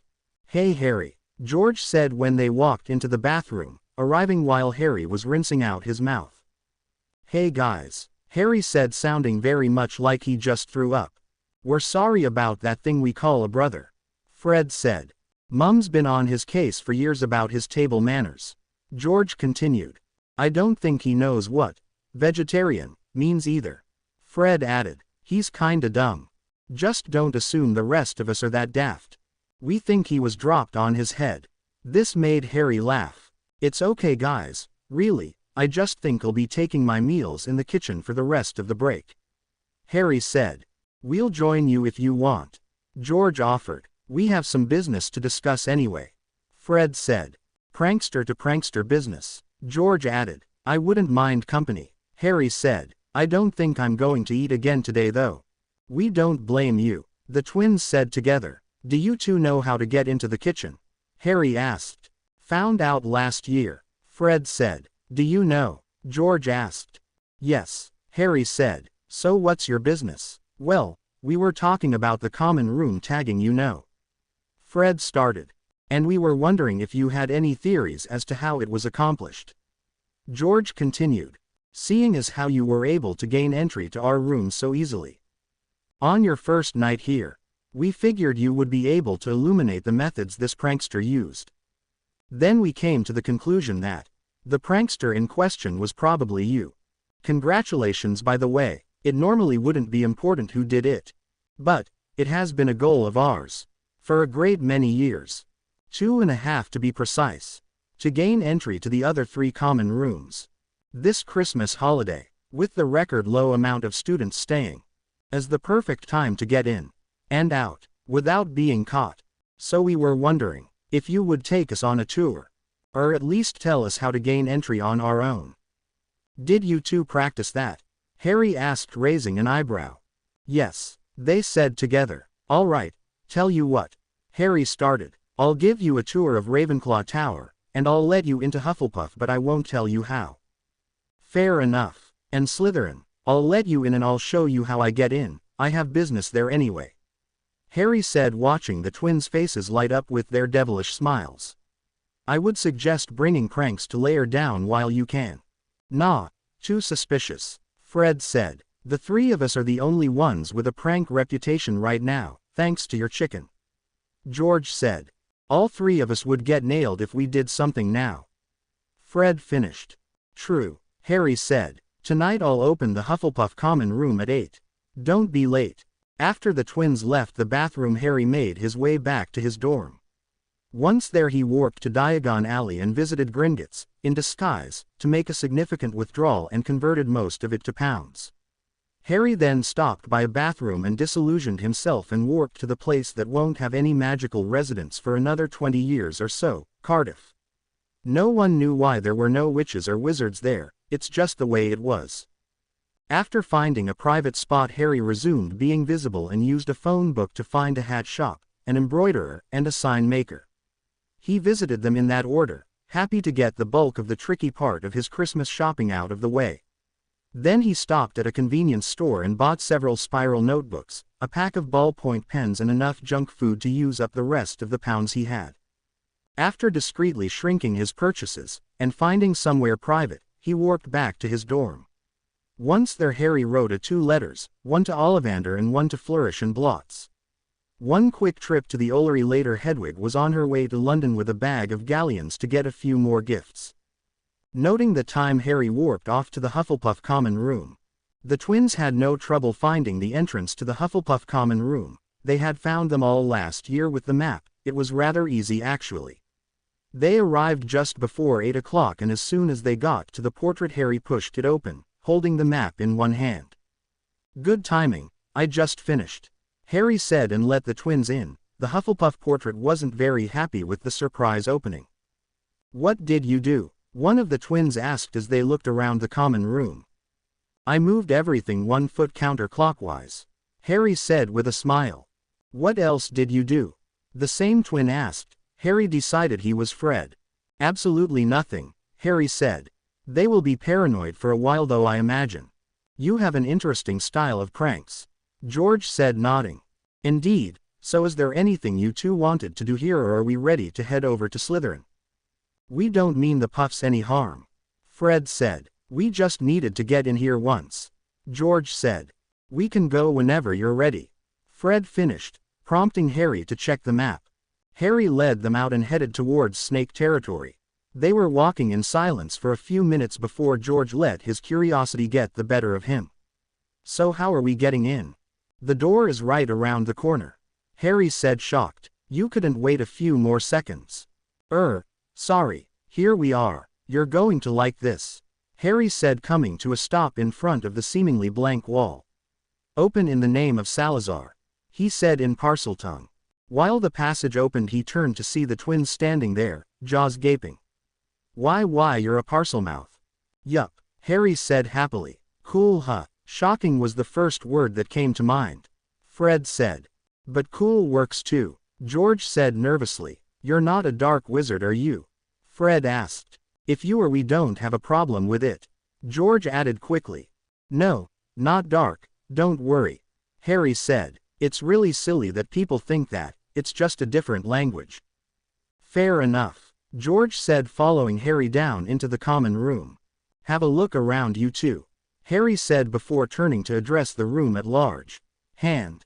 That sounds really creepy, Fred said before jumping when he saw the snake slither past his feet. Good to see you, Harry, Hand said. You as well. Have you uncovered any plots against me? Harry asked. No, there's the one boy, but he doesn't seem like a threat. No, he isn't, Harry said. I have a new job for you though, it is a bit higher risk.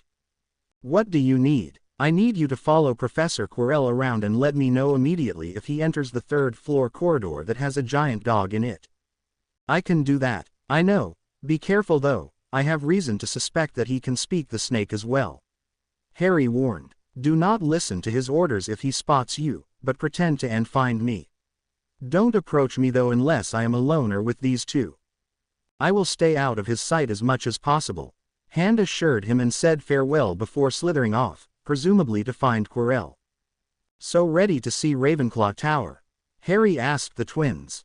Yay, let's go, George said, sounding stunned. What did you tell that snake to do? Just to follow someone and report back to me, Harry said, offhandedly leading them out of the common room. Nothing to worry about. The rest of Harry's evening, after the twins left Ravenclaw Tower, was spent inside his pensieve copying the notes he made a few decades from now, detailing Horcrux detection and the process of removing one from a living subject without killing them. It would take several evenings' worth of work, longer since he was translating it into parcel script at the same time. Harry had been doing the research in his free time and never completed some of the calculations. He was sure that he could finish them by summer, though, and decided that this summer he was going to yank Voldy's soul out of his forehead. One morning after breakfast with the twins in the kitchen, the three of them took the secret passage to Honeydukes and Harry finished his Christmas shopping. That night he wrapped the gifts and sent them off.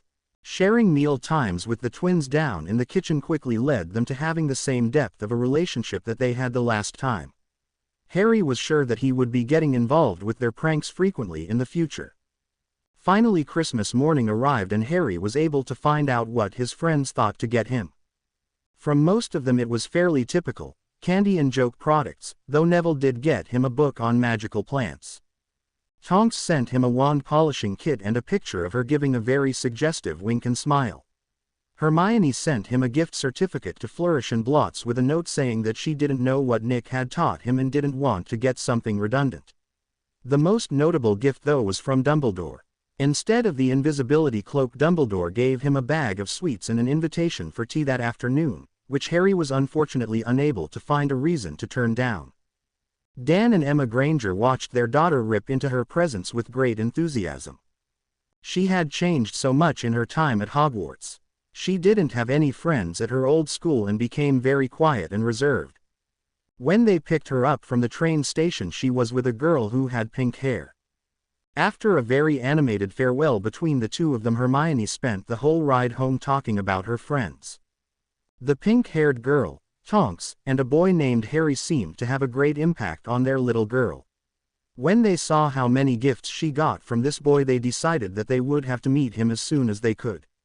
She received a beginner's guide to something called occlumency, a wand holster, a bag of wizarding candies, including, to their amusement, tooth-flossing mints.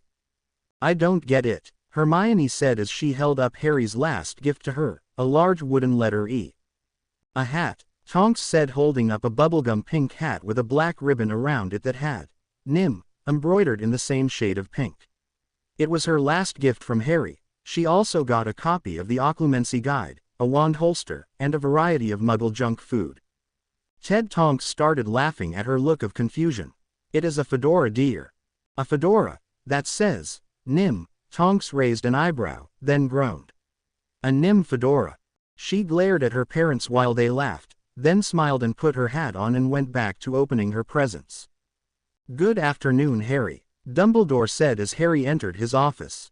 "Did you like the sweets?" "Yes, sir," Harry said respectfully. He had checked them for potions and found one that would lower his occlumency shields. He had disposed of all of them. "I almost ruined my appetite before breakfast on them." "That is good to hear. So, why did you invite me to tea today?" Harry asked. "Is it to give me my father's cloak?" Dumbledore spit out his tea. "How did you know about that?" "I know about a lot, Professor," Harry said. "I was planning on sending it to you for your birthday." Dumbledore lied quickly. He had decided that Harry was too far out of his control to have the cloak. It looked like he didn't have a choice in the matter anymore, though. "Is it proper in Wizarding Society to give someone their own property as a present?" Harry asked. "No, I'll admit that I was going to be lazy," Dumbledore said softly and retrieved Harry's cloak from his desk. "Here you go. Don't abuse it or I'll have to confiscate it from you." "Don't worry, sir," Harry said, tucking the cloak into his pocket. "I have no intention of getting caught with it." "That doesn't alleviate my fears." Dumbledore laughed. "But I guess I can't expect anything else from James's son." Their conversation remained casual for a time until Harry felt Dumbledore's legitimacy. Harry decided to pretend that the potions in the sweets worked correctly and let Dumbledore think he had access. Their conversation continued unimpeded while Dumbledore thought he was digging around Harry's head. Harry, though, was ready and decided that a little creative misdirection would be appropriate when Dumbledore started to push for information on Nick. Harry didn't supply any audio information but proudly showed a Native American, dressed as a cowboy, showing Harry how to summon things. Harry also showed more secure shields around the remaining information to discourage Dumbledore from pushing further.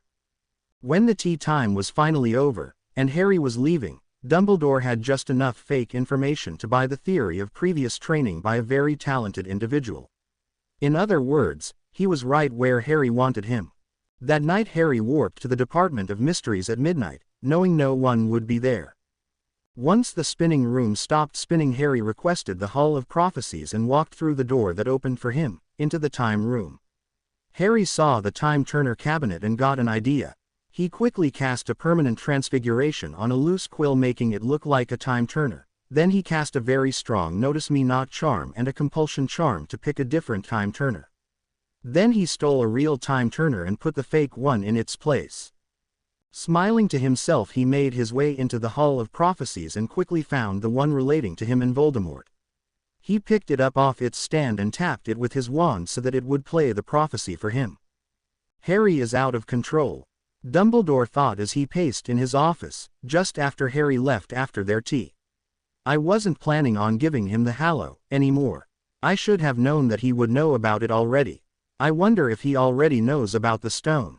Albus' carefully laid plan was in ruins from the moment Harry asked for his vault key. Hagrid was supposed to take an impressionable, young, muggle-hating, desperate for rescue Harry into the magical world as his first exposure. But no, somehow someone managed to find the boy. Now the weak-willed martyr is being trained. He has to die or Voldemort will keep coming back. It's right there in the prophecy. This meddler, Nick, is going to doom the whole world. Complaining will get me nowhere. How do I get Harry back under my thumb? I need something he wants enough that if I can offer it to him he'll drop his whatever his relationship is with Nick. At least I can still use the mirror. Dumbledore thought. The mirror. Of course. It should be fairly easy to get an 11-year-old to reveal what the mirror of Erised shows him, so long as he doesn't know what it does. That's settled then. Step 1. Get Harry enthralled by the mirror. I'll just put it out tonight and wait for him to succumb to the temptation of exploring invisibly. He never showed up last night. Dumbledore thought angrily the next morning. The Grey Lady checked for me, he was out of bed. The only way that my beckoning charm wouldn't have pulled him into the mirror's room was if he was on the other side of the castle. Well, tonight I just have to make sure he is exploring the correct part of the castle. Harry woke up and remembered the new prophecy. He'd been wishing that he would have discovered that it had been a dream. It was real though, which means he needed to interpret it. With a sigh of resignation he pulled a new notebook out of his trunk and started writing in parcel script. Original prophecy. Translation. Still have to end Tom. New prophecy. Together born shall be the children of change. Probably means me and Tonks, born within 20 minutes of each other if her mother is to be believed. We're also the only ones that were different initially in this timeline, Wellis and Lissawander if she plays a role. The world that was once will never be. Future of this world irrevocably changed. Seems likely. Destroyed by the Forge, the Boy of Change. This could mean a lot of things. What was destroyed? What is? The Forge. The Boy of Change, could be either of those answers. Assuming I'm the boy, this could have happened on that Halloween night. The Forge could be whatever Mum did to protect me, or Voldemort, or my memories from the future, pretty much anything or anyone that got involved with me that night. I could be the Forge having destroyed the chances that this universe will be like the last one. Or it could be something that hasn't come up yet. Heck, if the Fates have a sense of humor, the Forge could be the Weasley twins. Or it could literally be a Forge, beware of metal workers in the future. For many years the girl he won't see. The one was loved by all. The other was cast out. These two lines seem to be simply to further identify the children. Either line could mean either of us. I guess I'm the one in the other prophecy and the Tonks were thrown out of family black, but I certainly wasn't loved by my family, and I was cast out of the magical world. Together they'll join in fall. The season. Or someone failing to do something, as in a fall from grace, the light, something join how? Meeting up or fusing together somehow or something else entirely. The boy knows what's to come. With knowledge unknown. Duh. The change was swift. Another line that's very ambiguous. I did start undoing things as soon as I was able to. Is that what this means? With his final form, the Enlightenment. This is concerning. This implies either I die or I stop being a metamorph somehow or something that I won't understand until it happens. All three sound unpleasant. Hopefully it will be the third option. He shall teach her. Probably means after the final form line. I don't know how I could teach her if I die. Ghost maybe. This line supports not dying slightly. I hope. Together they shall go forth. Again probably means after the final form line. Might be in reference to the join in fall bit. If the fall references me, it would support the dying interpretation of the final form. Then the joining in together might mean that we share a body afterwards. This prophecy is getting more and more unpleasant. Heroes to the world, all will bow to them. Together they will be. With time. So we do something good maybe. Is she going to help me kill Tom? What if in this world she is the one in the other prophecy and my role is to help her? Am I the power he knows not? The original prophecy still marks the one as a boy though. All this prophecy really says is that Tonks and I get together and do something. I think I need a second opinion. Awkward was the best word to describe breakfast that morning. Harry was there first and eating quietly when Ron showed up, alone. He turned bright red when he saw that he was alone with Harry, and sat down as far away as humanly possible.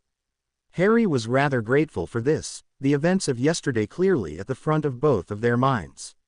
Harry was fairly surprised that Ron would be up and about before his brothers, who came in a few minutes later.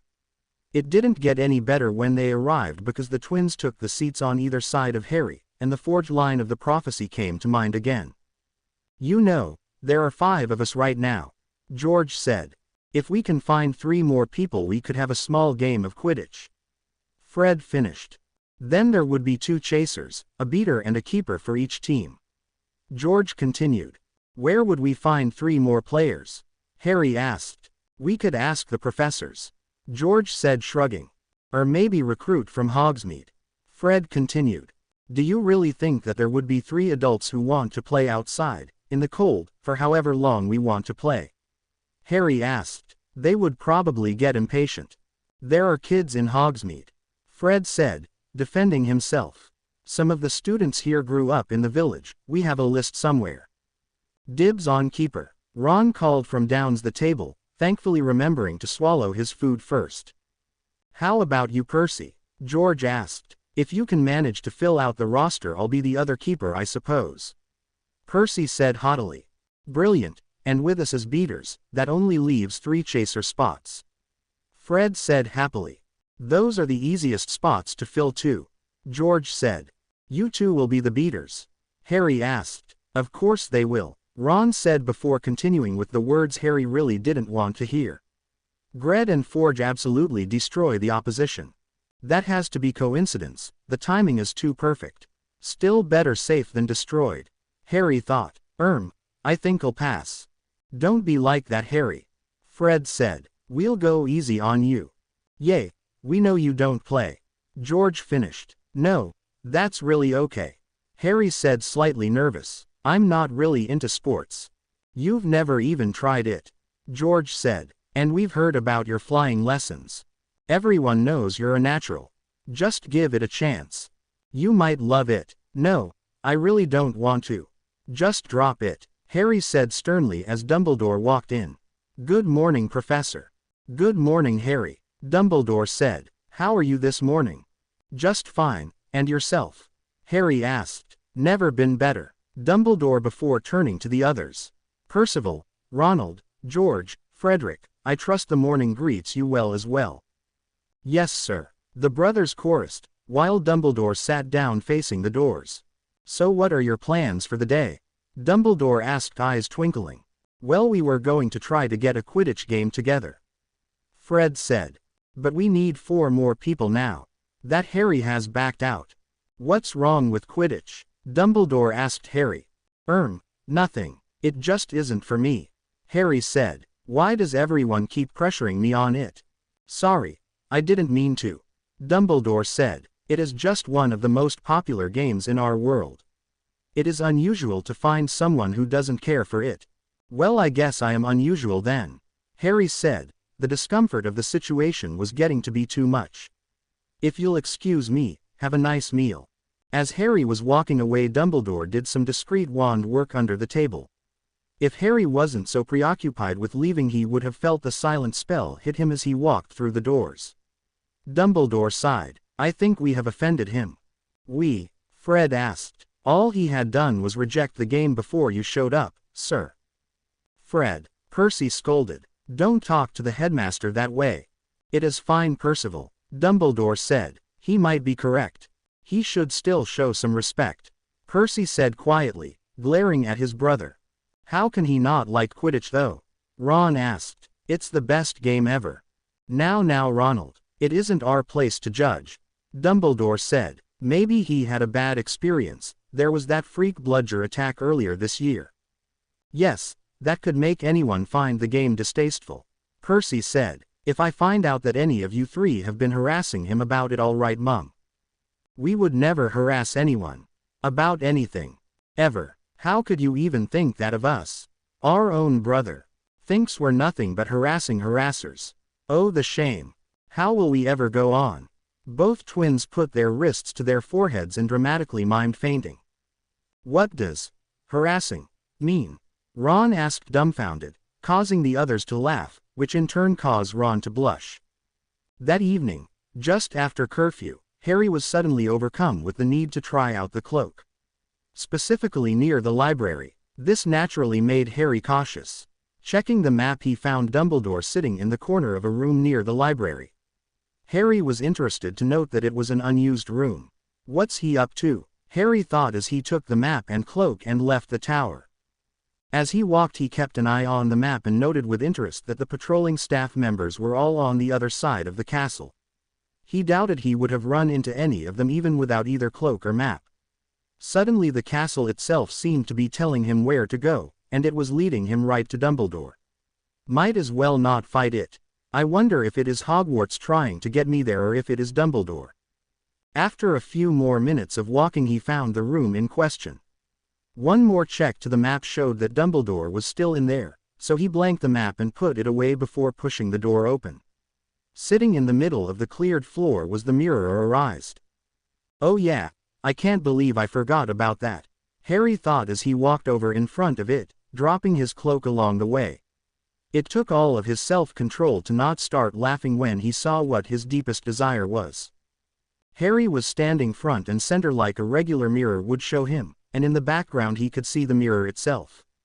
What made it funny was that Voldemort and Dumbledore were both there as well, wearing dunce caps and circling the mirror, prodding it with their wands, looking confused.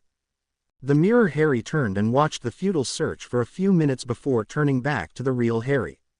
Mirror Harry grinned like the cat who got the canary and reached into his pocket. The scene was very familiar as he withdrew his hand, with the Philosopher's Stone, and winked. When Mirror Harry put the stone back in his pocket, the real Harry felt it fall into his real pocket, just like last time. Well, I could watch this all night, but I'd rather not get caught, Harry said aloud and clearly. I'd best go back to bed before someone comes by. Harry gathered up his cloak from where he dropped it, and as he threw it over his shoulders he turned back to the mirror. I'll be back tomorrow if I can. That worked perfectly, Dumbledore thought, containing his glee until Harry was long gone. Tomorrow night I confront him about it and find out what he wants. What do I do with you? Harry thought regarding the Philosopher's Stone, once he got back to his room. I obviously can't just hand you over to the fool. Maybe I should put it back in the mirror. It gets destroyed at the end of the year anyway, or does it? Harry smiled and quickly transfigured a quill into a replica of the stone, but made out of glass. After examining them closely, and finding the fake to be almost perfect, Harry wrapped the real stone up in one of Vernon's old socks and stuffed it in the bottom of his trunk next to the Horcrux and the Time Turner. There are going to be a lot of questions if my trunk is ever searched. Marnie, Harry called out. Yes, Harry, sir, Marnie asked as he popped into the room. Do I own any carving tools? Harry asked. Yes, sir. Wood, stone or metal? Marnie replied. Could you bring the stone and metal tools please? Harry asked. Yes, sir, Marnie said and popped off. Might as well solve all of this mess, Harry thought, and conjured two small boxes, one labeled 27 and the other labeled 42. Harry put Ravenclaw's diadem into the one marked 27 and the real stone in the one marked 42. Thank you, Harry said when Marnie popped back in. Could you take these boxes and put one in the Sicilian house and the other in the French one? I don't care which is where. Right away, sir, Marnie said and took the boxes and popped away. Harry set the fake stone and the Time Turner on his desk before pulling out a new memory and placing it in his pensieve. He went into his memory with a notebook and a pen. The memory was from the late 2020s. This was the event that put Hermione's name in the history books forever. With this one discovery, Hermione revolutionized the statute of secrecy. She called her discovery the expectation rune. It was a bit of a misnomer though, it was a rune set, and a very complicated one at that. These runes would make the person looking at whatever was inscribed with the runes see whatever they were expecting to see. In old Harry's time, every Auror and Hit Wizard had pendants with the runes on them, and, so long as they didn't get too flashy, no Muggle would be able to tell they were using magic. Harry had the memory on pause for almost an hour as he painstakingly copied the runes down. When Harry left the pensieve, he noted the time and closed the curtains on his bed and put a silencing charm on it. Then, sitting down at his desk, he pulled the fake stone and the Time Turner over to him along with the carving tools. The sun was coming up when he finished carving. Now anyone who looked at the fake stone would see the real stone unless they expected it to be fake. All of their tests would confirm that it was the real thing too. The Time Turner would look like any ordinary necklace now, unless of course the viewer expected Harry to have a Time Turner. Harry noted the time again and undid the charms on his bed. Laying down, he spun his Time Turner and went back to just after he started carving. Harry set his alarm and went to sleep hoping his idea would work. That morning when Harry's alarm went off, he knew he had 10 minutes to get out of his bed before he saw himself. Harry did the only thing he could and checked the map before quietly warping away. That night after curfew, Harry felt the compulsion to explore again. Understanding what it meant, Harry made his way back to the room with the mirror. Dumbledore was in there again, disillusioned like every time before. Harry smirked. He was ready for tonight. "I told you I would be back," Harry said to the mirror. Harry watched as his mirror self took the stone out of his pocket, feeling the weight leave his real pocket, and turned to throw it in between Mirror Dumbledore and Mirror Voldemort. Real Harry cracked a grin as Mirror Dumbledore and Mirror Voldemort saw the fake stone land, and they both jumped towards it. The mirror seemed to have seen Muggle cartoons because Mirror Dumbledore and Mirror Voldemort were engulfed in a cloud of dust with random body parts visible from random places at random intervals, just like two cartoons fighting over something. Mirror Harry was rolling around on the floor laughing at the spectacle, and Real Harry was inclined to follow suit, but he knew he still had a job to do. "I could stay here all night. And that is the danger of the Mirror of Erised," Dumbledore's voice said behind him. Harry pretended to be surprised and quickly stood while turning around. "I'm sorry, Professor. I didn't see you there," Harry said, doing his best to look embarrassed. "I guess I didn't fulfill my promise of not getting caught with the cloak, huh?" "Indeed not, my boy," Dumbledore said, smiling genially. "I'll do you a favor and let you off the hook this time, if you promise not to come to this mirror again." "Thank you, sir. You won't regret it," Harry said, smiling up at him. "Why shouldn't I look at this mirror though?" "The Mirror of Erised is a trap of sorts," Dumbledore said. "It doesn't grant us anything and it doesn't tell the truth." "So what does it do?" Harry asked. "I know it can't show anything real. I figured that out the first time I looked." "What do you see?" Dumbledore asked, schooling his nerves. "I'm headboy, sir, and my parents are standing behind me smiling proudly, along with Nick." Harry lied. "And what do you think of that?" Dumbledore asked leadingly. "Welly, don't know," Harry said, trying to sound disappointed with himself. "The mirror shows you what you want most," Dumbledore supplied. "In your case it would seem that you want to make your mentor and your parents proud of you." "Oh, well, that makes sense," Harry said. "Indeed. It will take work though if you want to be headboy," Dumbledore said. "First you have to be a prefect, which means that you have to keep your grades up and follow the rules." "Yes, sir," Harry said, nodding. Sir." "Yes, Harry." "What do you see?" Harry asked. "I see myself holding a pair of socks," Dumbledore said. "Socks, sir. One can never have too many socks, Harry." Dumbledore smiled. "Oh, why don't you take your cloak and go back to your dorm?" Dumbledore suggested. "The mirror will be moved tomorrow." "Yes, sir," Harry said, gathering up his cloak. "Good night, Professor." "Good night, Harry," Dumbledore said and watched Harry leave. "He wants to be headboy. All I need to do to control him is tell him certain things will change the likelihood of that happening." Perfect. The rest of the break went by without issue. Harry received a short thank you note from Sirius for the food. It also promised good things once Sirius was released.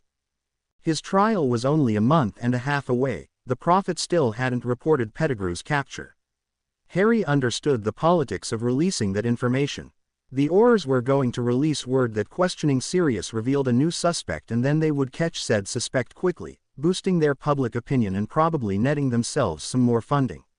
But that was neither here nor there, because today was the day that the students would get back. The day was dragging on and on. After breakfast the twins managed to distract Harry. Distract was a nice word. They had pranked Harry when he came into the Great Hall. Turning his hair hot pink was quickly remedied with his metamorph skills, breaking the charm that made his voice sound like he was a pack-a-day smoker since the first time he was 11 took a few hours. Getting rid of the plume of pink smoke that followed him took another hour, but Harry thought it may have just worn off instead of being broken. At lunch Harry retaliated and stuck them both to the wall and hit them with a tickling charm. Dumbledore scolded Harry and told him that that was no way to make headboy, so Harry released them, making Dumbledore very happy even though he didn't show it. The twins, however, were ecstatic and, while they called off pranking each other, they challenged Harry to several games of exploding snap. Soon though Harry was sitting in the entrance hall bored waiting for his girls to come home. At long last Harry heard the train pull into Hogsmeade Station. He never noticed how slow the Thestrals pulled the carriages before. Soon though Harry saw a pink hat and a head full of bushy brown hair running across the hall towards him. "I like your hat," Harry said as Tonks reached him first and gave him the biggest hug of his life. "Thanks, so do I, even if it is a pun," Tonks said smiling and gave him a key on the cheek before letting him go. "I assume the E is a pun as well," Hermione said, taking her turn to give him a hug and key. "Yay, I take it you didn't get the joke," Harry said smiling. "No, neither did Tonks," Hermione said. "I don't blame you," Harry said. "It's really lame."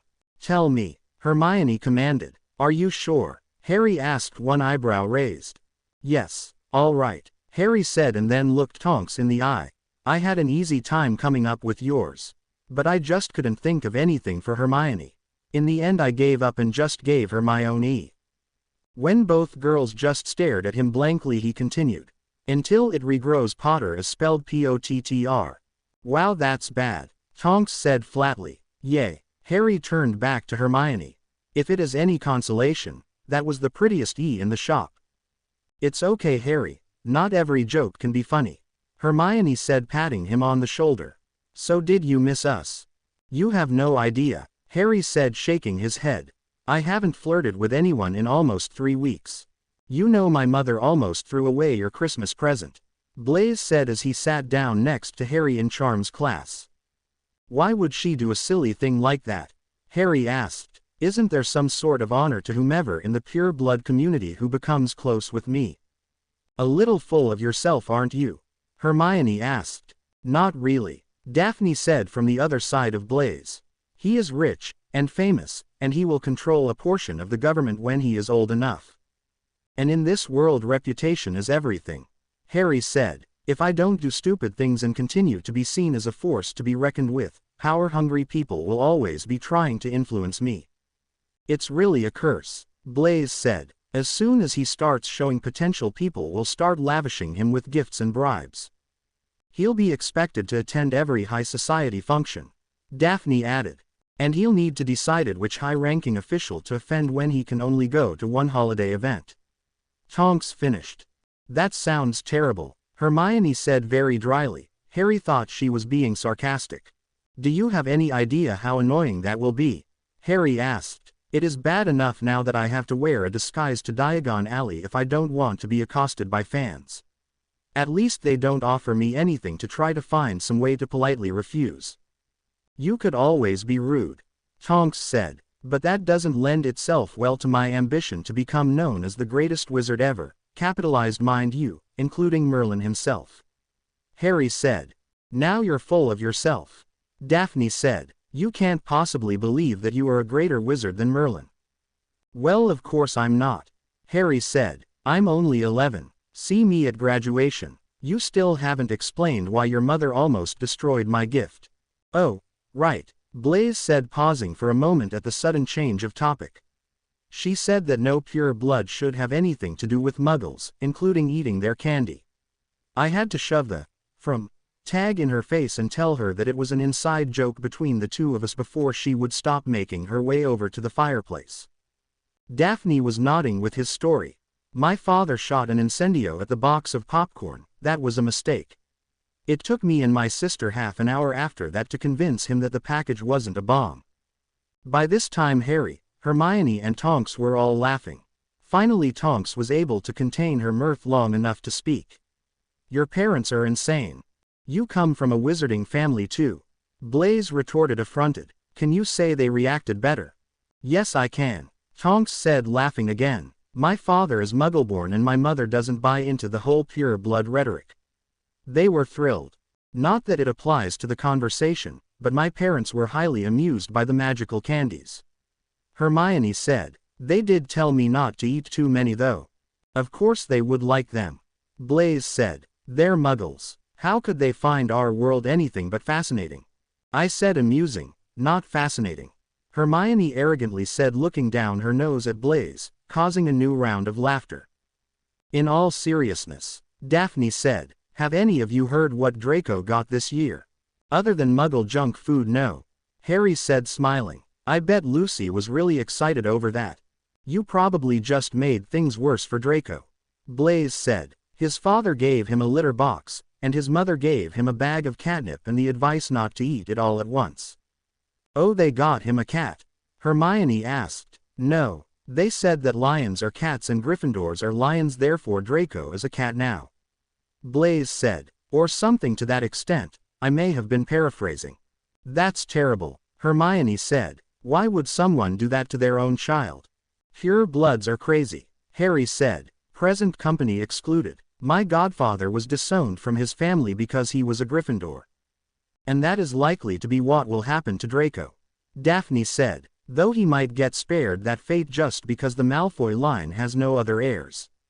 You lot are bonkers, Hermione said. Our ancestors are bonkers, Blaise corrected. Every generation wants to change how things are done, but their parents get them stuck in the culture too firmly before they die.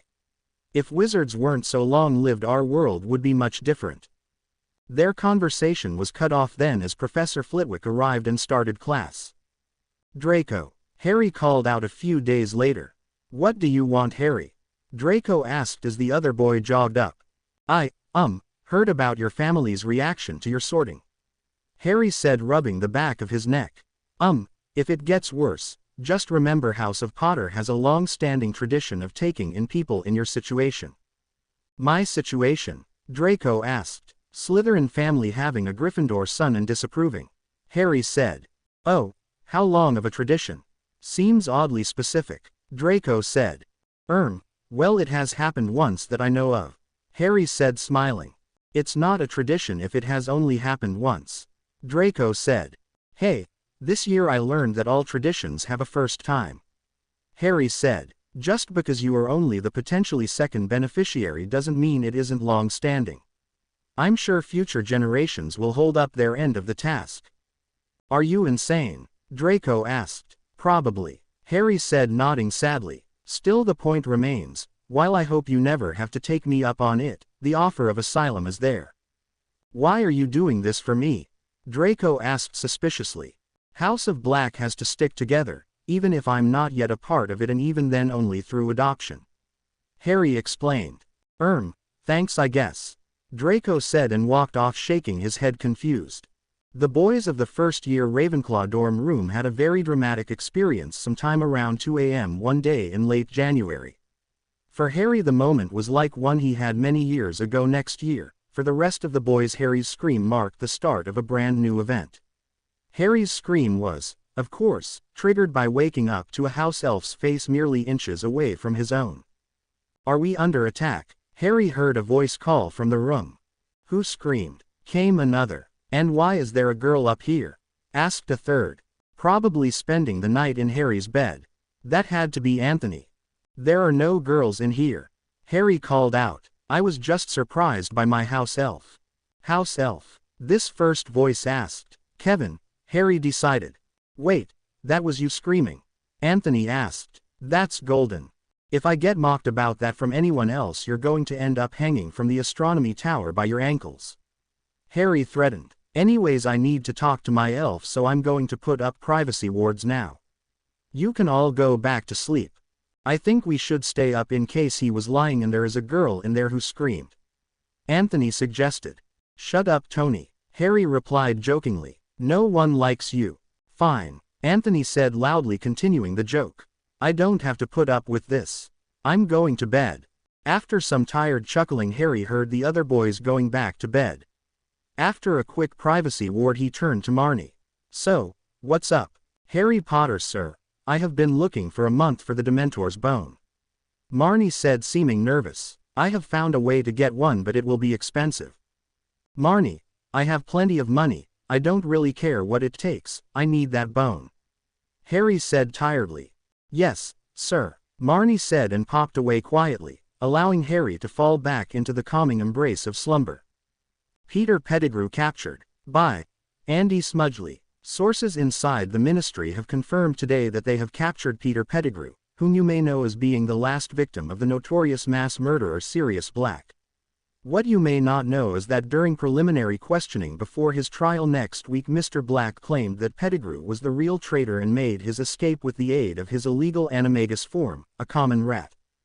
Our brave Auror force spent an unknowable amount of time and money searching down the evasive rodent.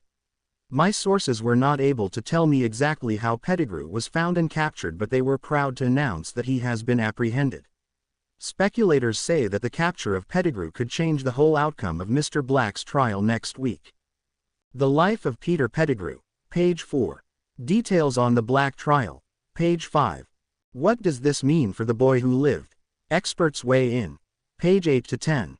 I can't believe this. Tonks protested angrily when she finished reading. Me either. Harry agreed indignantly. How could they give me 3 pages? That's more than all the rest combined. That's not what I meant. Tonks said. Oh, then what did you mean? I just can't believe that the ministry would take credit for you capturing Pettigrew. Tonks said.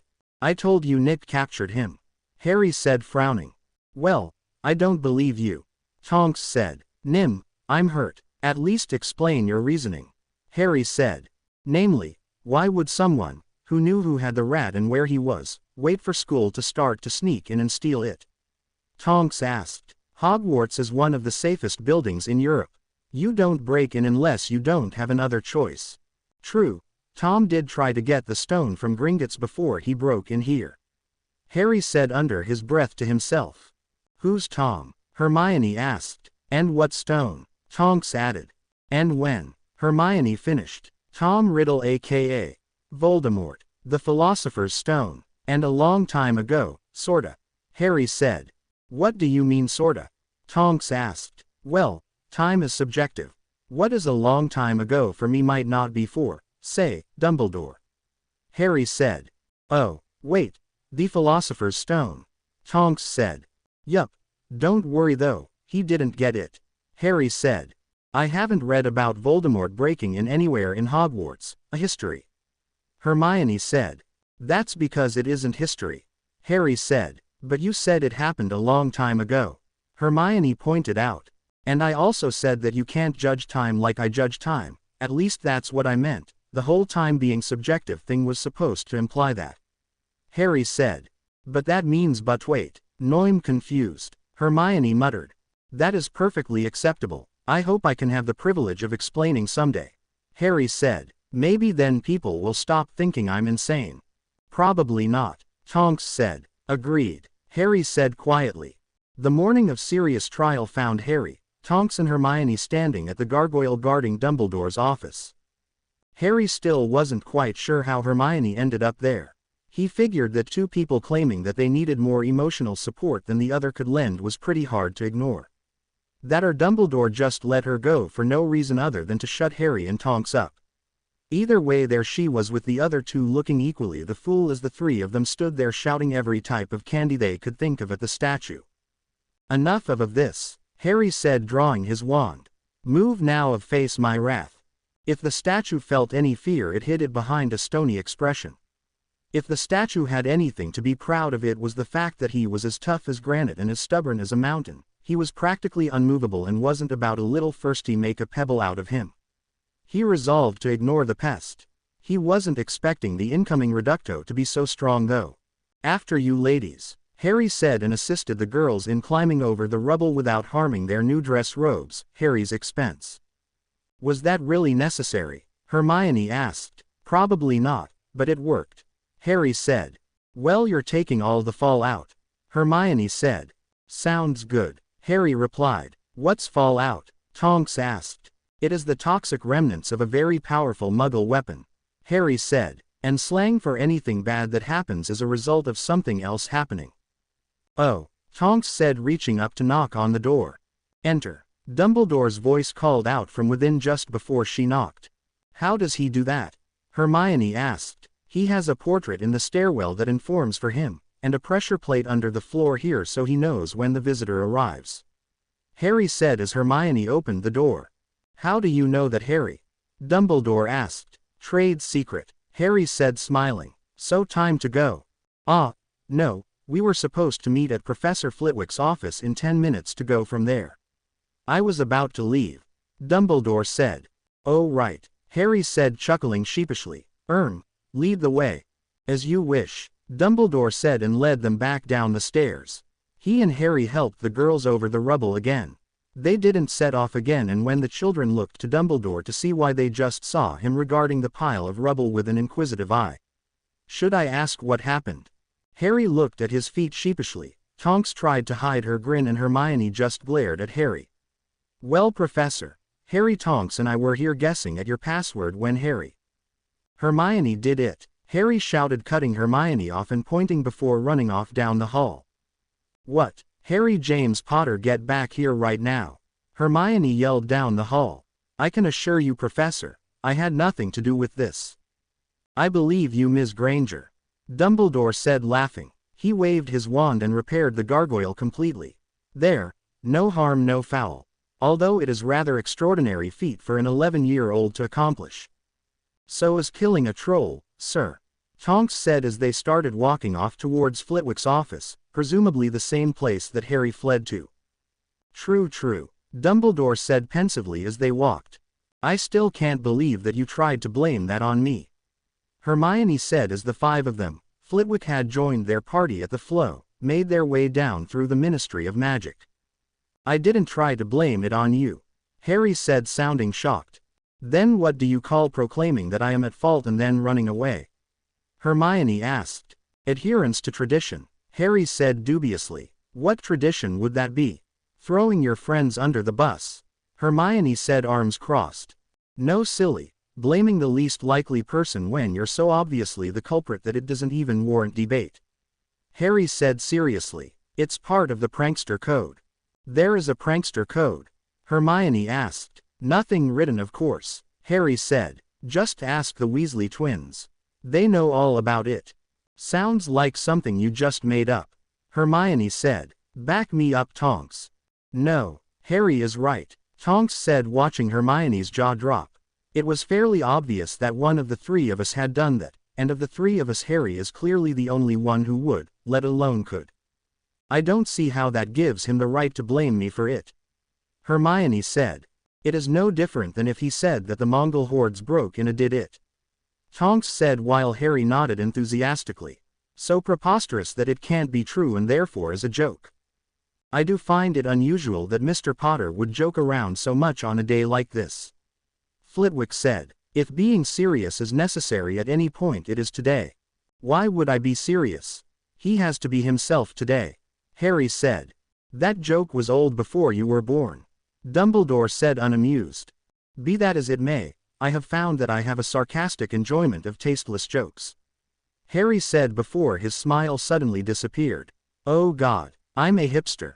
A what? Hermione asked. Don't worry about it, Harry said quickly. Hipsters were still almost 20 years away, or he thought anyway. He never looked into the history of the trend.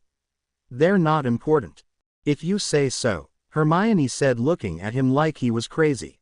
Am I a hipster? Tonks asked. No, I would never associate with one and wouldn't suggest you do either, Harry said sternly. Is that your way of telling me you don't like me? Tonks asked. No, how did you get that? Harry asked. Well, you just told us that you are a hipster and that we shouldn't hang out with them. Therefore we shouldn't hang out with you, Tonks said, teasing him. If you don't want to hang out with us, just say so. You don't need to invent a whole category of people just to spare our feelings. Oh, you're joking.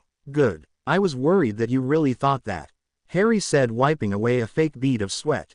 How could you not like me? I'm Tonks, and I wouldn't replace you for the world, Harry said, pulling her into a one-armed hug. But you would me? Hermione asked, pouting. Of course not, Harry said, motioning her to join the hug on his other side. Sometimes I wonder if you ask these things just for the sympathy hugs. Of course we do, Tonks said, hugging him tighter. Right, Hermione? MMHMM. Hermione said, tightening her own hold on the boy. Sirius will be so proud, Harry said, grinning as the girls laughed. When Dumbledore left the group to join the rest of the Wizengamot, Professor Flitwick guided them to their seats with the rest of the public witnesses. The only exciting moment of the first 5 hours was when Sirius was brought out and Harry caught his eye. Other than that, so far it had just been character witness after character witness. The prosecution was trying to paint him as a remorseless womanizer and prankster, which he was naturally. The defense was trying to paint him as a loving friend with a great sense of humor, which he was naturally. By the end of the third hour, Harry and Tonks were fulfilling requests by Hermione on what forms to take. By the end of the fourth hour, Harry and Tonks had fallen asleep. After the fifth hour ended, Hermione woke them up. Sirius just got called to the stand. I think it is almost over. Thank God. This is the most boring trial I have ever been to. Harry said, rubbing his eyes.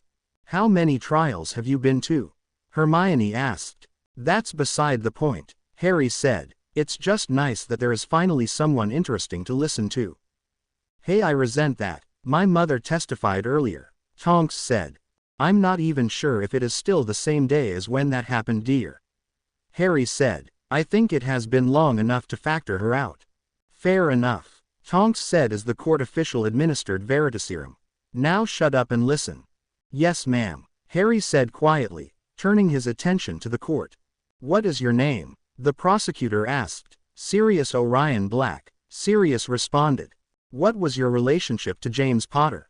He was my best friend and I was his best man at his wedding. Sirius said proudly. Were you responsible for the Potters getting killed Halloween night 1981? Objection, cried the defense, leading the defendant. Sustained. Prosecutor, please rephrase your question. Dumbledore said from the chief warlock's seat. Did you give the Potters' location to you know who? The prosecutor grumbled. No, Sirius said. Do you know who did? Yes. Who was the secret keeper for the Potters? Peter Pettigrew. Did you go after Peter with the intention of killing him the next day? Yes, Sirius said, and a few shocked gasps were heard from around the room. Did you accomplish your task? No. Why not? I had a change of heart when I saw him and decided to just restrain him until the Aurors arrived. Sirius said. And what happened then? Then Peter blew up the street and cut his finger off. Sirius said. How is it that no one saw Mr. Pettigrew leaving the scene? I believe he shifted into his animagus form and escaped into the sewers. Mr. Pettigrew's school records show that he wasn't talented enough to learn that particular transfiguration. Why do you think he is an animagus? James, myself and Peter all became animagi during our 5th year. James and I helped Peter a lot. Why would you three become animagi? Objection. That is irrelevant to the case. The defense called out. Sustained. Please continue. Dumbledore said. Fine. Why was Mr. Pettigrew selected as the Potter's secret keeper? I was too obvious. Without knowing that Peter was already a Death Eater, we still trusted him, and of the two of us no one would expect him. The questioning went on aimlessly for a few more minutes before Sirius left the stand. They brought out Peter. After he got dosed with the truth potion himself, he spent a few minutes agreeing with everything Sirius said, then went on a self-loathing attempt for pity, claiming that he was a coward and looking for protection, and the rest of that worthless dribble that Harry had been expecting. At long last the Wizengamot left to deliberate. A few minutes later they filed back in and Dumbledore took his place, bringing all the focus on himself. The Wizengamot has come to a decision. Sirius Orion Black is hereby cleared of all charges, and will be awarded 100,000 galleons for each year of his wrongful imprisonment. The Department of Magical Law Enforcement wishes to inform you that if you register your animagus form before you leave, they will waive the registration fee along with the fine and prison time for being unregistered. Dumbledore said. We will meet again tomorrow for Peter Pettigrew's trial. Harry, Tonks and Hermione found Sirius as everyone was vacating the courtroom. Harry wasted no time tackling Sirius in a hug. Hiya Padfoot. Hi pup. Have you been talking to Remus? Sirius asked. No, why? Harry asked. Just wondering how you know my nickname. Sirius said. I felt that was the most likely reason. Nope, just a good memory is all. Harry said, smiling. Speaking of Remus though, here he comes. Sirius, I'm so sorry that I thought it was you. Remus said when he approached. It's okay Remus, we didn't tell you we made the switch. How could you know? Sirius said, smiling at his friend. I won't let you beat yourself up about it. Besides, there is someone you should meet. Remus, this is Harry. Harry, this is Remus. Remus shook Harry's hand. I was also called Moony. Yea, I know. Harry said, causing Remus to look at Sirius only to get a shrug in reply. But I haven't gotten to make my introductions yet. Sirius, I believe you will remember when your cousin Andy had a daughter named Nymphadora. Well, here she is all grown up. Don't call me by my first name though. Tonks said, I don't care if you're the only chance my mother has of rejoining the Black family, I will kill you. Good to know there is still a sense of humor in the family, or somewhat in the family. Sirius said, laughing, I'll see what I can do about getting the Tonks line reinstated. How are you going to do that anyway? Didn't your mother disown you? Tonks asked. Fortunately she died before my father did and he reinstated me in my inheritance. Sirius said, Harry, I don't think you have introduced this delightful-looking young lady yet. You're correct, my esteemed dogfather. Harry said, pulling Hermione forward. This delight is the third leg of our triangle of chaos and destruction. She is known by many as the smartest witch of our age, and known by a few as a ruthless destroyer of innocent statues and gargoyles, but most people call her Hermione Granger. The destroyer of statues and gargoyles. Sirius repeated, I have to hear that story. Maybe when we have time, Padfoot. It is an epic tale that will take hours to regale with proper propriety. Harry said. It is in no way an epic tale. An epic sentence maybe, Hermione said before turning to the Marauders. Harry blew up Professor Dumbledore's gargoyle, then blamed it on me. That wasn't even an epic sentence. Tonks said sadly. Very anticlimactic. Sirius agreed. I would call it a letdown. Remus added. But destroying Dumbledore's gargoyle is impressive. We were trying for years to pull that off. How did you do it? Reducto. Harry said, blushing slightly as the adults' jaws dropped. To be continued. I hope you enjoyed this story. Also remember to subscribe and like this video. See you in the next video.